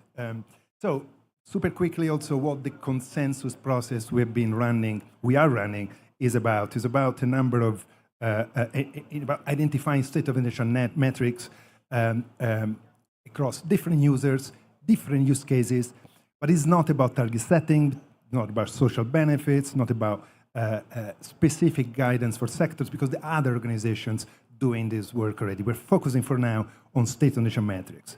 We are focusing on state of nation metrics starting from terrestrial as state of nature, because it's more advanced, and also starting now the discussion on freshwater and marine will come a little bit later. We're interested to start in not too late on the traditional knowledge, let's call it metrics for the lack of a better word, because that's an also important dimension that we need to integrate. And then, as Gavin mentioned, we're going to try to open a conversation about once we can measure state of nature, once we can measure nature positive outcomes, what can an actor, company or government or financial institution, investor say, and what are the boundaries that legitimize and make those claims credible? That's all coming in the next months. This is the purpose of the initiative, really, to develop truly universal, minimum set of credible metrics that will be applicable across different users, different scales, different use cases. You may say this is mission impossible. Maybe, but we try to make it actually possible, because what we really miss is this. It's something which is a common level playing field that create comparability, accountability, but particularly generate the confidence for all these players to begin to measure nature in a comparable way. Gavin. Oh, back one, yeah. So a couple of places where these metrics can live as they're being developed. Various standards organizations, TNFD, GRI on disclosure, Science-Based Targets Network on target setting, have indicated that they need to build state of nature metrics within their frameworks. They're core partners of the initiative, and that is one of the more important use cases. And it's an example of how we're not trying to create an additional burden or standard. Many companies and many more will be and should be using TNFD, SBTN, GRI, and can build metrics in. Compliance is starting to get some momentum as well, such as the Corporate Social Responsibility Directive in the EU level. There may be some uses there. Assurance providers are taking very close note of this. They have to be practical and assurable. We'll hear more about that later.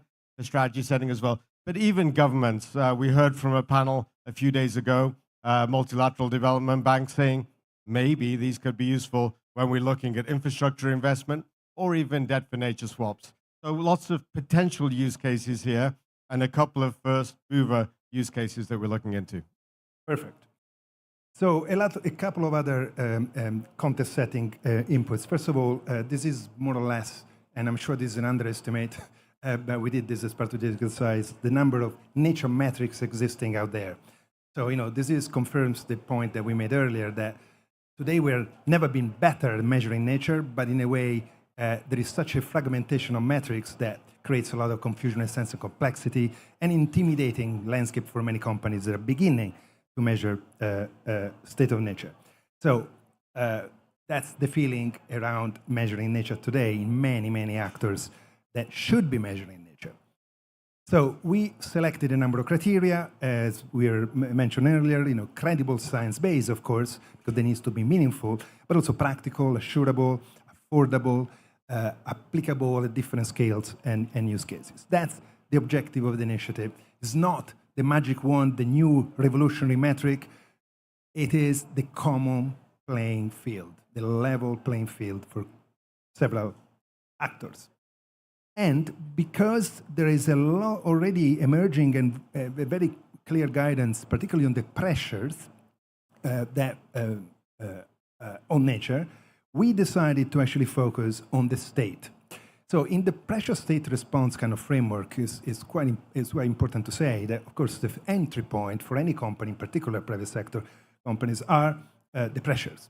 Understanding the pressures, the impacts, addressing, responding to those pressures are the two most important actions that companies should take.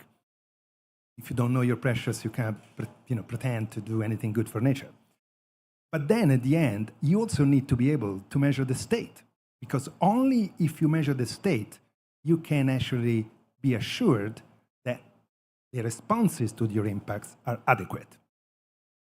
You identify the pressures, you respond to your pressure, avoid, mitigate, restore, compensate, and at the end, you check the state of nature against the baseline, and if the state goes up, your strategy is good. If the state continues to go down, clearly you need to relook at the way you address your pressures. Some people come away from a presentation like this thinking state is the new thing, that's what we need to focus on, kind of forget pressures.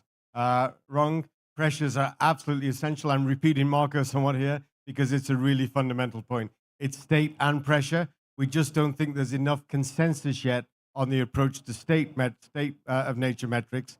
That's why we're working on developing a consensus. We think there's more consensus already on pressure, not perfect, but further along. That's why state is important alongside pressure. Thank you. That's super important. Pressure is the entry point and the most important thing, but state is the kind, if you like, point of validation of your response to pressure. And then we are focusing on living nature, the living element of nature, biodiversity, ecosystem, species, because most of the non-living elements, the geochemical, geophysical elements, for example, of water, soil, air, are captured more into the pressure. For example, pollution, of warm heating of water temperatures and all the rest. And so focusing on biodiversity, because living nature, if you like, in a way, the ultimate proxy of the overall state of the natural systems. So that's, again, pressure, state response, all important. State is what we focus on because we feel consensus is missing. And finally, the framework of the metric. So the metric set is organized through two different organizing principles. The first one is a maturity level of metrics. So we identify metrics that are divided into three levels of granularity.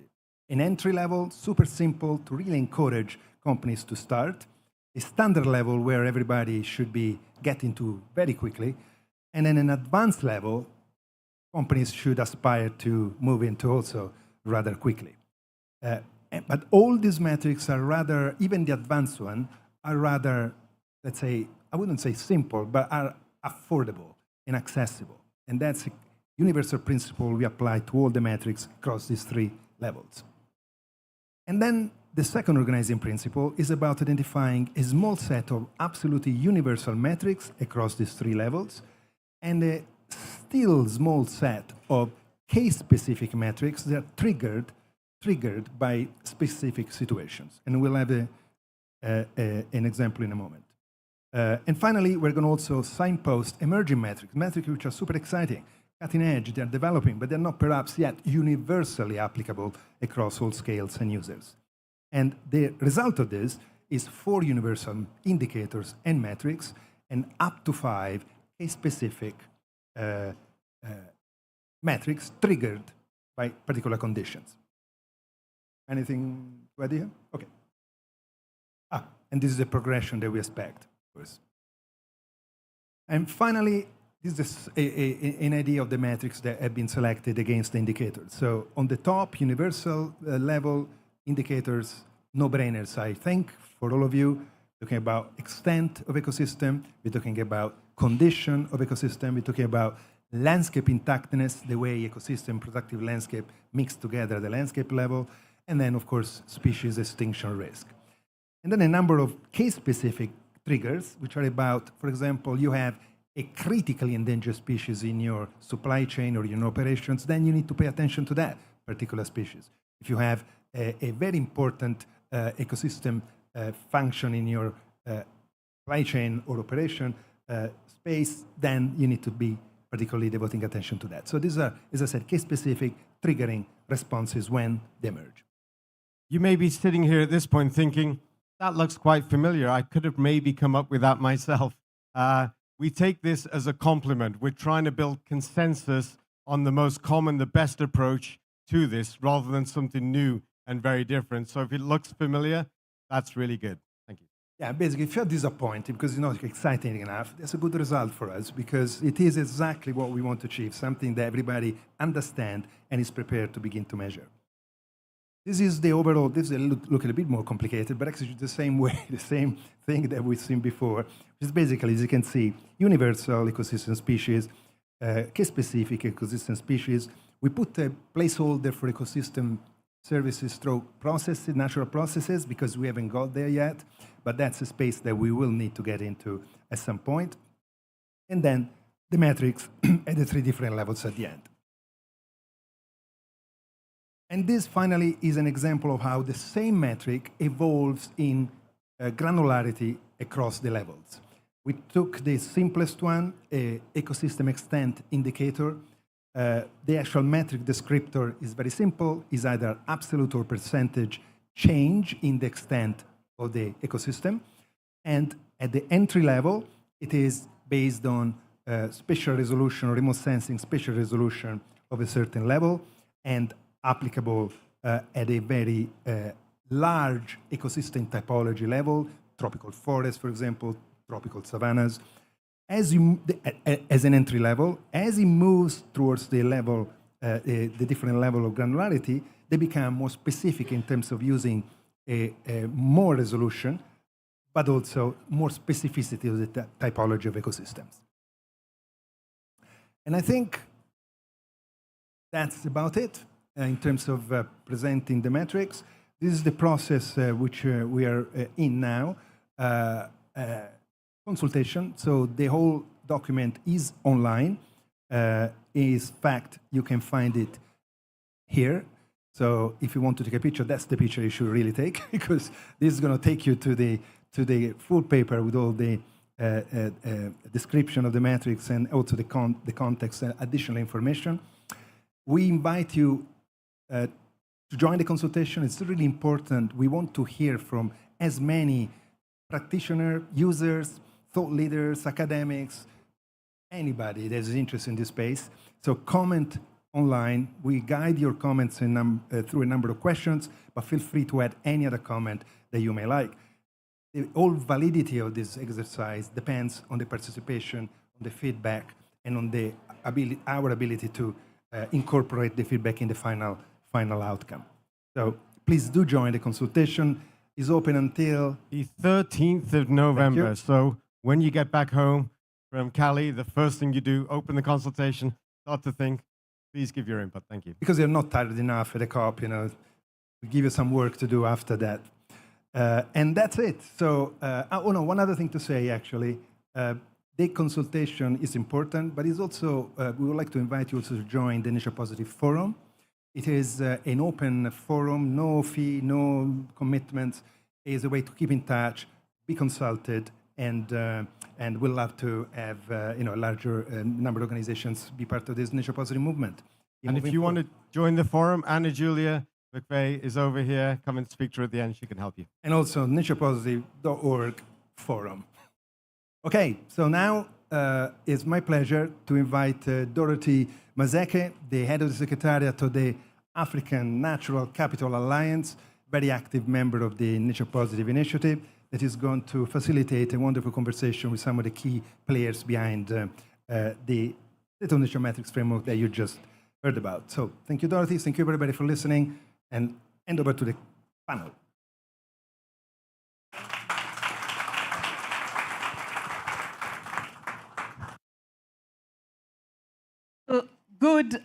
It's good afternoon. It's the second week, and it's quite a power-packed week. I think you've seen all the activity today. So it's my pleasure, my absolute pleasure and honor to bring to the stage, or to call to the stage, the panelists for today. Alexandra Banks, a partner at EY. Johan, please, yes, thank you. Johan Lamarant, Lead Expert Natural Capital and Biodiversity at Acardis. Please come to the stage, yes. Harold Powell's Director of Standards at the GRI. And Martin Harper, yes, please, the CEO of BirdLife. Good. Wow, so we are going to drive straight onto it, but I want to mention, I am told there is a Mentimeter, so please submit your questions on the Mentimeter. We're going to take them at some point, possibly in between or after the session. And there are a couple of seats at the front. Please feel free, there are quite a number of seats at the front. And I think I'll go straight on to my first question. Just a minute. And we'll start off with Harold. So companies and financial institutions are more used towards seeing, are we okay? You can, yes.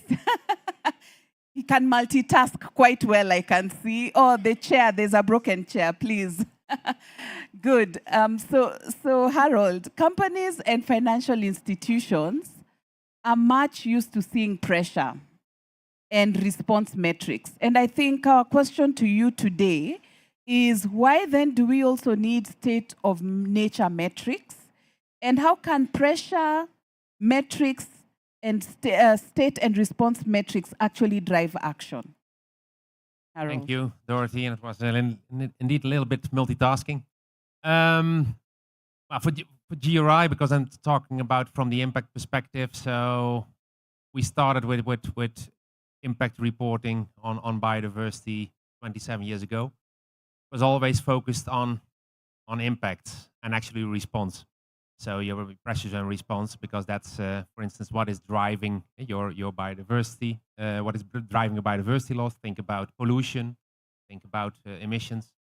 And 2.5 years ago, we started to revise our standard. And that resulted, 3 or 4, that resulted in the new standard earlier this year. And we discussed very thoroughly with the working group, the experts, on what is now the next step in reporting. What kind of information do you need to take decisions upon? What should you know from organizations? And then you go actually into the state of nature. So what is the condition of your ecosystem? And to be able to measure that, to know that, you need to know, basically, need to have a baseline, as already mentioned earlier. And you need to measure the state of your nature, basically, and that's how these come together. So our working group said we absolutely need this. So we have also the 101/7. This is about the change in your state of nature, state of biodiversity, but it's the same. And the working group said, although we do not have a very good measurement, not a global agreed one, we still have to implement it, because this information is essential to come up with the DeepSur framework, drivers, pressures, and etc. And so, yeah, by having this information, then we're the state of nature information, then we're basically can also show, and you can understand the actions organizations are going to take, and also the progress they make. So the big problem we had, at least, is what we said, well, we need a better method to measure it. And then basically Marco came with his group, with his family. And yeah, we say we have to work together, and because it's absolutely needed. So we need to measure it, because if you don't measure it, you're not able to know what you're doing. You're not able to progress. So this is the next big step. And at the same time that we were developing this, also TNFD was working on this. They had the same problem. They also included this, but they say, well, basically we need a global agreement on how to measure this and roll this out. So this is where we are now. Tremendous congratulations, tremendous number of people here, and we need your input. So start already tonight, actually, with giving your feedback. No, so this is how we will integrate it or not. That depends very much, of course, on the outcome. But this is the way. I think it's the combination of looking backwards and looking forward. Combining this is what is needed. And Harold, just having you on stage is very important, because then, we are trying to go away from the problem of too many standards and too many things to look at, and especially for those who need to use these standards and these frameworks. And I want to draw it now to Johan. And this is linking this to the work, for example, with financial institutions. Many of these institutions will say the metrics are complex. Biodiversity is complex, nature is complex. Yet scientists are very particular about the rigor of science. So how then do we match, or how do we balance the rigor of science that scientists have worked tens of years on, and how do we match that, or how do we balance that with the practicality that is required for any metrics to make sense to a wide range of stakeholders? Thank you, Dorothy. It's a very valid question, but it's scientific rigorness doesn't to be contradictory to being pragmatic, to having pragmatic indicators, as long indicators and metrics. The point is more, are these indicators and metrics based on scientifically credible methodologies and data collection approaches? And that's really the point. And I really want to recommend you to have a look to the deliverables of the EU-funded ALIGN project. So with a wonderful name in this discussion, ALIGN. We had this diverging landscape of standards where we came up, and it's a project delivered by or led by UNEP WCMC and the Capitals Coalition, and we participated in that project. And one of the main deliverables is recommendations for an international standard on how to measure biodiversity in a business context. And it provides some very basic principles. And one of the most important principles to guide you through the landscape of metrics and indicators is be clear about the use case of measurement. Very often you start with screening. Of course, for screening, you don't need the same level of detail compared to when you try to measure performance of a specific project. So it goes from screening to measuring. There's differences between site level and supply chain. This is all very well explained in this paper, and it's all based on scientifically robust methodologies. Of course, there is not one and only solution, and we have to accept that. But of course, the State of Nature Metrics initiative is extremely important to at least to condense or converge into a select set of indicators that can be used by everyone. That's absolutely a major step forward. Yeah. So that being a major step forward, and everyone indeed, all stakeholders should be able to use this. I want to turn back to Martin. Martin, with the scientific background from BirdLife, our understanding and, the discussion has been that nature is complex and we can never quite capture everything. From your understanding of what is being done, do you think the framework captures sufficient information to indicate whether there is recovery? So the short answer is yes. And so let me explain. And the first thing I want to say is sort of welcome to the world of nature conservation, because BirdLife and the nature conservation community have always thought that the ultimate currency of success is the health of species, and we've always taken an area-based approach. So let me just unpack that a bit. So I'm wearing a badge here, which is all reflecting the red list. So yesterday, BirdLife contributed to the IUCN Red List, which essentially is assessing the extinction risk of all life on Earth. And at the moment, there are 46,000 species which are at risk of extinction. That is 28% of all species which we've been able to assess. And so in the end, extinction is failure. The second thing, of course, around species, we also monitor population abundance and indeed what's happening to them. So in my lifetime, I was born in 1970, there are now 2.9 billion fewer birds than when I was born. So we're obviously losing abundance at an enormous scale. And the Living Planet Index, which WWF and ZSL produced just a couple of weeks ago, showed that freshwater species populations are declining by 85%. So all of that is showing we're not going the right direction. So it's absolutely right that species are at the heart of the state of nature metrics. And when it comes to area, the way I think about area, you can unpack that in terms of ecosystem, landscape, or habitat. And of course, from our point of view, we're always interested to know the extent and indeed the condition. So BirdLife, along with 9 other organizations, we now run this thing called the Key Biodiversity Areas Secretariat, and we've now identified something like 16,500 key biodiversity areas, which are the most important areas on the planet. And sadly, at the moment, only 43% of those KBAs are either covered by protected areas or indeed by OECM, other effective area-based conservation mechanisms.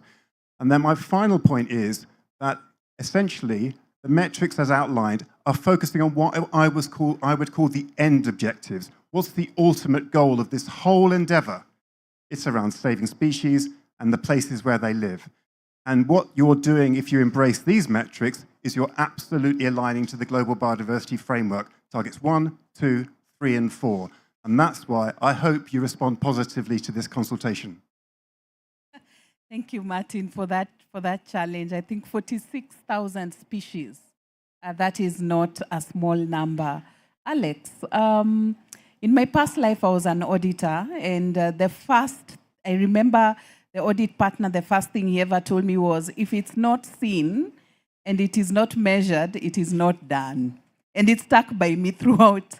And the aspiration we had at the beginning of this session is for verifiable, standardized and consistent state of nature metrics.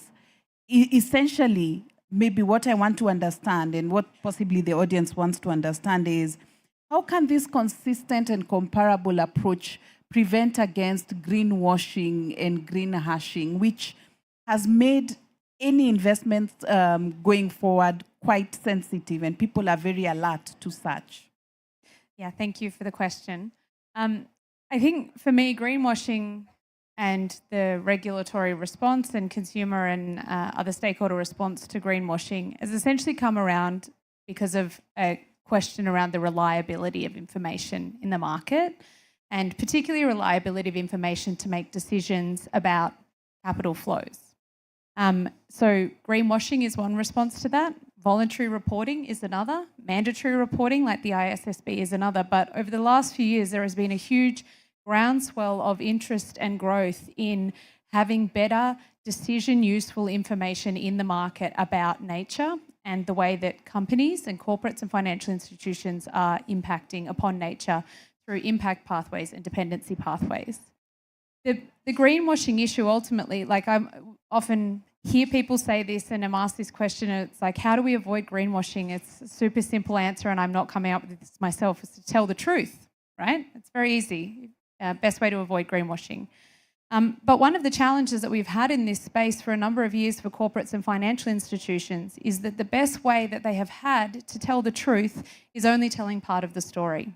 And the truth that they are trying to tell so far has been a truth about their impacts and dependencies on nature through pressure metrics, the truth about how they are responding to those pressures on nature. But the big gap and the big elephant in the room is that there is an abundance of information out there that is saying to the market, to investors, to other stakeholders, it's not working. All of the indicators about the state of nature are going in the wrong direction, despite all of this corporate and financial institution activity focused on pressure and response. But is it working? All of the indicators are saying no. So we are now moving into this evolving and really exciting space for the corporate and financial community to come in and say, we are not only going to measure our pressure and response on nature, but we are going to start to examine this critical question about how our pressure and response is actually impacting on nature itself. And, you know, as Marco and Gavin said at the beginning of this session, it's those 3 data points together that can start to tell this whole story, which will help organisations to combat these accusations of greenwashing because it is a more balanced and accurate and clear picture of performance overall. Thank you, Alex. And I think as we're getting the questions on Mentimeter, one thing I want to just open up a couple of questions to all of you. And, you know, we've heard about the science, the rigor, we've heard about the greenwashing concerns and what essentially a standardized approach would do.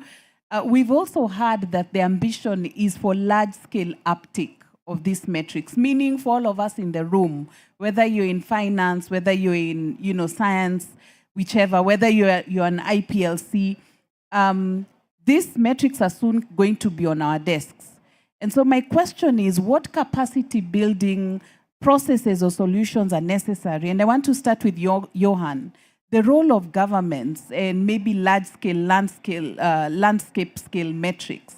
And then we open it up also to the rest. Thanks.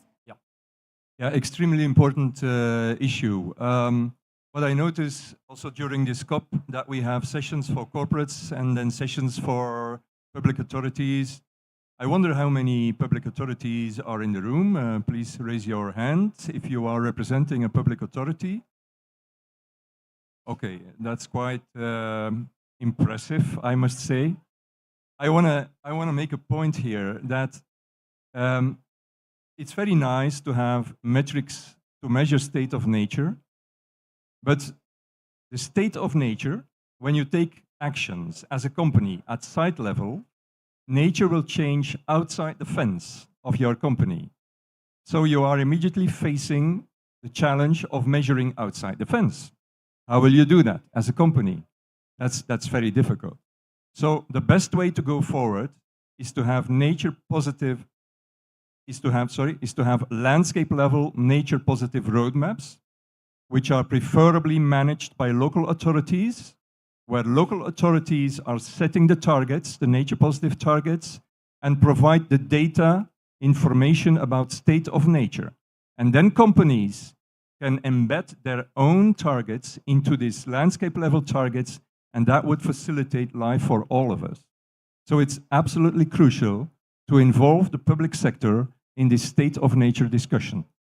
Where finally I want to refer to a deliverable, again, of the ALIGN project, which will be published anytime now by the European Commission. It's about measuring contributions to nature positive objectives.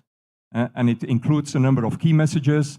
I will not go into the details now, but the landscape level approach is one of the key aspects in this whole approach. You can contribute to nature positive objectives at sector level, at site level, but at the end, it's at the landscape level that you really need to achieve a change in the state of nature. So I keep it here. Anyone else who has an answer? Alex? Yeah, I was just going to actually build on something that Martin said before, this welcome to the conservation community. And I think this is a really, really important point around capacity building, particularly for corporates and financial institutions. There is going to be an incredible demand for scientific and conservation knowledge within the corporate and financial sector in the coming years and coming decades. This is going to create some strange bedfellows. It's going to require many people to put aside old conflicts, to build new channels of trust, and to really open their minds to different perspective and different ways of thinking than they have historically done on both sides. And I say that, you know, really acknowledging that there is a lack of trust currently, particularly between, you know, the NGO community, potentially between the scientific community and the corporate and financial sectors. But we really, really have to bridge that gap in order to go forward. And what that is going to mean is that many people in this room, or, you know, young people coming out of universities with skills like yours, are going to be increasingly attractive to corporates and financial institutions. And that is a really powerful opportunity, but it's also an opportunity to go in and embed your scientific knowledge and rigor into these organisations so that they can take that forward. The other really big point as well is that we have a significant lack of knowledge, particularly in boardrooms globally, of nature and biodiversity. You know, we obviously have a gap that is being bridged now around climate, but we have to bridge that gap on nature and biodiversity. So it's really, really important that we are looking to the appointment of board directors, we are looking at directors' duties in a new way to say this is an emergent area of risk that boards should be effectively managing, and boards will need to have effective competencies and capabilities both within boards and also within executives to manage this significant transition of the economy towards nature positive in the coming years. Yes, I was just reflecting on what you just said there, Alex. I think it's absolutely right. So, I mean, in our experience, we've had deep, lasting, challenging, but ultimately trusting relationships with some companies. And when we've had those partnerships, we've shared a lot of our expertise and insights, but we've also learned a lot from their own pressures internally about what it takes to actually run a business.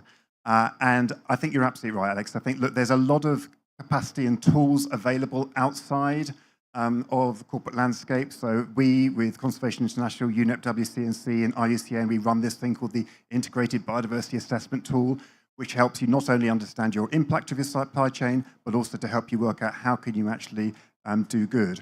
And so there are those tools available, but I think in the end, until you have more informed people in the boardroom discussing this as a big risk, respecting the World Economic Forum's assessment that biodiversity loss and ecosystem collapse is the third biggest risk to the global economy in the next decade, then I think we're just going to be doing a lot of counting. So I think Alex's points are absolutely spot on. Thank you, Martin. And there's a question here.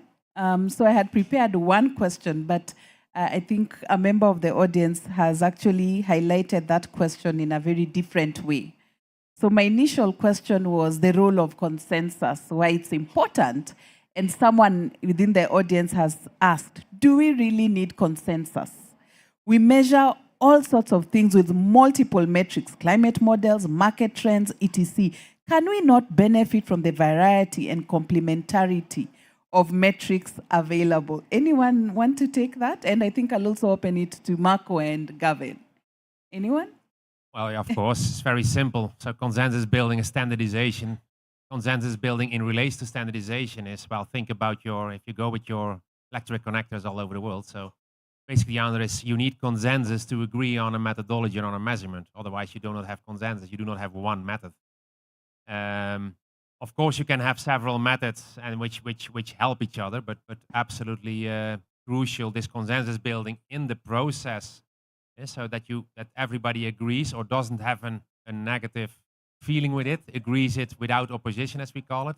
It's extremely important in creating methodologies, management standards, performance standards, etc. I want to come back a little bit also on the capacity building.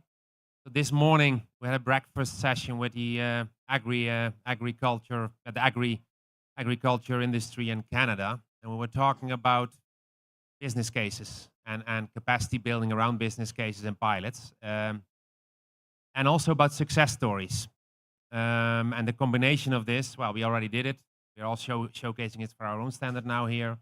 It's extremely important to get CEOs along or boardrooms, but also create business case success stories on the added value, even in financial way, because that's the way to attract a lot of people. And in this case, for nature, and we have beautiful business case where we can showcase why creating or striving for a positive nature is extremely important, and a lot of beautiful showcases where we can show that you have more profit if you do that. So so starting pilots, combined pilots of TNFD, GRI, and this system, and or with in the value chain, smallholders, big companies. That is the best way to take everybody along, but also to have not only words but also action, because it's nice to have a lot of words and a lot of papers, but we need action, and we need to showcase that on the floor. Since you asked just super quickly, the question is fundamental. As you can imagine, we discussed that at length. The two things are not in contradiction. You need a set of standardized metrics to create comparability, accountability, to create the confidence to start the journey. And we need the diversity of additional metrics to go deeper and to be context-specific when it's needed. So for me, the answer to the question is both. You need both standardized as well as cutting-edge and specific metrics. Thank you very much, and happy to engage after this. The panelists are here, and Marco and team are here. The other question is, and Martin, you wanted to say something? Let me not, okay, good. Ecosystem services were not included, but GBF B.1 indicator is exactly this. So what's missing? Prescribing the services per sector. This is from Bruno Smets from Vito, Belgium. Maybe I can just comment a little bit on, to expand on what Marco and Gavin said at the beginning around the plan for the future. So this really is the absolute minimum starting point on state of nature metrics. And the fact that we got to 9, Marco, never thought we'd do it, but we got there. So, 4 core metrics, 5 additional. There is already an acknowledgement of the need for additional metrics. So the conversation has been happening this week and last week around marine and aquatic biomes. Of course, they're not included. We're only looking at the terrestrial metrics so far. It's acknowledged that there aren't ecosystem service related metrics so far, but that is work to come. I think, and Mark, you said this so well, that we have to start with the absolute minimum, and, to have 4 metrics at an entry level, that the view, the consensus is that everyone could at least start with those 4 things, start measuring those 4 things, and then use this amazing forum that MPI has with its members to say, what is the most important thing to do next? Perhaps it is ecosystem services, perhaps it is the aquatic metrics, etc. So this is very much just a starting point, and has been deeply kind of acknowledged throughout that there is a lot more work to come.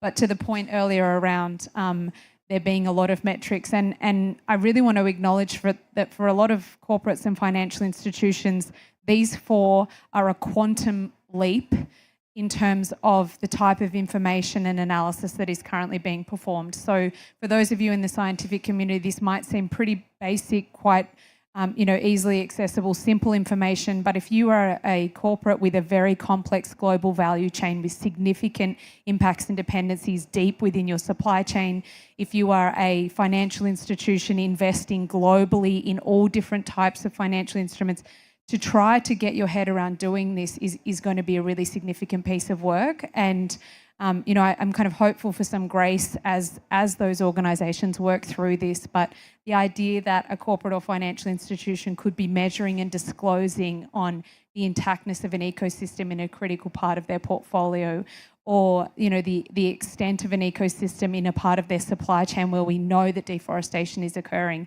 is really amazing. And I think we need to acknowledge that that is going to be a real improvement on the information that we have available in the market today.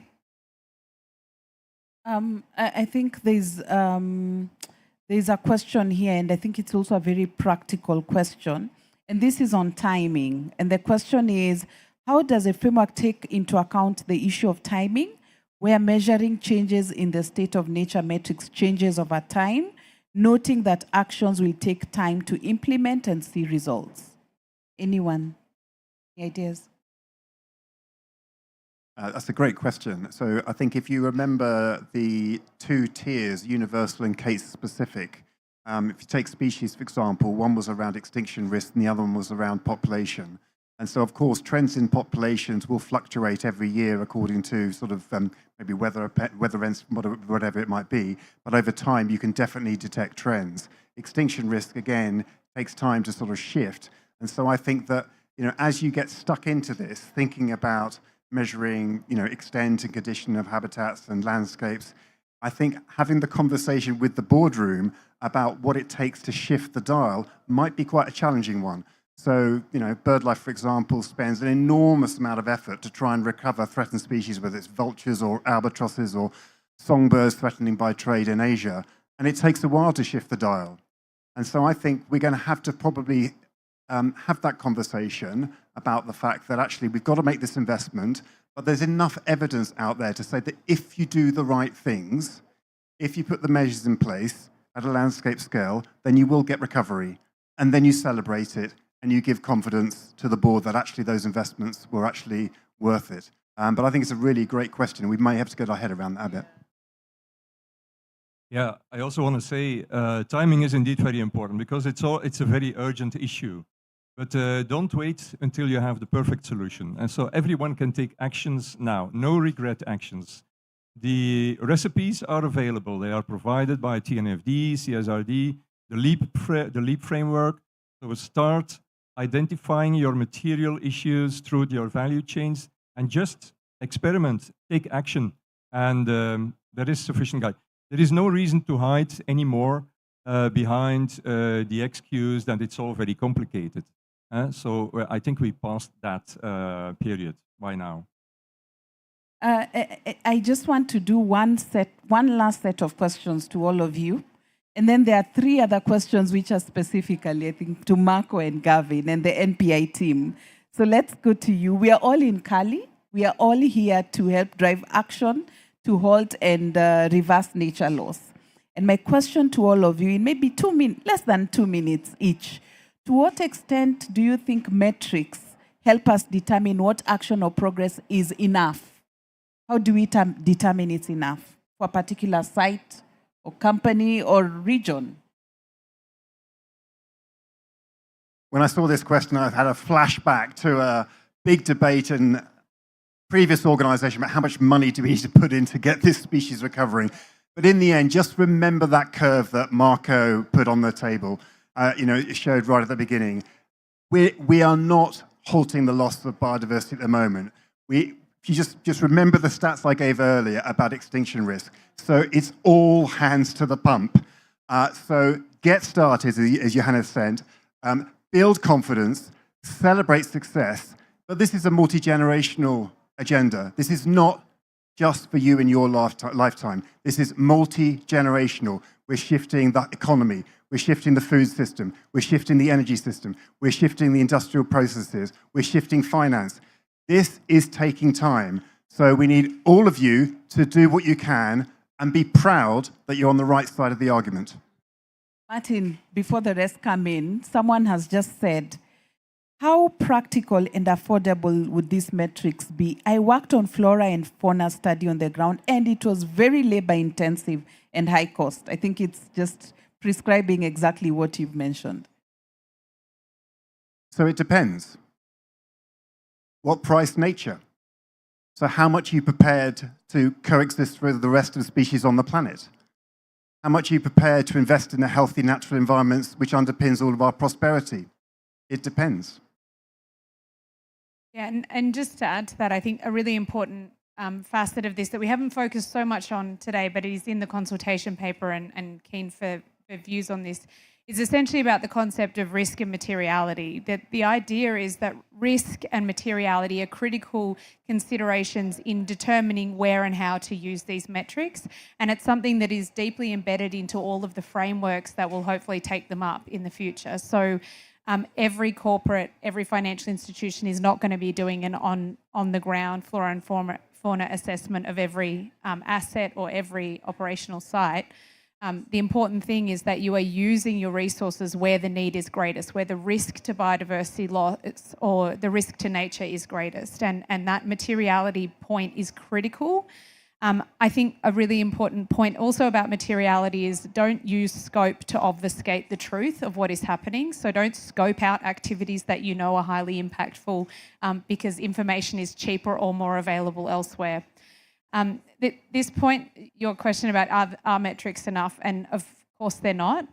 There is no magic pill, there's no golden panacea, single metric, universal thing that we can all do just to fix nature. It's a complex, very, very complex and integrated issue. And what we are talking about here is transitioning the entire global economy from a depletive, extractive, resource-intensive economy to a nature-positive economy, one that is restorative and regenerative.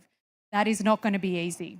Of course that's not going to be easy. It's going to take really significant change and effort. Not every company or financial institution that exists today can exist in a nature-positive economy in the future, and that's the big challenge to all of us. What will we be doing in a nature-positive economy in the future? How will we be contributing to that?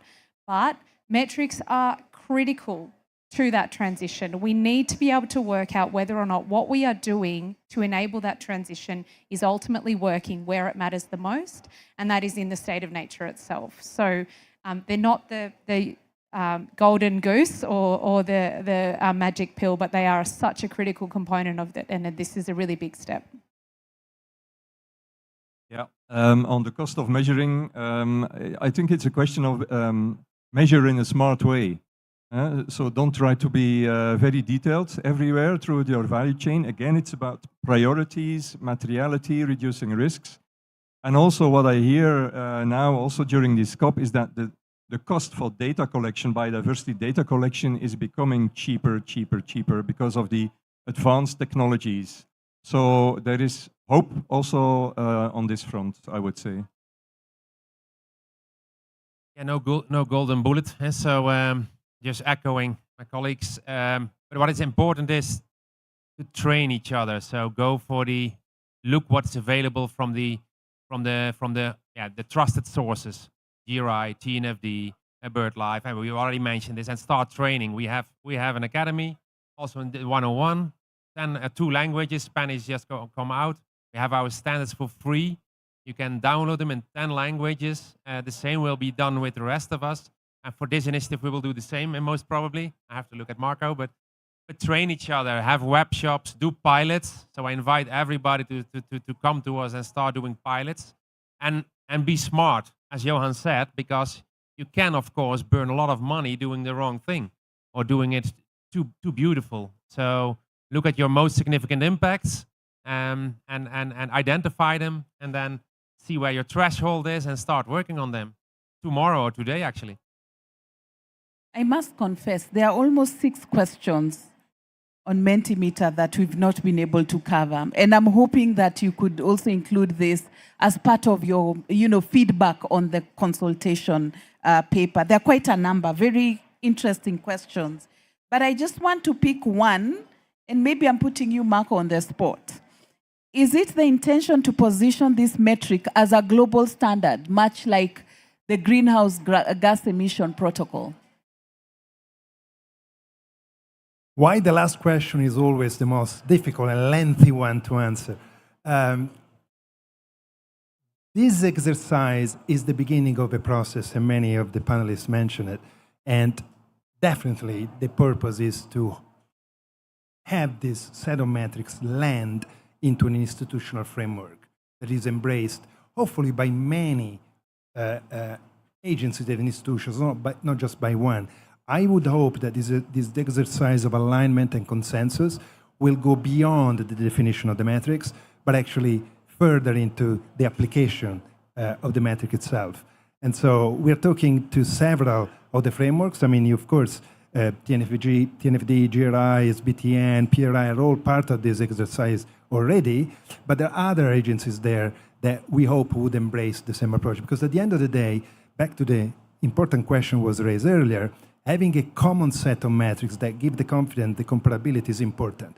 It's fundamentally important. And if we start developing different structures, different frameworks, different metrics all over the place, they will continue to create a sense of insecurity, confusion that doesn't help to measure and to act, to drive action through measurements.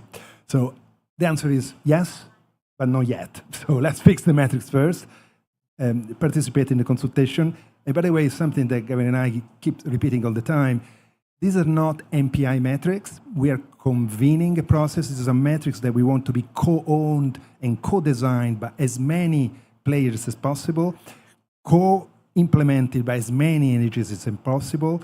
And it's not a brand. This is not a brand. It's not proprietary. It's just consensus. Because I think this is one of the biggest issues that humanity needs to learn. Stick together, move together towards a common goal. Thank you, Marco. We have 1 minute, and I want to give all of you, if you had one sentence that you want the audience to remember. Let's start with, no, let's start with Martin. We will give you time to think. I just don't think there's anything more important than trying to get businesses, finance institutions' head around this. But just to repeat what Johan said, get started, build confidence, and be proud.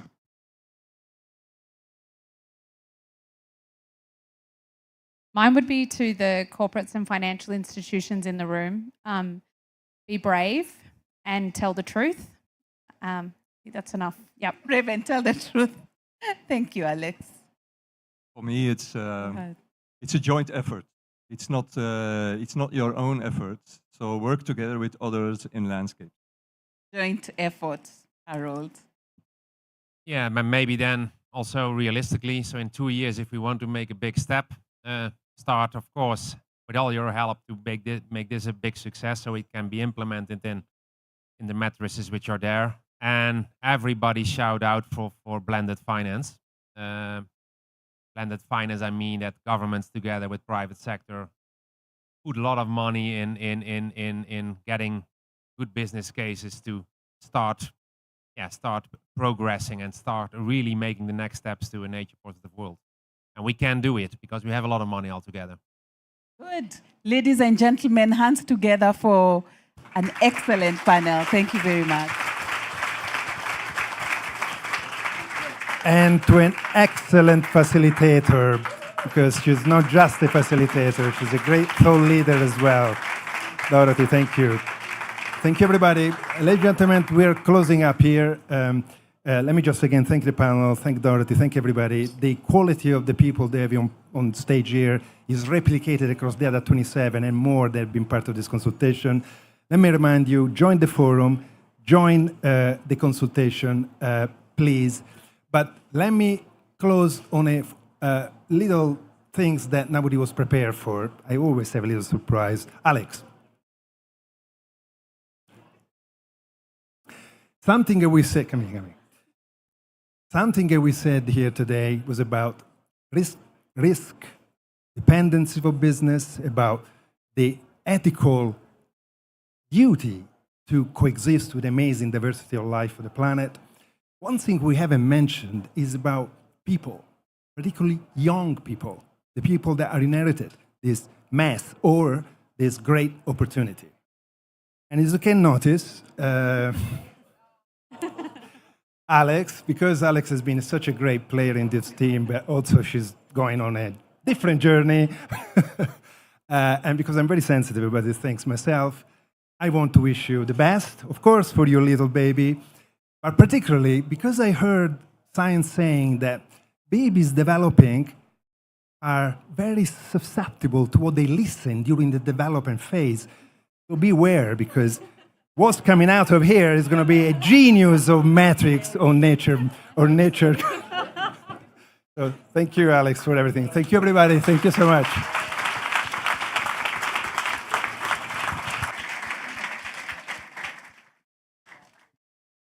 Next session, 30 minutes in here, in 30 minutes time.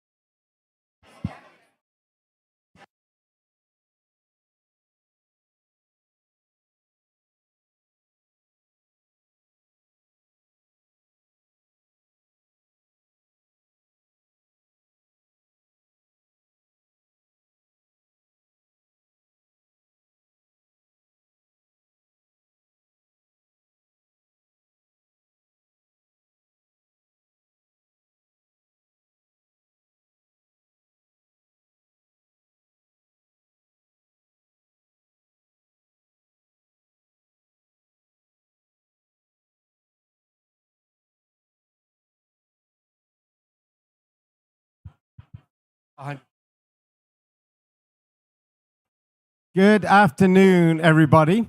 So let's get started on the next panel of the day. How many were at the previous discussion on state of nature metrics? Quite a handful, but not everybody. I'm going to summarize in 30 seconds what we just covered in 1 hour, which is first of all, introductions to me. My name is Gavin Edwards. I'm the Executive Director of the Nature Positive Initiative Secretariat, convening this space. And we're also helping develop state of nature metrics with a whole variety of actors. What are state of nature metrics? Metrics that can measure whether nature is in recovery or decline at any scale. These metrics can be embedded within standards such as TNFD, or we heard GRI on the last panel, to be operationalized, sitting alongside pressure metrics, and therefore knowing whether nature is in recovery or decline. Now, inside that challenge, and I've summarized that very quickly, is a hidden challenge, which is supply chains and value chains. Much of the world is not large companies with maybe bigger teams that can hire teams of ecologists on staff. It is very small SMEs, individual farmers, and there's a whole value chain up to bigger companies as well. This provides an additional challenge when looking at state of nature, given the often lack of visibility in the supply chain, which is what I'm sure many of you are familiar with. We're going to be delving into that issue with a range of experts, and I'm going to introduce now, well, actually two partners that we've been working with on this state of nature metrics journey. One that will be in the next session, the Biodiversity Consultancy, who's been an important technical partner. But equally, we've also been working with Ernst & Young, one of the global Big Four auditing and assurance firms as well. Why those two companies? A technical consultancy that also faces business, and then an auditing consultancy that also has some technical capability as well, working together on this challenge to ensure that metrics are delivered that are both credible and highly practical as well. So with that, I'd like to introduce Adrien Portefeuille, who's with Ernst & Young in charge of Western Europe, and he's going to be leading the panel today. So Adrien, over to you. Thank you. Thank you, Gavin. Only sustainability in Western Europe. But sustainability is obviously, the next big topic for all of us. So yeah, thanks a lot, Gavin. Maybe I'll just recap real quick why we wanted to do a session specifically on state of nature metrics and complex supply chains. Yeah. So as Gavin mentioned, we're working on building a consensus on a limited number of state of nature metrics. And that is really important because currently there is no consensus on how do you measure the impact of companies' operations and companies' supply chain on the actual state of nature, right? And so people measure pressures like water use, for example, land use, but they don't necessarily see how that ultimately impacts their contribution to the global biodiversity framework and to bending the curve on nature. So we're trying to make that connection between the pressures and the state of nature and the result or the impact on nature. It is very hard. Even if you have your impact in your operations and you have direct control of activities in the landscape, it is difficult. But as you can imagine, it's even more difficult when you are having most of your impact in your supply chain. And this is actually the case of very many key sectors, right? We work at EY with many clients on their sustainability strategies, and for a variety of sectors, the most material impacts and dependencies to biodiversity on the supply chain. Of course, if we're talking about food, we have a lot of it happening in agriculture or fisheries upstream. If we're talking about manufacturing, we might have things such as mining. These are really important places where those companies can influence change and drive change. It's hard to drive change in the supply chain for many reasons. I'll just highlight really quickly three. One is the fragmentation of those supply chains. You have many, many suppliers, sometimes very big, sometimes very small, different levels of maturity. They're all over the world. Very difficult to apply one standard to all of them. The second point is the lack of transparency, and especially if the impacts are happening very far in the supply chain, if it's tier 2, tier 3, tier N, you have a very limited transparency on what's happening up there. And finally, the data quality. Even if you get data, is it accurate? Is it recent? Is a real challenge as well. So all these challenges, and maybe before I introduce the panelists, I'd like to ask a couple questions. First of all, can you raise your hand if you work in a business? Okay, so that's good chunk, maybe the majority actually. The majority of you. So of you, of the people working in business or with business, can you raise your hand if you are working on assessing your contribution to nature, your impact on biodiversity in your supply chain? Okay, less movement. And can you raise your hand if you are worried about this topic?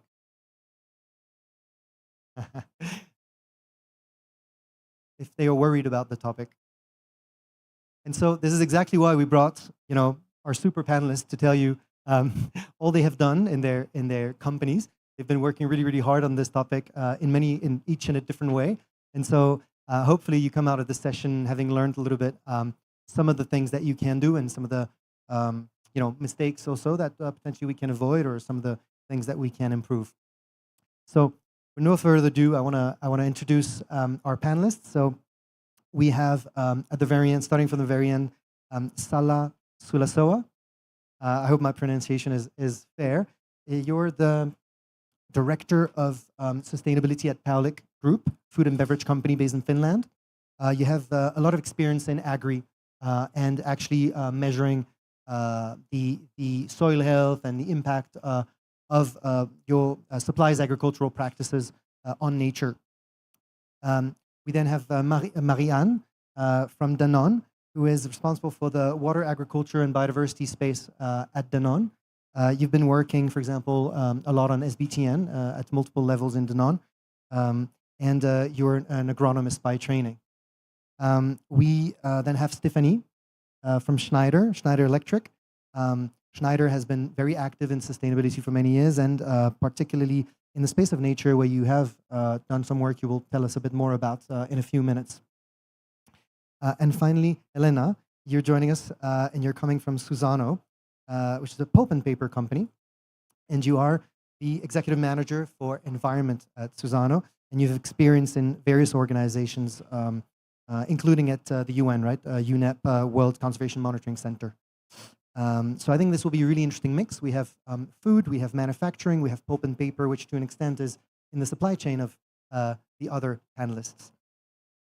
So let's start. I think the order was, we were suggesting that Stephanie, you can start with your experience at Schneider. Tell us a little bit more about the work you've done, the challenges and findings that you've had. Hi everyone, thanks for the opportunity. Just a quick note, Schneider Electric is not an energy producer. We are producing, no, that's, you are laughing, but that's a key notion when you have electric in the name, it creates confusion. We are developing components and wired to transport the electricity from point A to B, and very focusing on energy efficiency. So making sure that there is no leakages, that all the work and the industrial automation is done in a way that you really, the user are reducing as much as they can the energy utilization and therefore the energy consumption. So climate, which is very much linked to energy, has been obvious for the company for many years.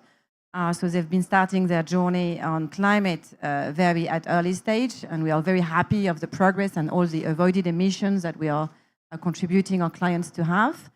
However, sustainability is not only on climate, and this is why we are all here, is because there are different pillars. And Schneider wanted to understand, okay, we are talking about biodiversity and nature, but what is the actual impact, or what is the footprint that Schneider Electric as a business may have or not on biodiversity pressure? So back in 2020, so not way before, but 2 years before the Global Biodiversity Framework Agreement in 2022, Schneider Electric decided to run a first biodiversity footprint assessment using a tool that allowed per pressure to understand the static evolution of that pressure. So you have different results out of it. Clearly, also it's based on the data you are using for your biodiversity footprint. So just also, it's one of the BAs of such a footprint. It's a very nice tool for a baseline, but it's also really dependent on the data you provide to the service provider. It's about climate change, for sure. Based on the data that were accessible at that time, based on the types of industry, climate change for the upstream operations and downstream was seen as a main driver. However, land use was also put forward in the upstream scope of our evaluation, as well as resource exploitation. Because to produce the components and the microelectronics that we are putting in our product, we need significant amount of minerals and microelectronics as well. And packaging, because we are a B2C, so we have single way of packing our product, and a B2B to really like put in big boxes or hardwood cardbox to protect. So these were the reason of our land use change pressure and resource exploitation. From there, in 2021, Schneider Electric proposed its first biodiversity strategy, focusing in having actions to address these three main pressures that has been identified. So climate trajectory, fine, it's ticked, SBTI, or the process on climate. Land use is actually addressed through two streams on sustainable material, so all around responsible mining approaches. And packaging is more about removing from single-use plastic, switching to paper-based packaging, and therefore increasing our land use if you look at the progress and the footprint approach. Okay, what is the message here? I mean, you want to remove single-use plastic from oil and gas, chemically set, and then you are actually increasing your land use. So a huge effort needs to be done in sustainable sourcing. And I will come to the metrics, but metrics demonstrating that change of state will help us to, even though this pressure is there or remain there because of the business, it's not because the pressure is there that there is no change, a positive change of state, because, and thanks to the metrics we are all looking for. So this is what we have experienced. And to really engage with our supplier, and this notion of complex supply chain that we want to address here today, is identifying our suppliers, that's fine, but for example, at Schneider, we work with more than 50,000 of suppliers, representing millions of what we call in Schneider part numbers. So you can imagine the huge task of work that can be done just to understand the complexity of that value chain. How many tiers do we have? So that's the current work that we are doing to actually map on strategic materials. That's, okay, how many tiers do we have back from the first manufacturer? But the way we are supporting or creating that supplier engagement is through, as many of us are having a responsible procurement journey as well, tackling the different aspects of the sustainability. And for that, we are using a maturity level, so assessing our supplier against a maturity level. I think it's, let's say, a basic foundational work on responsible procurement. You may use different tools. Usually the ISO 26000 as a core standard is a good start, but then you can use tools to evaluate them, EcoVadis, SEDEX, and name it, you have several. That is the first stage. It's kind of the foundational aspect of a responsible procurement. And then depending on your strategical aspect, you have decent work conditions to tackle the human rights and the labor conditions that are also key in your value chain. And also linked to biodiversity at stake, because if you don't match your living condition in the ground, you cannot expect a positive change of state, because the local population also need to survive. And decarbonation. Decarbonation, it's a huge expertise within Schneider. It's a huge lever for Schneider to support their supplier. And now comes, okay, where do we fit that nature piece into this foundational piece of work of responsible procurement? And it's really through the sustainable material stream that I referred to. And this is where I will come to the challenge, because to really understand what is happening on the ground with the populations, you need that transparency. I'm not talking about blockchain traceability. I'm just talking about transparency. I don't necessarily need to know each and every levels, tiers, name, address, and all of that. What I want is I want my tier 1, my tier 2, and back on the ground. Where are the mines? Where are the forests managed? This is where I need to land to actually implement a proper program with a proper supplier. And this is in such an industry like Schneider, I think this is really where the challenge are. It seems to me that the value chain compared to the agri-food industry seems to be much more longer with much more tiers. Let's see if I'm right, but this is the mapping that I have with the experience that I have. So supplier engagement is key. So how can we convince our suppliers that they can trust us to share that information? How can we convince the supplier that by sharing that information, they are not creating a risk, they are creating an opportunity to continue working with us? And that change of mind is not necessarily easy. It's been to be worked internally with the procurement team, but as well with the supplier. And maybe having that harmonized set of metrics could help them understanding the reason why we need this information so that they have less fear. What I really want to say is that there are solutions. And as usual, as we have listened within the COP, solutions, when they start, they are small, they are pilots. So then somewhere, and people are saying, yeah, but it's too small, it's at small scale. I say, yeah, but we need to start somewhere. And we need to learn from it so that we can scale up, so that we can create a business case and tell our leaders, okay, it's working, please, let's invest all together. So we have built some key partnership with our supplier. On the context of Schneider Electric, the whole topic of resource exploitation, which are not renewable resources, is about circularity. So a huge approach was circularities and is circularity. So integrating a circularity with our key suppliers of metals in terms of internal scrapping and recycled content and really reducing the size of the value chain because there is a co-benefit to nature, and maybe looking at the different metrics that will be under consultation, that could be a support of it.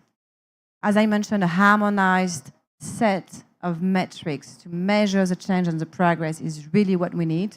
And that's why we are supporting that initiative and looking forward to contribute to the consultation.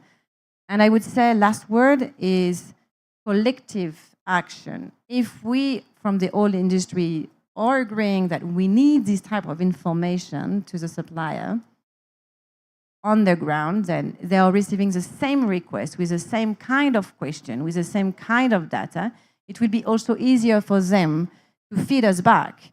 Because the fear is, one, is the complexity, and the second is the burden on their shoulder, because we are asking a lot of things. Thank you. Thank you very much, Stephanie. Super insightful.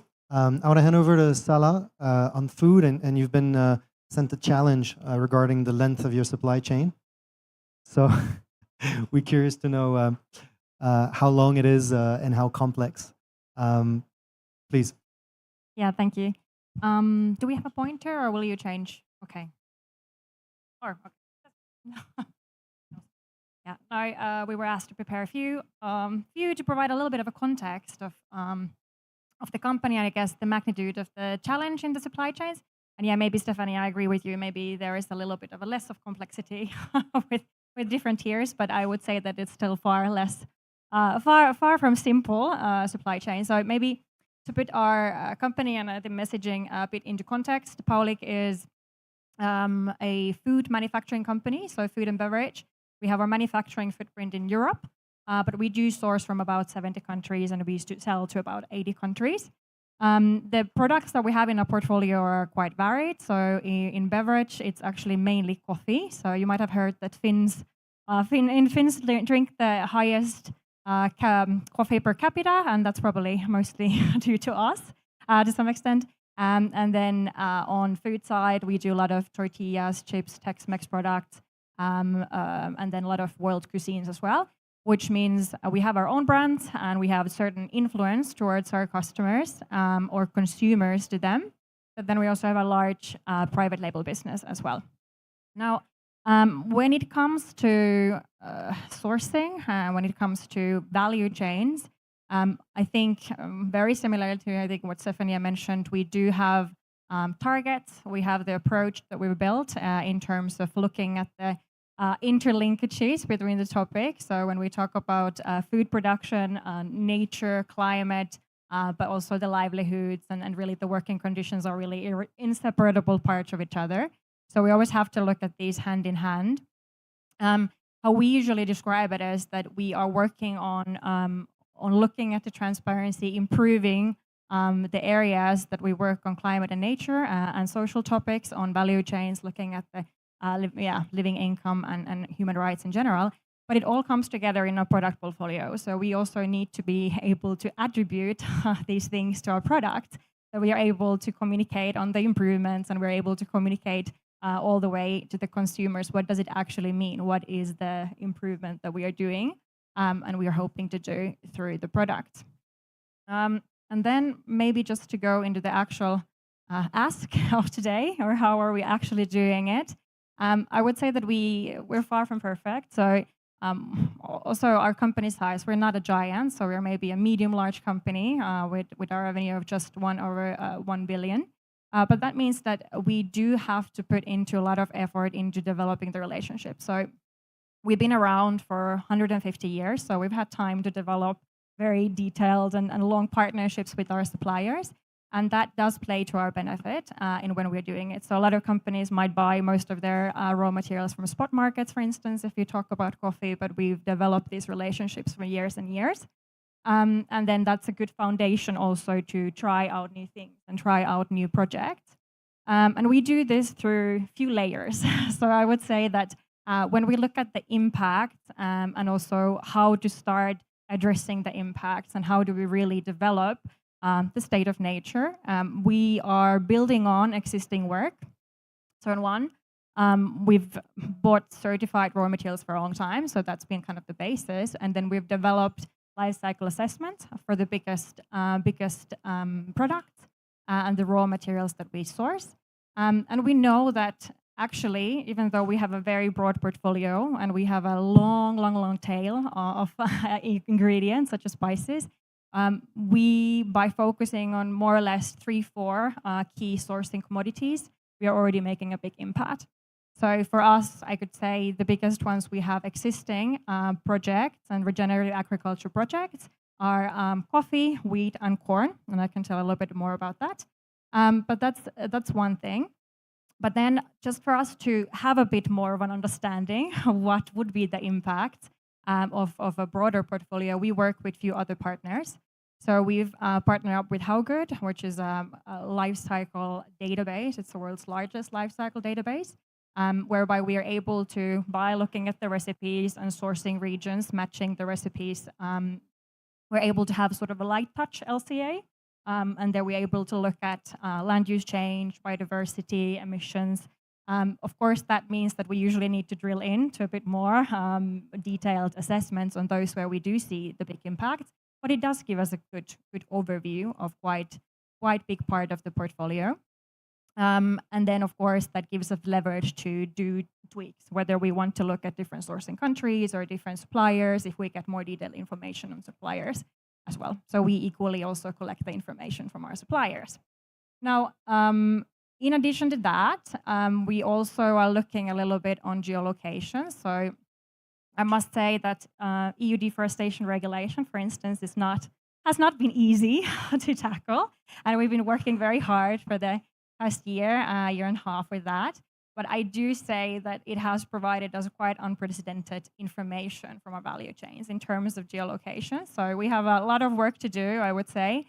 But I'm quite confident that with a lot of that information, we can also have much better data and not relying on regional data, but really understanding what goes on in those landscapes and what goes on in certain water basins, etc., based on those like geolocation data. And then in addition to the How Good platform, we also work with a few others, so looking at on-farm data. So and then Improving is another partner, so they're another startup from Sweden.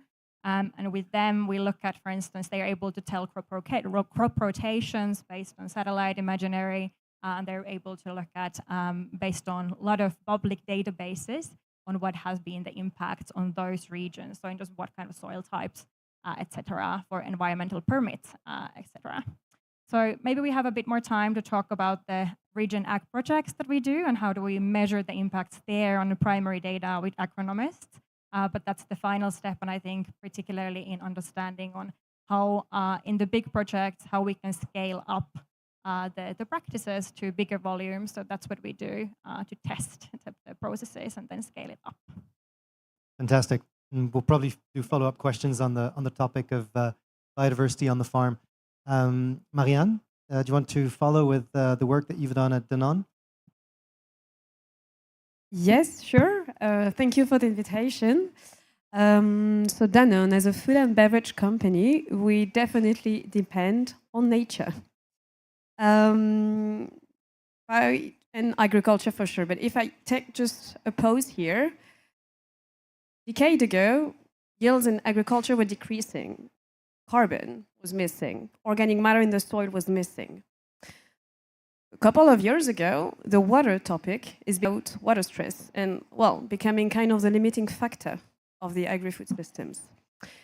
And now biodiversity, because and thanks of science, we know that it's in decline. And what I want to emphasize here is the interconnections in between the resources, the ecosystems, and the fact that we try at Danone as much as we can to have this holistic view, because when you need to take some decisions, strategic ones, you need to have the full view. And in this sense, we decided to conduct a double materiality assessment on nature following SBTN process, so step 1 and step 2, and to complement it with the TNFD framework. So it has been quite of a journey. We have been receiving great support from Metabolic for that. And as a matter of fact, we were very happy, and personally very happy, to have teams that have invested in traceability exercise some years ago. Because definitely data acquisition was very key. When you talk about climate or carbon, global is fine. When you talk about water and biodiversity, local is key. So SBTN, it was kind of a very conceptual but also very technical exercise that we've been running through, starting by screening our materiality of pressures, then using the state of nature. So we did water, pollution, water use, land use. What potentially I can just have a call to action, if I can say, it's the invasive species, which is still, I think, work in progress and missing. But when we talk about biodiversity, the methodology is lacking. So we find a way to still try to include it in our assessment. But yes, very important to keep the work going for SBTN so that we can have a full view and a full understanding of biodiversity and nature. For us in Danone, so we have in terms of supply chain more or less complexity because we are working with milk farmers. We are directly sourcing from milk farmers, so their geolocation is quite easy, even if it's still a journey, but we are getting over it.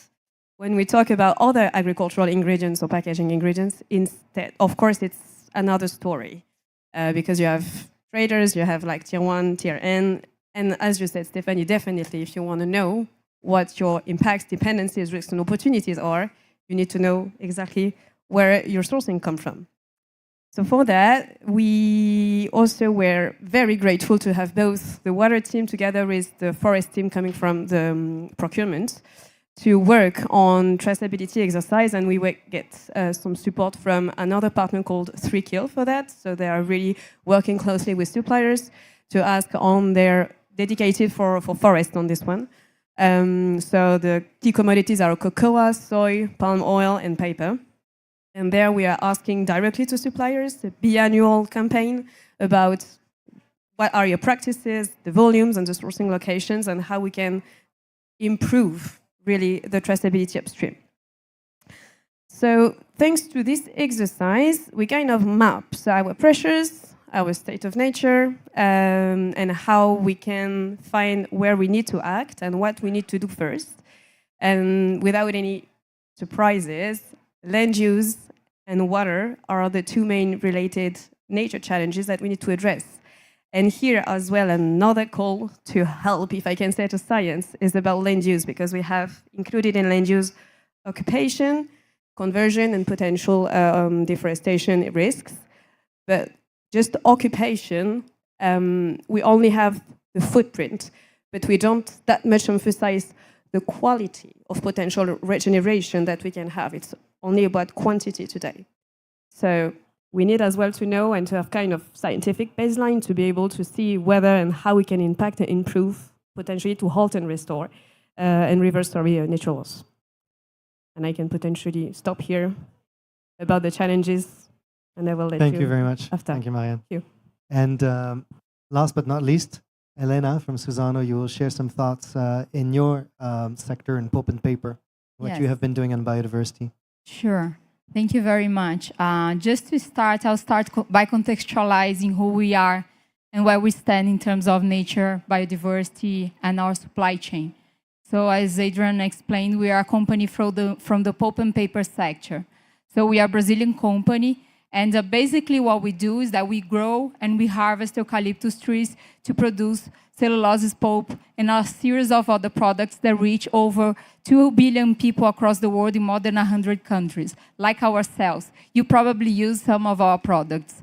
And because everything that we do comes from a living being, the eucalyptus trees, we have a very strong and direct relationship with nature. We depend on nature for our business to thrive. And we understand our relationships towards nature as well. So for many, many years, Suzano has been working on biodiversity and nature and climate agendas in a very strong way. On biodiversity, we're working both on the ground by deploying biodiversity conservation, biodiversity monitoring work, but also at the strategic level. So for you to understand on the ground what we do, we hold 2.7 million hectares of land in Brazil. That's huge. And 40% of that is dedicated for conservation only. So that's native areas set aside for conservation. And we manage those lands to improve conservation status. We do monitoring on the ground. We monitor species using academia as a strong partner to develop the methodologies, the protocols, the indicators, so we can track biodiversity status across years. And we have long-term commitments on sustainability, but one of those is related to biodiversity. And we aim by 2030 to connect 500,000 hectares of land in 3 different biomes in Brazil. That's critical regions for the global biodiversity conservation. That's the Amazon, the Cerrado, and the Atlantic forest, which are hotspots. And we are connecting fragments of those biomes through corridors. So that's a strong work that we're doing on the ground in collaboration with a series of partners. But we are also doing a lot of work at the strategic level, because we have been doing biodiversity work for many, many years, and we feel, we need to put everything that we've done and the things that we need to do for the next years in the form of a strategy, because we've been having biodiversity programs and work, but we didn't have a nature strategy. So we are in the very right moment of developing our nature strategy. We just established a partnership with IUCN. IUCN is a key partner on that. Everything that we'll do will be science-based. So there will be like a consultation group, advisory board composed by scientists, and we're going to use the best methodologies to develop our strategy to think, how can Suzano leave a legacy in the next years? We've just reached 100 years. We've made a lot of progress and a lot of impact. What we can do in the next years. And TNFD is a critical part of that, because that's allowing us to understand our risks, opportunities, dependencies, and impacts. And supply chain will be a key player on that. So I will stop here, because I know we will have questions and answers. And then I won't bring spoilers, I will explain how we're working on our supply chain in the next conversations.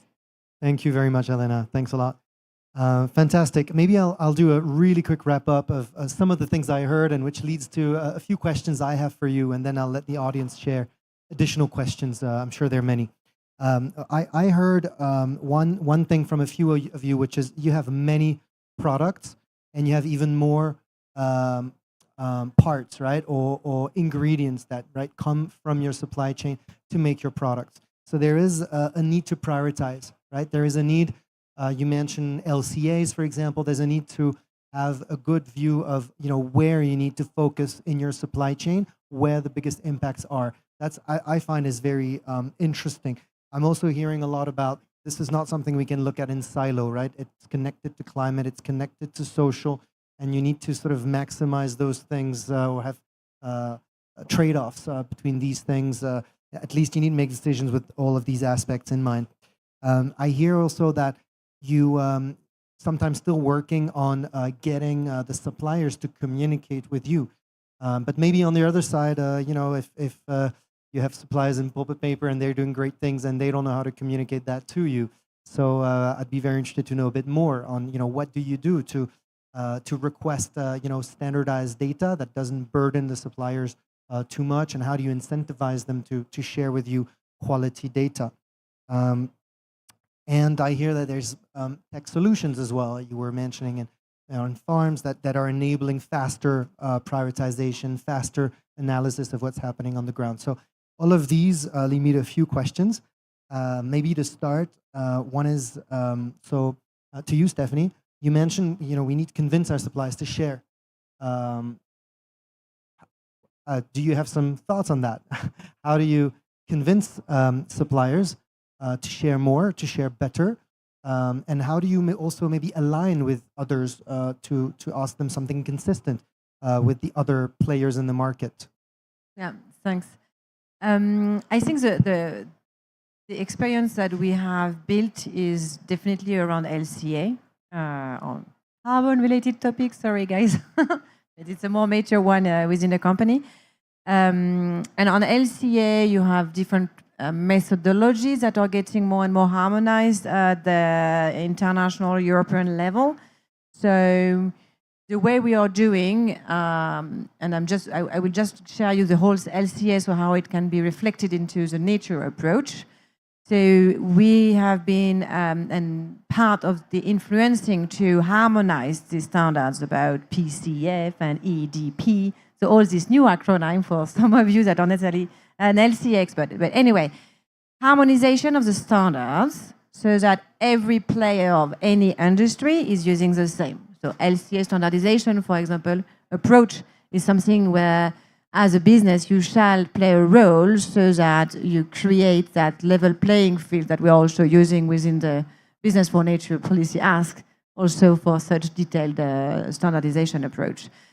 And then you can communicate to the product exactly what you are also doing at Polig is, okay, inform your customer about what is the impact on the LCA on this. So Schneider has been working on this. They have the environmental data sheet, product data sheet that is allowing the customer to really understand hazardous chemicals and the LCA.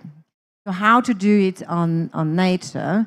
I would say, for sure, having a certain level of common requirements, so working at the industry level, what I was referring to collective action is key. So where to start? So one way of working is, for example, at Schneider, was to be a partner of the IRMA on Responsible Mining Alliance.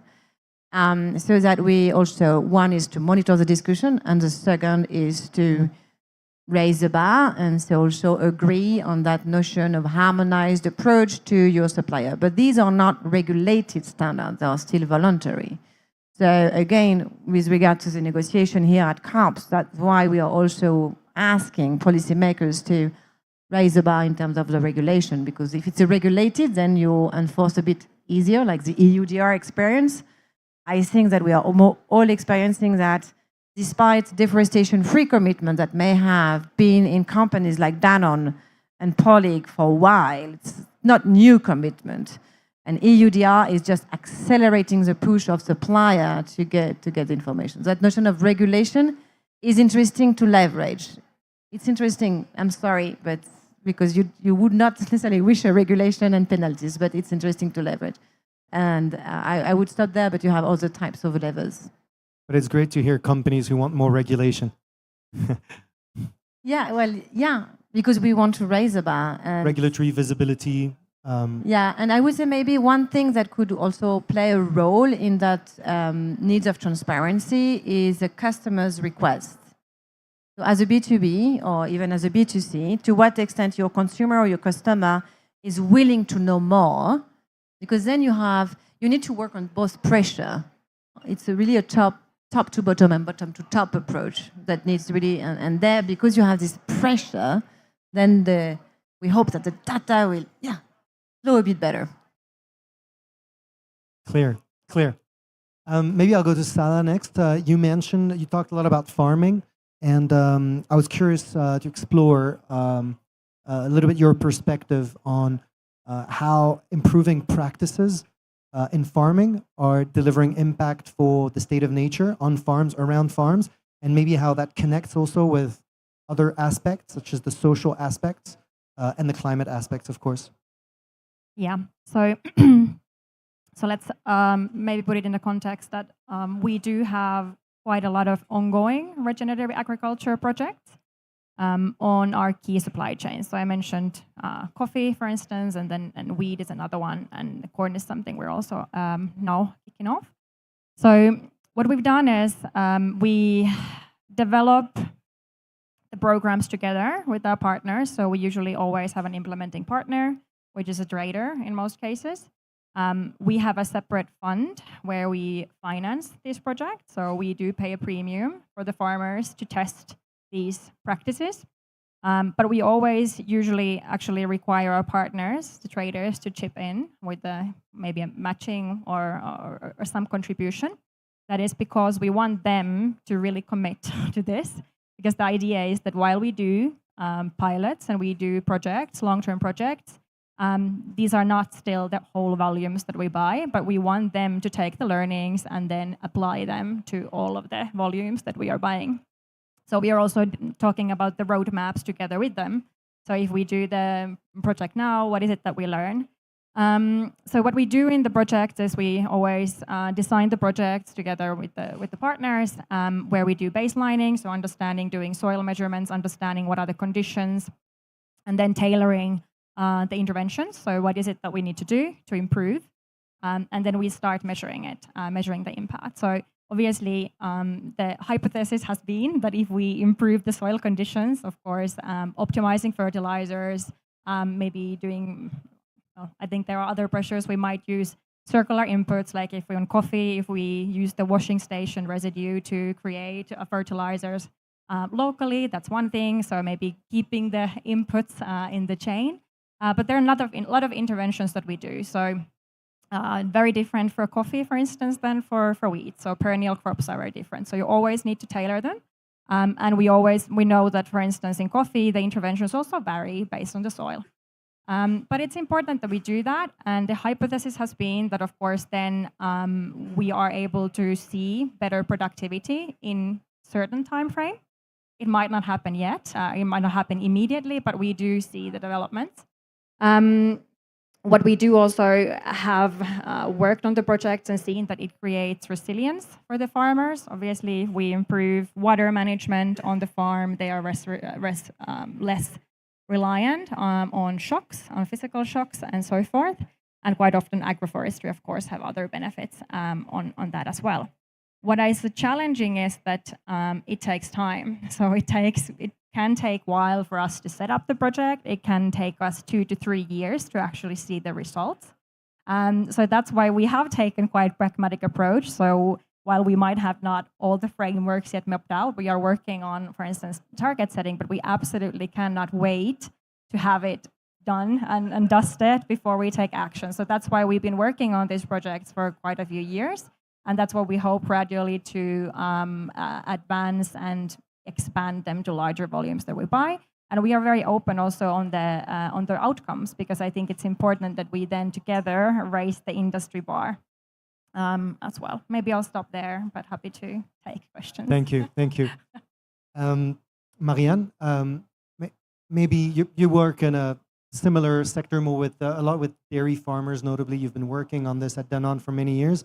What do you see as the next big thing to get to the next level in terms of state of nature contribution? Yes, and I have how many time to answer this question? No, joke aside. Yeah, the idea is to scale up, of course. Regenerative agriculture, we have been engaged for 2020. More recently, we also aligned with, I don't know if you are aware of this Sustainable Agricultural Initiative Platform, SAI, which delivers a common definition of what is regenerative agriculture. It's an outcome-based approach articulated out of the 4 different impact areas: soil, biodiversity, water, and climate. And according to the first step is to a farmer to run a context analysis, and then according to where you are and the challenges that the farmer is facing, related KPIs are to be tracked, so that it's really implying kind of an iterative process for the farmer to really have a transition. Us in Danone, we really want to put at scale the different projects we have of different programs we have at local or even sometimes regional scale. But that is also, it goes with a little bit more collective action. So I can just applaud what you're saying, Stephanie, because we won't do it alone. Nature crisis is not just a matter of the business. It's also compelling with the public agenda. And for that, we need really strong support. We can deliver premium, that's for sure, but is it sustainable in a sense? Can we also potentially advocate to recognize more the other ecosystem services that farming and agriculture and farmers, are providing? They're also landscape stewards, so how can they be potentially rewarded for that? So that's the way forward. We don't have all of the answers, not at all, but actually it's just an open question to also a call to collective action and thinking. Thank you. Thank you. Thank you. I have the questions from, actually I lost the screen, but I have questions from the audience. And the first one was for you, Helena, actually, on how do you plan to share biodiversity information, biodiversity metrics with your customers, and how will you be able to share it in the future? How will you be able to value it, and what sort of return on investment or reward can you get from it? Sure. So we won't share only with customers, we will share with the world, because I think this is important information for decision-making process of everyone here. So in terms of the biodiversity work we do on the ground, there's a lot of science being generated, there's a lot of scientific data that we're generating, and we're doing that with the academia, who is really launching publications, but we're also looking at how can we construct databases and data systems that we can really share the scientific information with the broader community.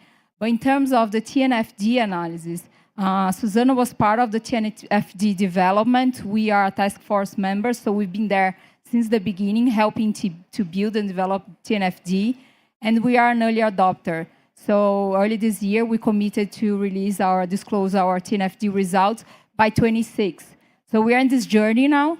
We are assessing first our impacts, dependencies, risks, and opportunities in our operations, but we are also looking at our supply chain, because we understand that we have a responsibility towards our supply chain. And as we are a big company with a wide range of suppliers, from small to large companies, we have a role to play here to really drive change in our supply chain. So we've been engaging with them. We are in the beginning of our journey.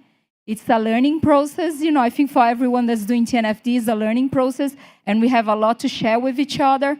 But we have started to engage with our supply chain.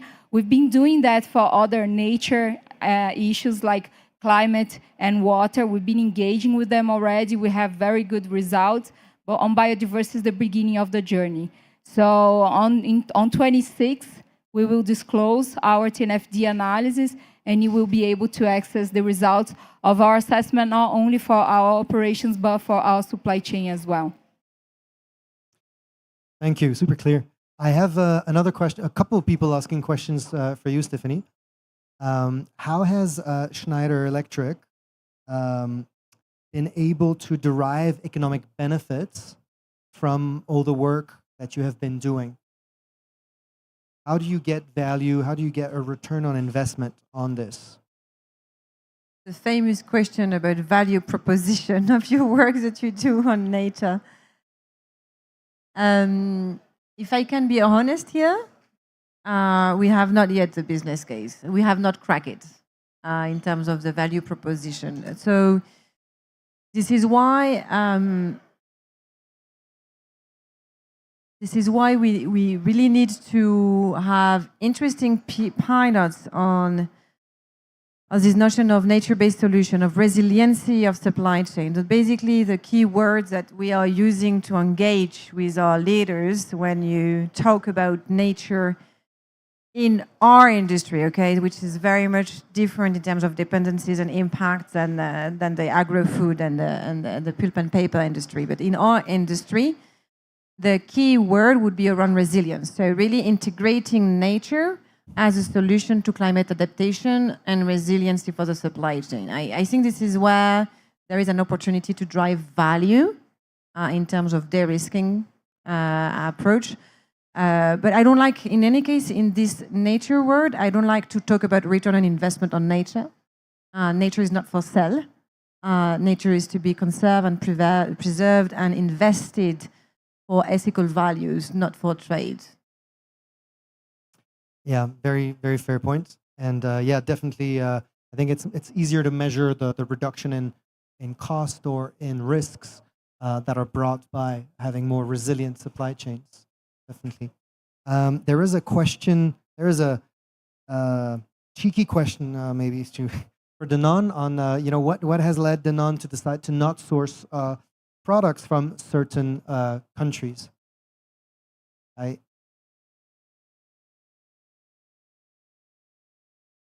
What has led Danone not to source agricultural products from certain countries? Yeah. Okay. The thing is, potentially I will, take it in another way, because we are sourcing commodities from countries, and the idea is through this traceability exercise to be better aware of the risks and dependencies that may occur from sourcing from this region. But when you have a challenge, I'm taking an example of the almonds that we're sourcing from Spain for our plant-based drink. We want to source them grain-fed, okay? Because we have a commitment to have, and our Alpro brand, plant-based, is kind of sustainability leader brand. And we, on a purely procurement side, we can switch from rain-fed to irrigated. It's going to be very much more exposure for us because we're going to have more resiliency, more volume security, and it's going to be easier.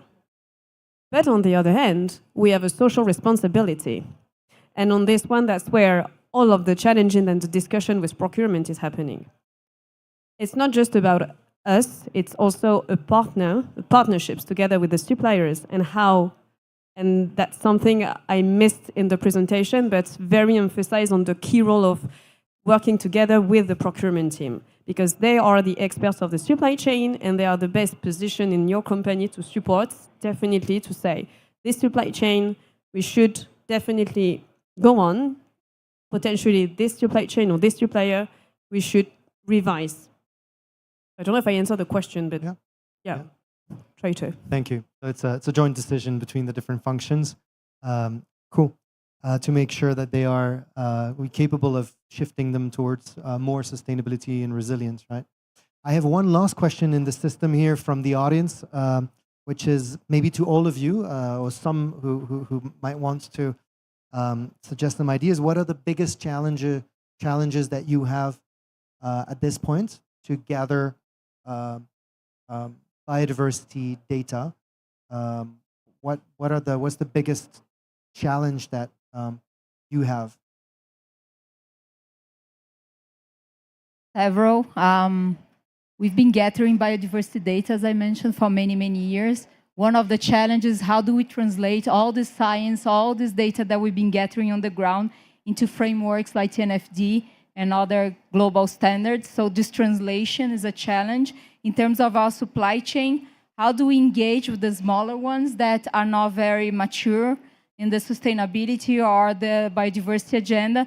So there's a whole education process that we need to conduct in parallel of engaging with them for our assessment to really build, awareness and prepare them to develop information and share the information with us. But I'll let the others answer as well. Lala? Yeah. So very similarly, I think it's we've taken the pragmatic approach that we do it step by step. So I think for us, it's a challenge on how to make it more accurate, how to really update it, how to add layer by layer. So we might be able to, from one tool, we might look at quite accurately, like land use change, and then we might measure some of it in soil samples. We can't do it to all of it, so we need to really understand where to focus. And we might need another tool to look at species and really looking at how to work together within that landscape with others to address the topic. So just like understanding where to focus, how to develop the accuracy of the data, whilst then expanding. So I think it's sort of doing stepwise, expanding, going deeper, developing iteratively the quality of the data. But still, I think it continues to be work that we all will continue to work for years to come. Marianne? Yes, just to add potentially on another point, of course, science, and we really rely on science to take decisions, because when we talk about biodiversity is key.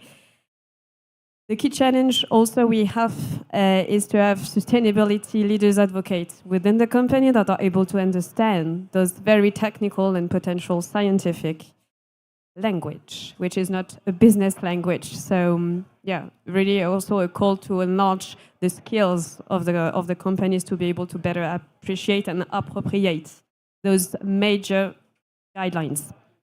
Spread the knowledge. And finally, Stephanie? I don't know if it's a finally, but at least on my point, to build on what you are saying, because I fully agree on that. However, we are not having yet data from the ground on our side in the different aspects. But where I see the upcoming challenges is about data ownership, data governance, and data management. Who owns the data between your supplier and yourself? What are types of attribution? How do you communicate the data, as you were saying, so that it's easy to understand? And the data system within your own company, because then it creates a lot of discussion. Thank you very much. I think we only have a minute left. I want to invite Gavin to come, or Emma to come on stage to close the session. So before I hand over the microphone, thanks a lot. I've learned a lot, and I'm sure everybody else as well. Emma. Thanks, Adrian. Hi, my name's Emma. I'm the Technical Manager at the Nature Positive Initiative. I just wanted to say a huge thank you to Sala, Marianne, Stephanie and Helena.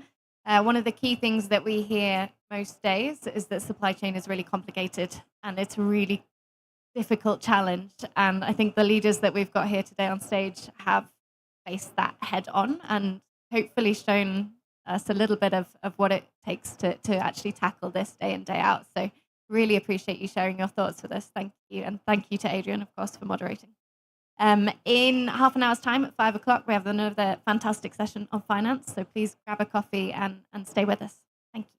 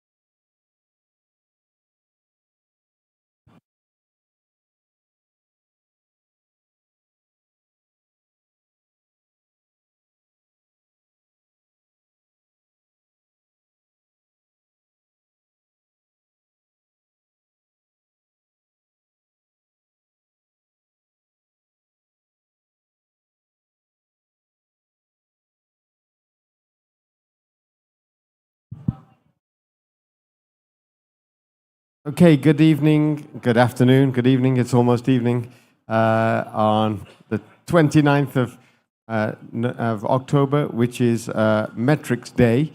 We've been having a marathon of metrics sessions this last few days. So quick introduction to myself. I'm the Executive Director of the Nature Positive Initiative Secretariat.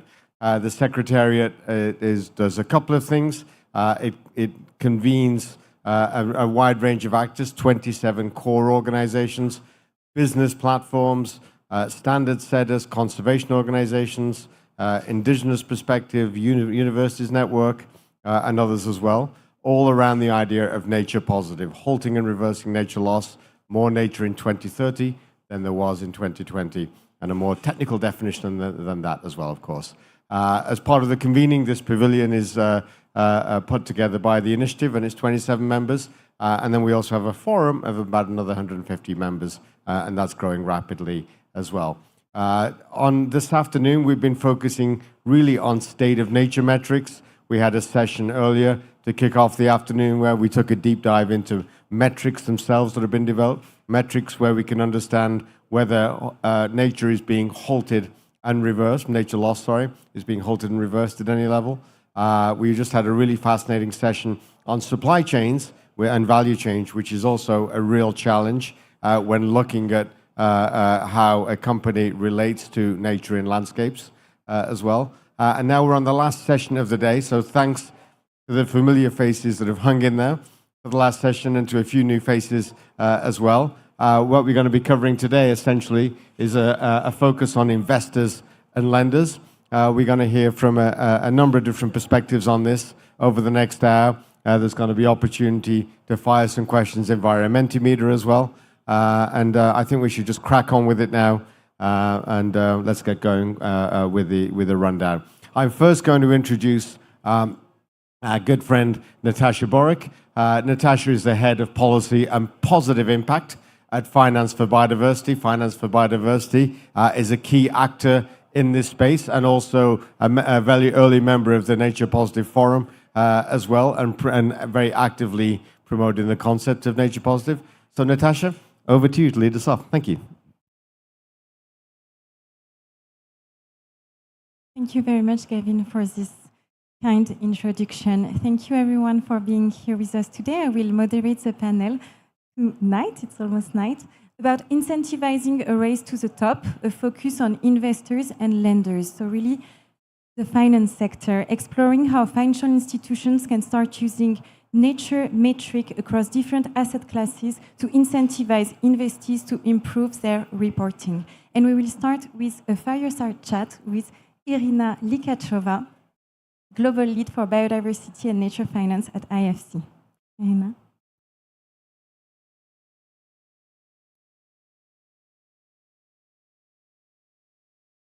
Thank you very much, Irina, for joining this panel with me. It is an honor for me to be on stage with you and to speak about nature finance.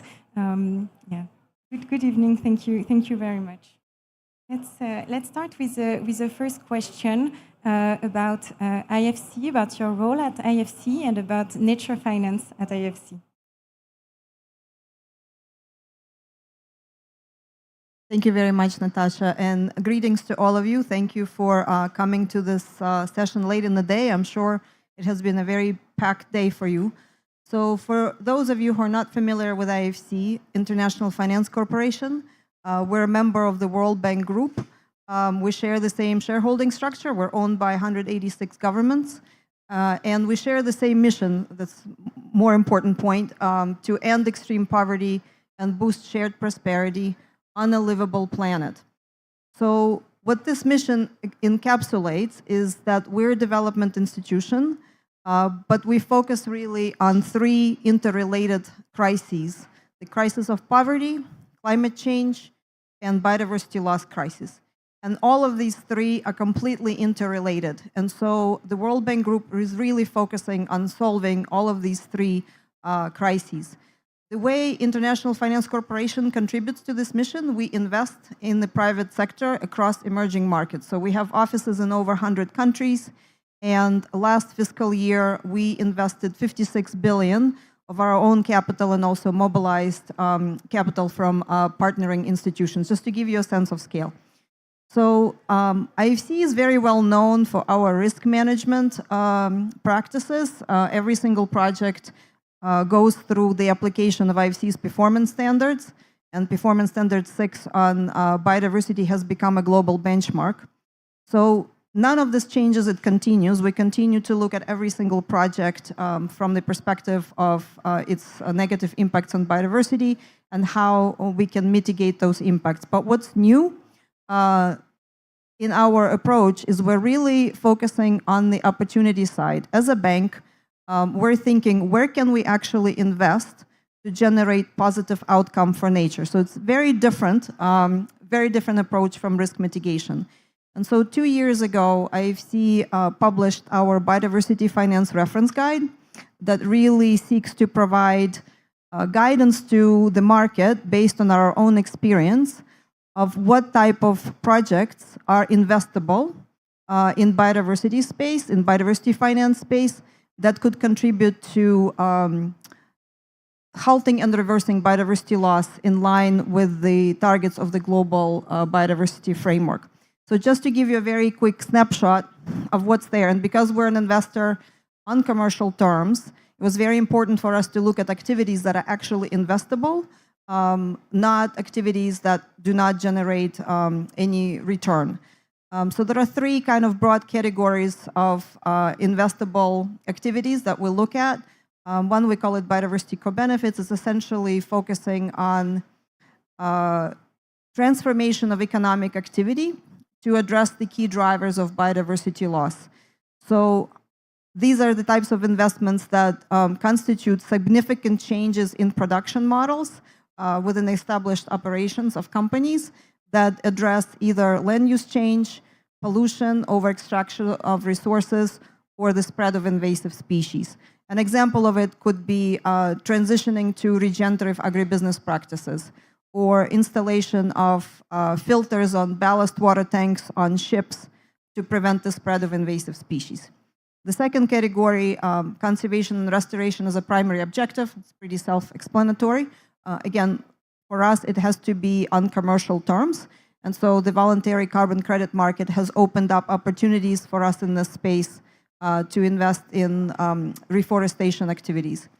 And the third category, looking at integrating nature as an infrastructure solution within infrastructure projects to help displace some of the gray infrastructure. An example of it could be if you're a water utility company, you could do a constructed wetland for water purification instead of building a water purification plant. So this just kind of encapsulates our approach, how we look at what's investable. Thank you very much for this overview. It is extremely useful for the audience in the sense that the financial sector asks for taxonomies, asks for guidance to identify opportunities for a common language, and the Biodiversity Finance Reference Guide provides that. I also heard the numbers, the fact that you're able to track your investments toward nature, and we need those numbers, we need to track those investments. So I'm very happy that we start a conversation on nature metric with a number. And also, I learned recently that in the mission of the IFC, Livable Planet was added, I think, last year, recently, and I think it's great. It really expresses a growing movement, and that's really amazing. If we now turn to COP16, there has been a flurry of reports and announcements on nature finance. A lot is happening, so I was wondering, Irina, for you, what are the most excited developments that you see in the market? Thank you, Natasha. Before I answer this question, just want to set the context that I spend my awake hours thinking about how do we get more private sector funding in the immediate term to help transition our global economy to nature-smart production practices. So this impacts what I choose to read and what I pay attention to. So I really focus on a lot of the information that talks about the developments in this market, and particularly transactions that are happening in this market. So in this vein, a couple of publications caught my attention recently. The recent Bloomberg report that puts a number that we're now at about $208 billion in investing in nature. So it's very encouraging to see that number. Another publication was from Sustainable Fitch that talked about the state of blue bonds. And they put the cumulative number in terms of blue bonds issuances for the last 4 years at about 12.6 billion. What was particularly interesting for me to see is a lot of issuances happened between 22 and 24. And this is when IFC actually put out its guidance on blue finance. And so I think we have contributed to helping grow this market. And this is what kind of is rationale behind IFC's Biodiversity Finance Reference Guide to follow kind of in the same footsteps to try to grow the portion of sustainable finance market, which is a $5 trillion market, which is very well positioned to really channel finance at scale and in the immediate, because investors understand it very well. And so this is kind of the strategy to grow it. And I guess I would be remiss not to mention the exciting announcements from IFC itself during COP16. So back in June, we helped structure and invested in the world's first biodiversity bond with BBVA Colombia. And just yesterday, we announced two more transactions, 50 million biodiversity bond with the Vivienda Bank in Colombia, and 100 million loan, sustainable finance loan that includes a large portion for biodiversity finance with Banco Ecuador.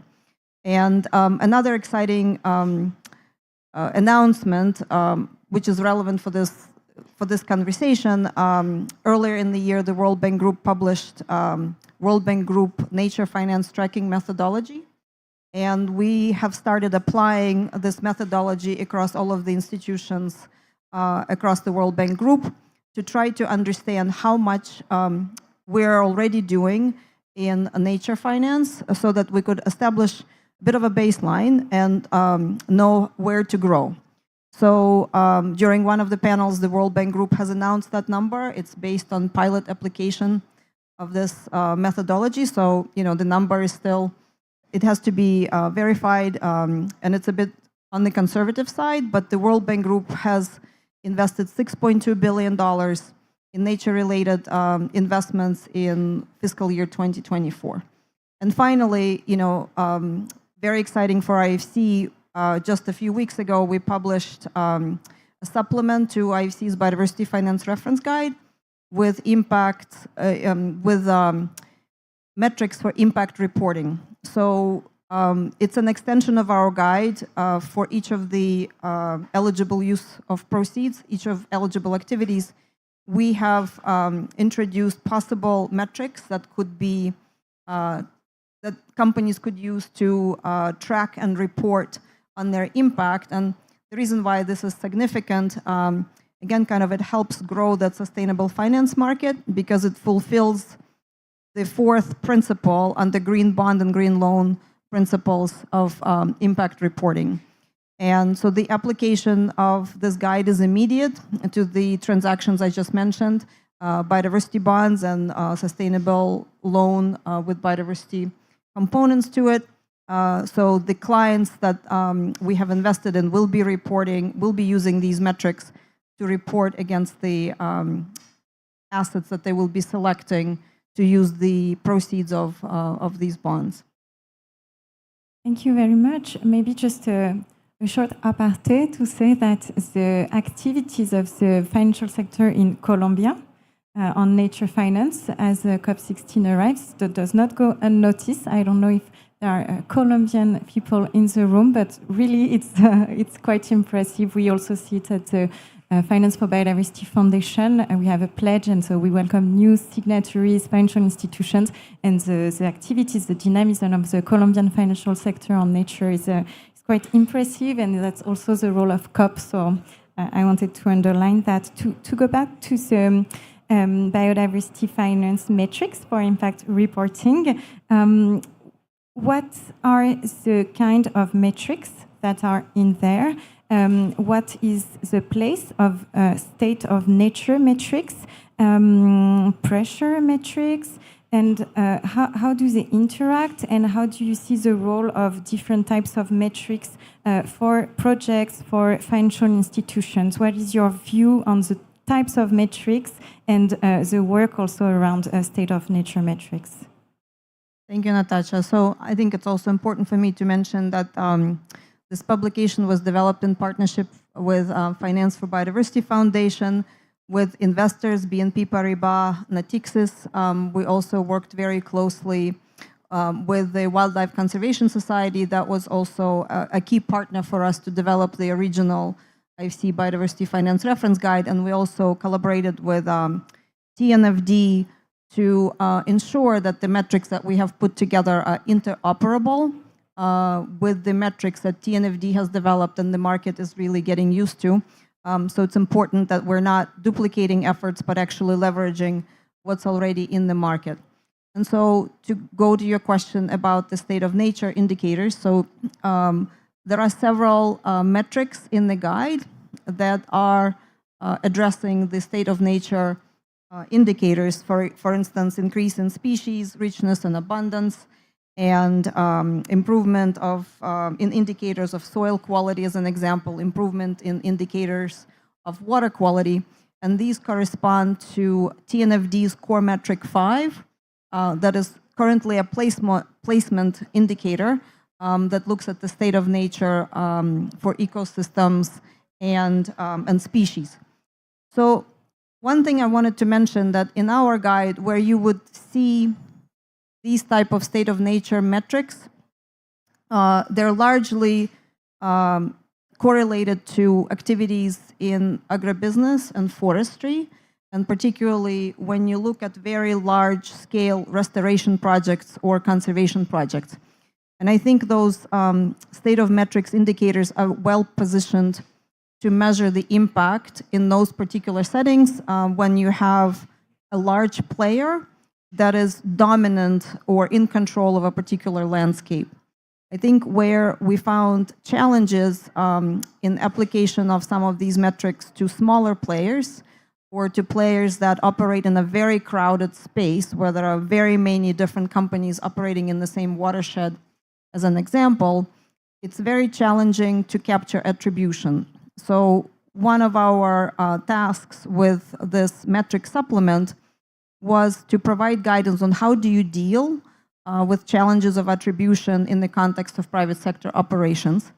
So a lot of our metrics are capturing input, output, and impact of companies' operations that are in their control. So I'll give you an example. We invested in a company that installed new sewage connections in poor neighborhoods of Sao Paulo along the Pinheiros River. So very important project from the perspective of trying to reduce the pollution pressure on the river ecosystem.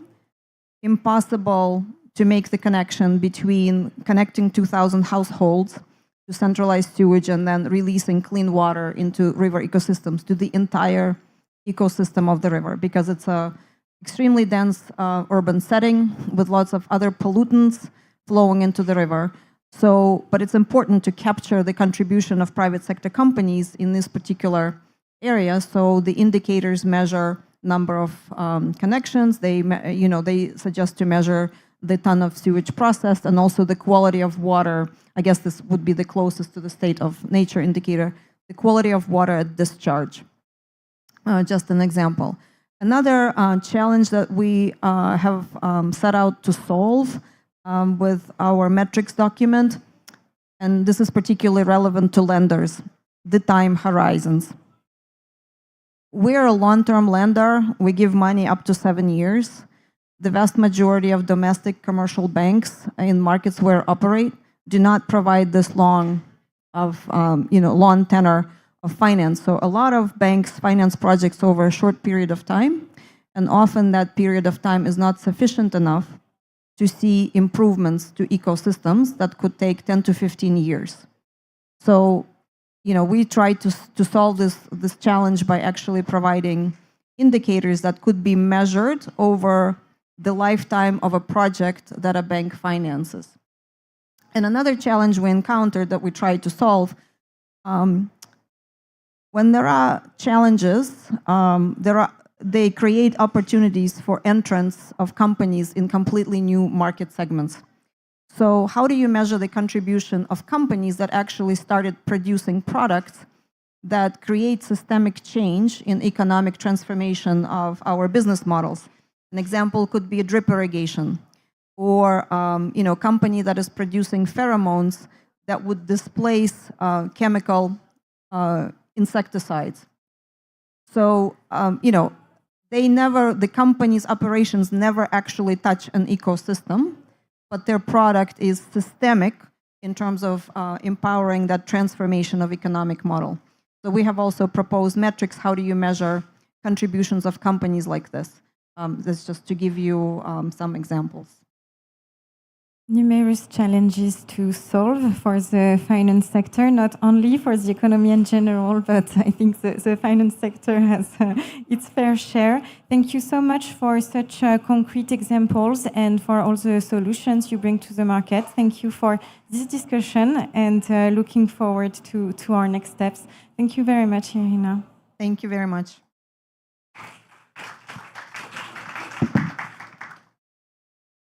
I will now invite our speakers to the panel. Madam Eva Meyer-Hofer, Head of the Environment Policy and Lead Biodiversity Specialist at the European Investment Bank. Please sit next to me. Sir Hirotaka Hideshima, Counselor on Global Strategy to President, Norin Shukin Bank. And last but not least, Grant Rudley, Director, Nature Finance, the Biodiversity Consultancy. So, our panel was called Race to the Top. So, let's take up the challenge. And we will start with a question for Hirotaka-san. So, with climate, investors were engaging the companies as they were investing on the impact they are having on the environment in terms of CO2. So one single metric, or at least a compound to one single metric. For nature, it's very different. In the pressure state response framework, engaging on pressure. Now we have state of nature metrics that we are discussing here. And so we would be engaging on the outcomes of investments, of actions on the environment. How much of a mind shift is that? And then what would successful investor engagement look like in that new context? Okay, thank you very much for that question, and great question. And it's my great honor to be here. If I could first answer the first part of the question, how much of a mind shift is this? I think it should not be a mind shift. And in order to try to answer the second part of your question, let me try to explain how this project, this Nature Positive Metrics, can be looked at from the perspective of the TNFD. Because I'm also a member of the TNFD, and as you probably know, TNFD is part of the group of the different stakeholders who were listed in one of the earlier slides. So from the perspective of the TNFD, I think this project, this Nature Positive Metrics, is very important, and I'll try to give you 3 reasons. The first one, and I'll try to do it starting with the least important ones, so the importance will increase. The first one, which is probably least important, is, as Irina has pointed out, in the TNFD framework, there is a state of nature metrics, but it is placed as a placeholder. Okay, so if we are successful in coming up with a consensus on this, we can get rid of the placeholder. That's reason number 1. Reason number 2, which is more important, this is, I think, one of the crucial stepping stones linking the TNFD and the GBF. Okay, if anybody has worked on the TNFD report, I think you can agree that it's difficult to link that to the GBF. And I think at least there are 2 stepping stones that are necessary. One is the monitoring framework, the indicators for the monitoring framework of the GBF. So that's like one step. And the other step is this state of nature metrics. So this is a link between one of the crucial stepping stones between the TNFD and the GBF. So there are these two things. And the third reason, which I think is most important, is this metric is needed, this type of a metric is needed to set the targets. Okay, so you have these pressures, right? And you have the state. And in the world of climate, the pressure is the GHG emissions, right? And also in the area of climate change, the state metrics is the temperature, okay? So you set the target for the temperature, which is the 1.5 degrees. And because you have that target, the target for the pressure metric, the GHG, is net zero, right? So you need this ultimate objective, what we're trying to get at. So if the first thing that we need is to come up with a consensus agreement on what the state of that should be, okay? Therefore, I think this is crucial. So I gave you 3 reasons. The first one is not really a reason. The other 2 are more important. The really important one is this is needed for the target setting, okay? Then let me try to give you 3, let's say, wish lists for Gavin going forward. 3 things that are needed. So after you finish this consensus building, okay?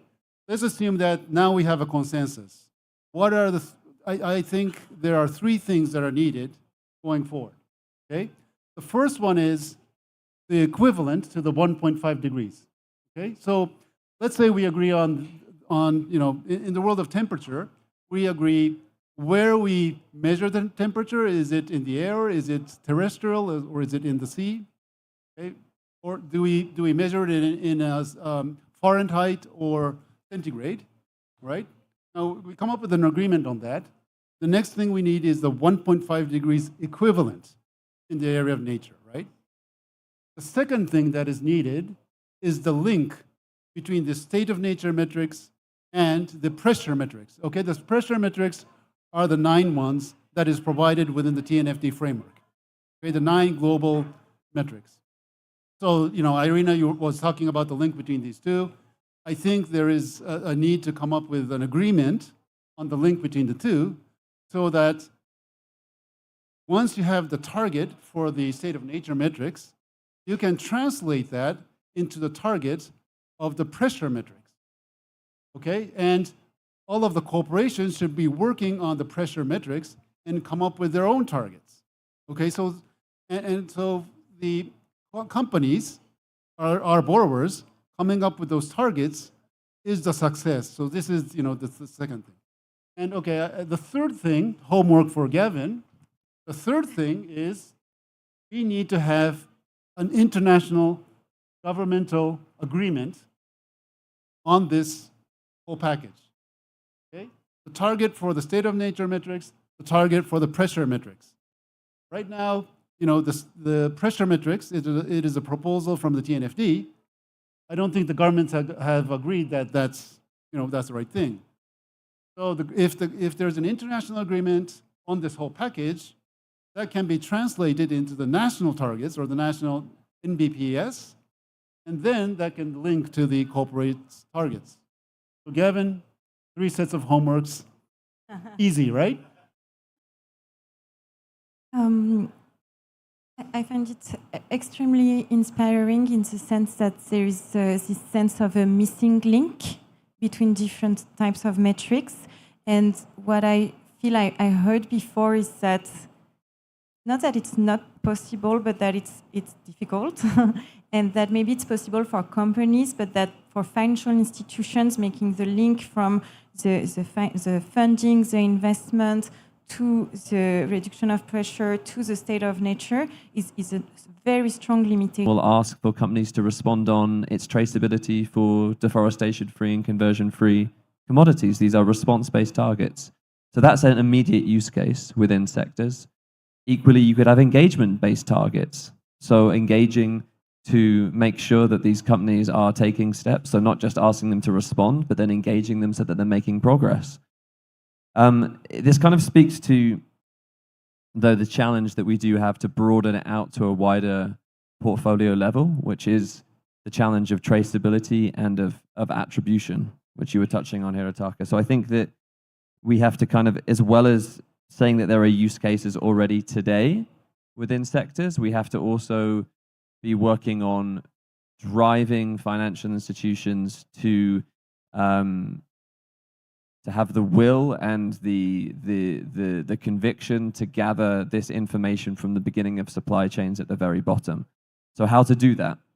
I think we need to call out the financial materiality of nature loss again, and we need to think about how these state of nature metrics within portfolios can be used as a way to understand where the benefits and the ecosystem services that nature offers are most under threat and are most degraded. So if we can highlight the financial materiality of nature loss, this again is going to drive the desire to attribute and to gather the information from the beginning of supply chains about the state of nature. So I think we need to put these two pieces together. And so there's lots that already can be done to use these metrics within sectors and within portfolios. Thank you very much for insisting on the link between environmental risk and financial risk. It's really, we have to have this common language. And I think missing links is going to be the thematic of our panel. Let's see if we are going to continue that way. Eva, in September 2023, the EIB committed to assessing its investments for their impacts on nature. So can you tell us a bit more about how that is going? And how can state of nature metric contribute to the efforts of MDBs in general in tracking nature positive finance or finance for nature positive? Thank you, Natasha. Actually, I'd like to respond a little bit to what Grant also mentioned. I mean, certainly the EIB has made substantial progress in embedding nature-focused strategies into its operations and its activities through not only its climate bank roadmap, but its environment framework.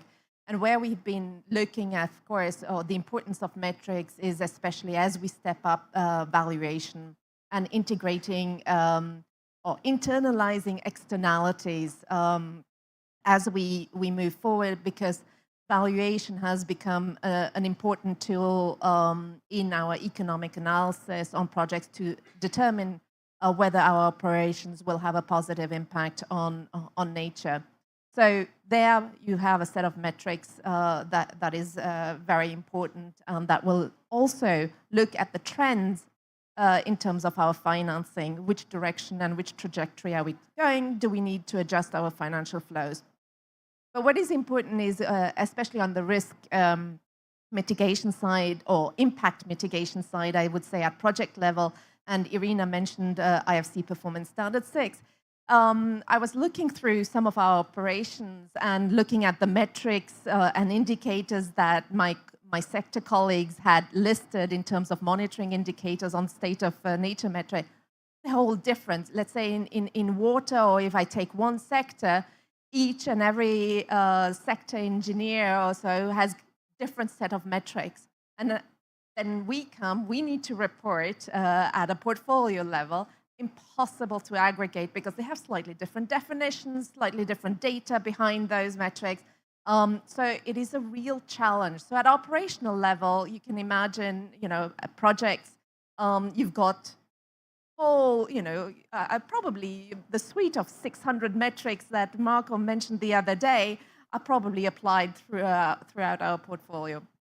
But then we, as we are enhancing our risk framework, and we are looking at counterparty risk, and we had a couple of sessions today on nature-related financial risk, and that goes to what Grant mentioned, is that we are looking at the exposure and the impact of our counterparts. And when we talk about our counterparts, it means the headquarters, including all the assets that they own, all the subsidiaries. So if you're looking at state of their impacts on nature, on biodiversity, throughout their value chain, you're going to need to have a set of, a basket of metrics that measure the state of nature that we can use in a particular sector. It can be sector specific, but that we can use for the different regions, even though we know very well that biodiversity impacts are local. So we need to somehow shift our thinking, because that score feeds into the dependency score and gives us the biodiversity, what for us would be the biodiversity risk score for our exposure to dependencies and impacts. And it would help us then engage with our clients in terms of their transition. And there again, how effective is their transition? You'll need another set of metrics. And the best way to see whether they're on the right trajectory is also to see how their transition plans are affecting the state of nature. So I think it's a useful metric, but it's the use case, it varies depending on where you sit, let's say, in the organization, whether you are in risk management or whether you are working on the positive agenda, meaning trying to scale up also financing for biodiversity. I wanted to refer to some of the work that the MDBs are now doing. As we've heard in several events, we are looking at also different types of financial instruments to actually scale up financing, to also deliver on more effective outcomes and impact for nature. And for that, we do not have the right KPIs, or our KPIs are not adequate to measure our impact of our financial instruments. So we've got our different financial instruments, and I think that brings back to what Irina mentioned.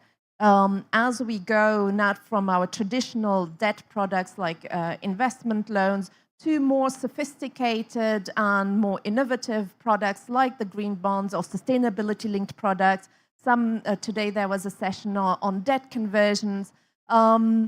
We need the appropriate KPIs so that we can measure and also instill investor confidence, because those are the questions they ask. When we issue bonds, and whether it's a biodiversity bond or a climate bond, they want to know what that impact is.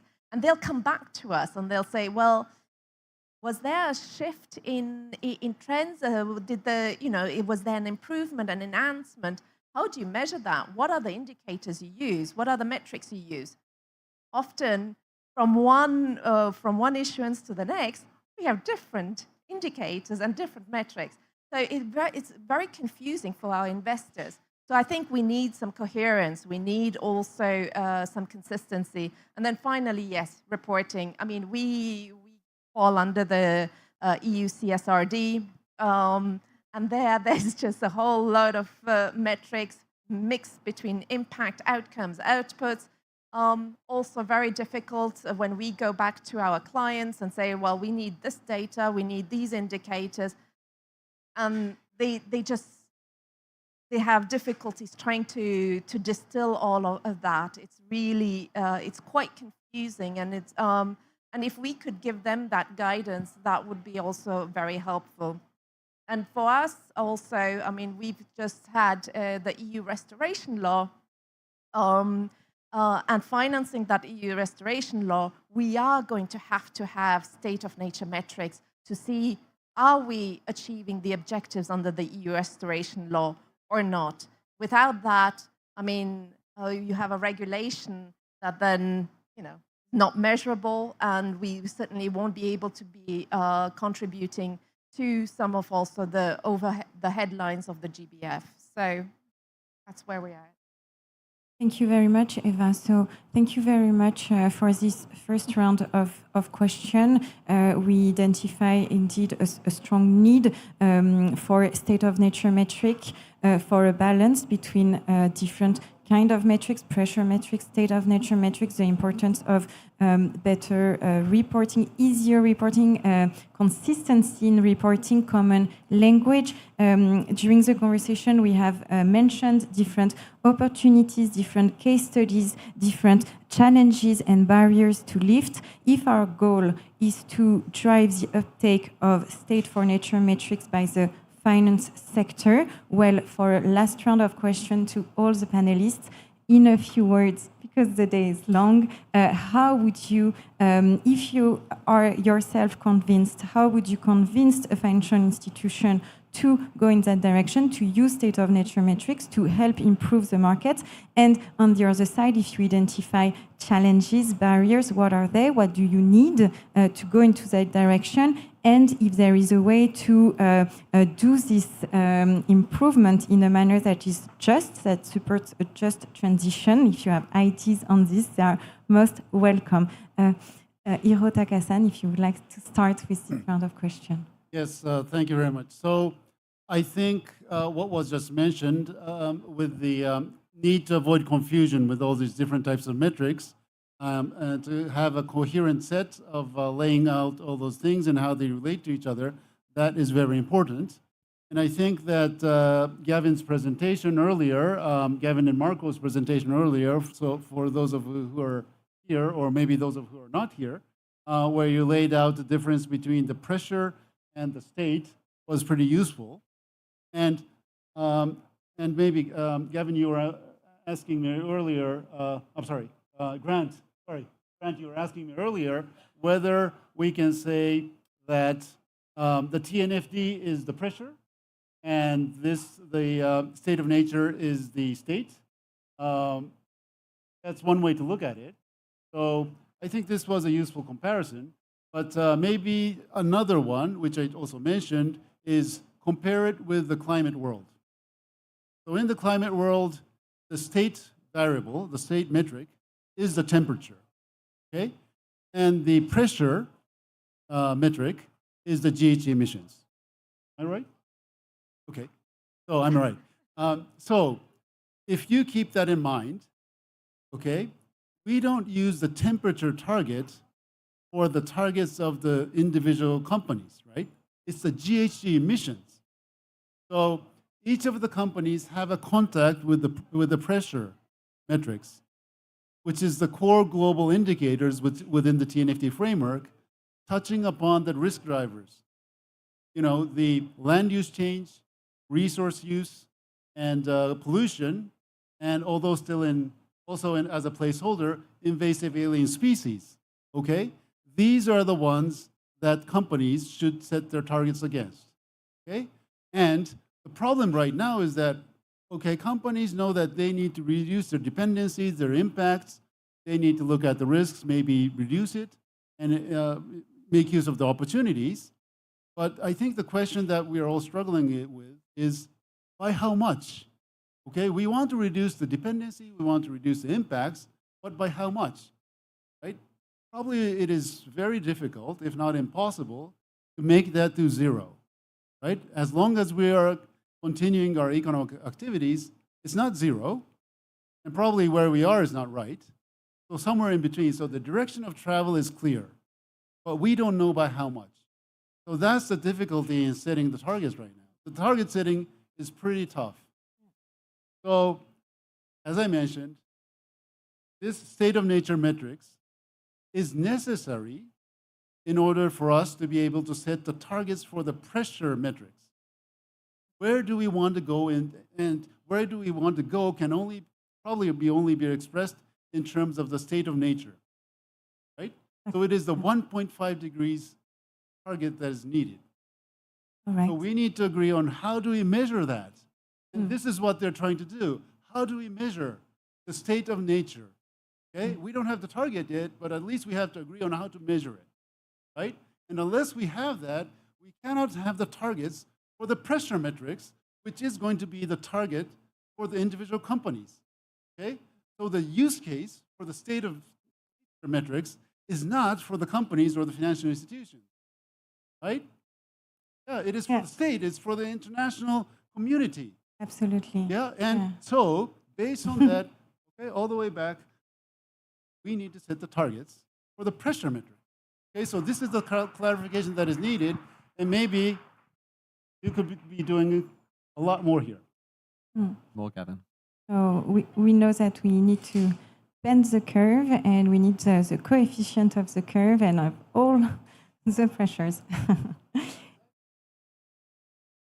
Same question for you, Grant. How to drive the uptake of state of nature metrics in the financial sector? Easy question that time. Yeah.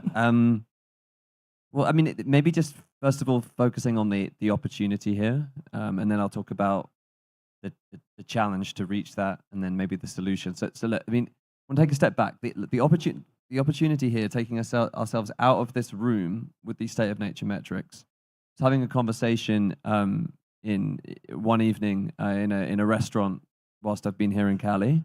We were talking about how with nature we've yet to reach a tipping point in global civil society wherein it becomes unacceptable to finance activities that do harm to the natural world. Observe in the restaurant bar that no one is lighting up cigarettes and smoking. If anyone lit a cigarette in the bar, everyone would stop talking and look at them. That happened very slowly and then all at once. This became socially unacceptable. But we all can see who's lighting the cigarette, right? So the opportunity here with these state of nature metrics is there's an opportunity to have radical accountability. We need to be able to attribute the actions, positive or negative, to the individual that's doing harm to everyone in that room, to everyone in the planet, with their passive smoke, to use the analogy. So the opportunity here is radical accountability to drive change. This is not a huge opportunity. And those financial institutions and those corporates that understand how to measure this impact and demonstrate it will be on the right side of history when it arrives. So this is a huge opportunity. So then what's the challenge? Well, the challenge is that we don't have the traceability yet. When we were working on these metrics with Gavin, we went around about the traceability challenge. And the solution here is to refer to the TNFD again. The solution here is some sort of public data utility, some sort of data sharing protocol, some sort of way to move the data from the very top of the supply chain, from the location, the specific source, along the supply chain. We need these data sharing protocols and these public data utilities. And of course, the TMTT is focusing on that as well. So again, then you can move this state information along, and that would be brilliant. And then just to end on another positive note and another use case for the finance sector, I mean, Irina talked about claims and being able to label finance in a certain way. Well, financial institutions are only going to do that if they can have confidence in the claim. Otherwise, they're going to get destroyed by the NGO community, they're going to carry legal risk, they'll carry reputational risk. So the claim needs to be good. So that data sharing protocol means that you don't just have project finance at source that can claim something, you have assets along a supply chain that can claim something. So that's another huge opportunity. So I'm really excited about what this enables going forward. It does sound like an excellent opportunity. Thank you very much. Same question for you, Eva, about driving the uptake. Please. All right, I'd like to focus on three things. I think state of nature metrics are easily understandable. I think, where you change, the state of whether to good ecological values or, you're doing harm. So it's easily relatable, right? People can see it and understand it easily. But there are a couple of challenges. I think one is with data availability. And where there is no data availability is what is the proxy that you use. So we need to be really careful with the use of proxies, but also making sure that there is also consistency, because we've been using, and I mentioned that before, ecosystem type related metrics in the climate adaptation, climate resilience space.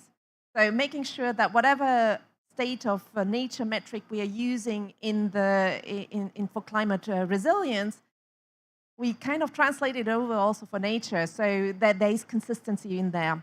And whatever proxy we decide to use, that it makes sense whether it's a pollution metric or not. 2 points that Irina mentioned on that is, I think, one of the challenges for us in the financial sector is definitely the short-term financial focus. I think this is a challenge that we need to overcome, and also because impacts are typically long-term, but also sometimes intangible. So for investors, very hard, it reduces sometimes the appeal to incorporate some of these metrics. So I think that's something that we need to, and I don't have the answer for that. Finally, I think just generally, we need to speed up. We do have only the 6 years, but it's happening now. And the other challenge, because of the examples that Irina showed, especially for the private sector, were spot on. These metrics, and I think Grant, you just mentioned it. Very difficult in certain high urbanized environments or a very polluted river where you have different players. The measurable outcome, the causal effect. Can you, because especially with the claims, right?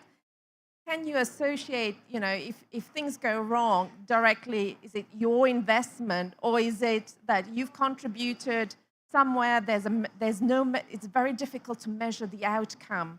So how effective are some of these metrics given the situation we find ourselves in when we are financing, let's say, the productive sector in general? So that's a challenge for us. Thank you very much to the panelists for having answered my questions so brilliantly. Now we have questions from the audience before finishing our panel. So maybe just first a question for me. Does the EIB work on... Well, we've just approved our first debt conversion in Barbados together with the European Commission and IDB. So yes, so that's the first one. So we are brand new to the game. Let's put it that way. And do you think that state of nature metric could help scale debt for nature swaps? So it has a role to play because what you want to do is you want to deliver on nature positive outcomes and deliver on impact. So state of nature metrics will have a role to play. It probably is not the only metric that you will be using, but it will be certainly in the mix of metrics, one of those that we will be using to actually measure impact. Thank you. A question for Grant. What would it take to achieve the radical transparency around harmful investments as you described? Yeah, another easy one, right?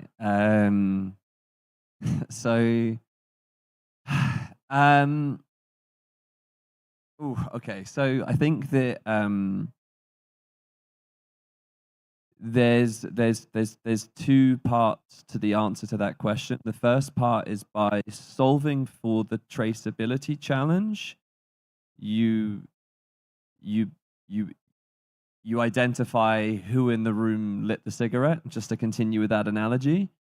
But that doesn't necessarily mean that everybody in the room turns around and looks at them and stops talking. So there does need to be some sort of global civil society shift.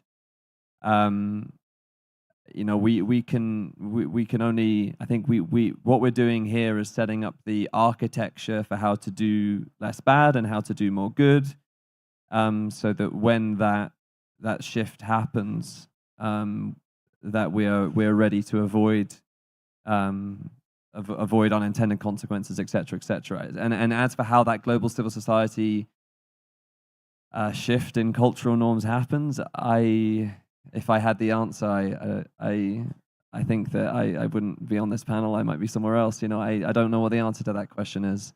I think if we knew, then we would be in a better place than we are now. Yeah. Thank you. A last question that is quite straight to the point for Hirotaka-san. Do you think that nature positive by 2030 is our 1.5 degree goal. Yeah, the same.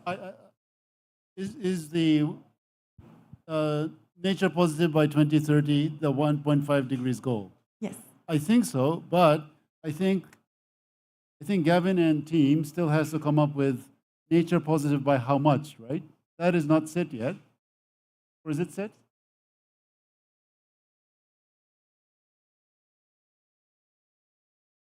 Full recovery compared to not yet.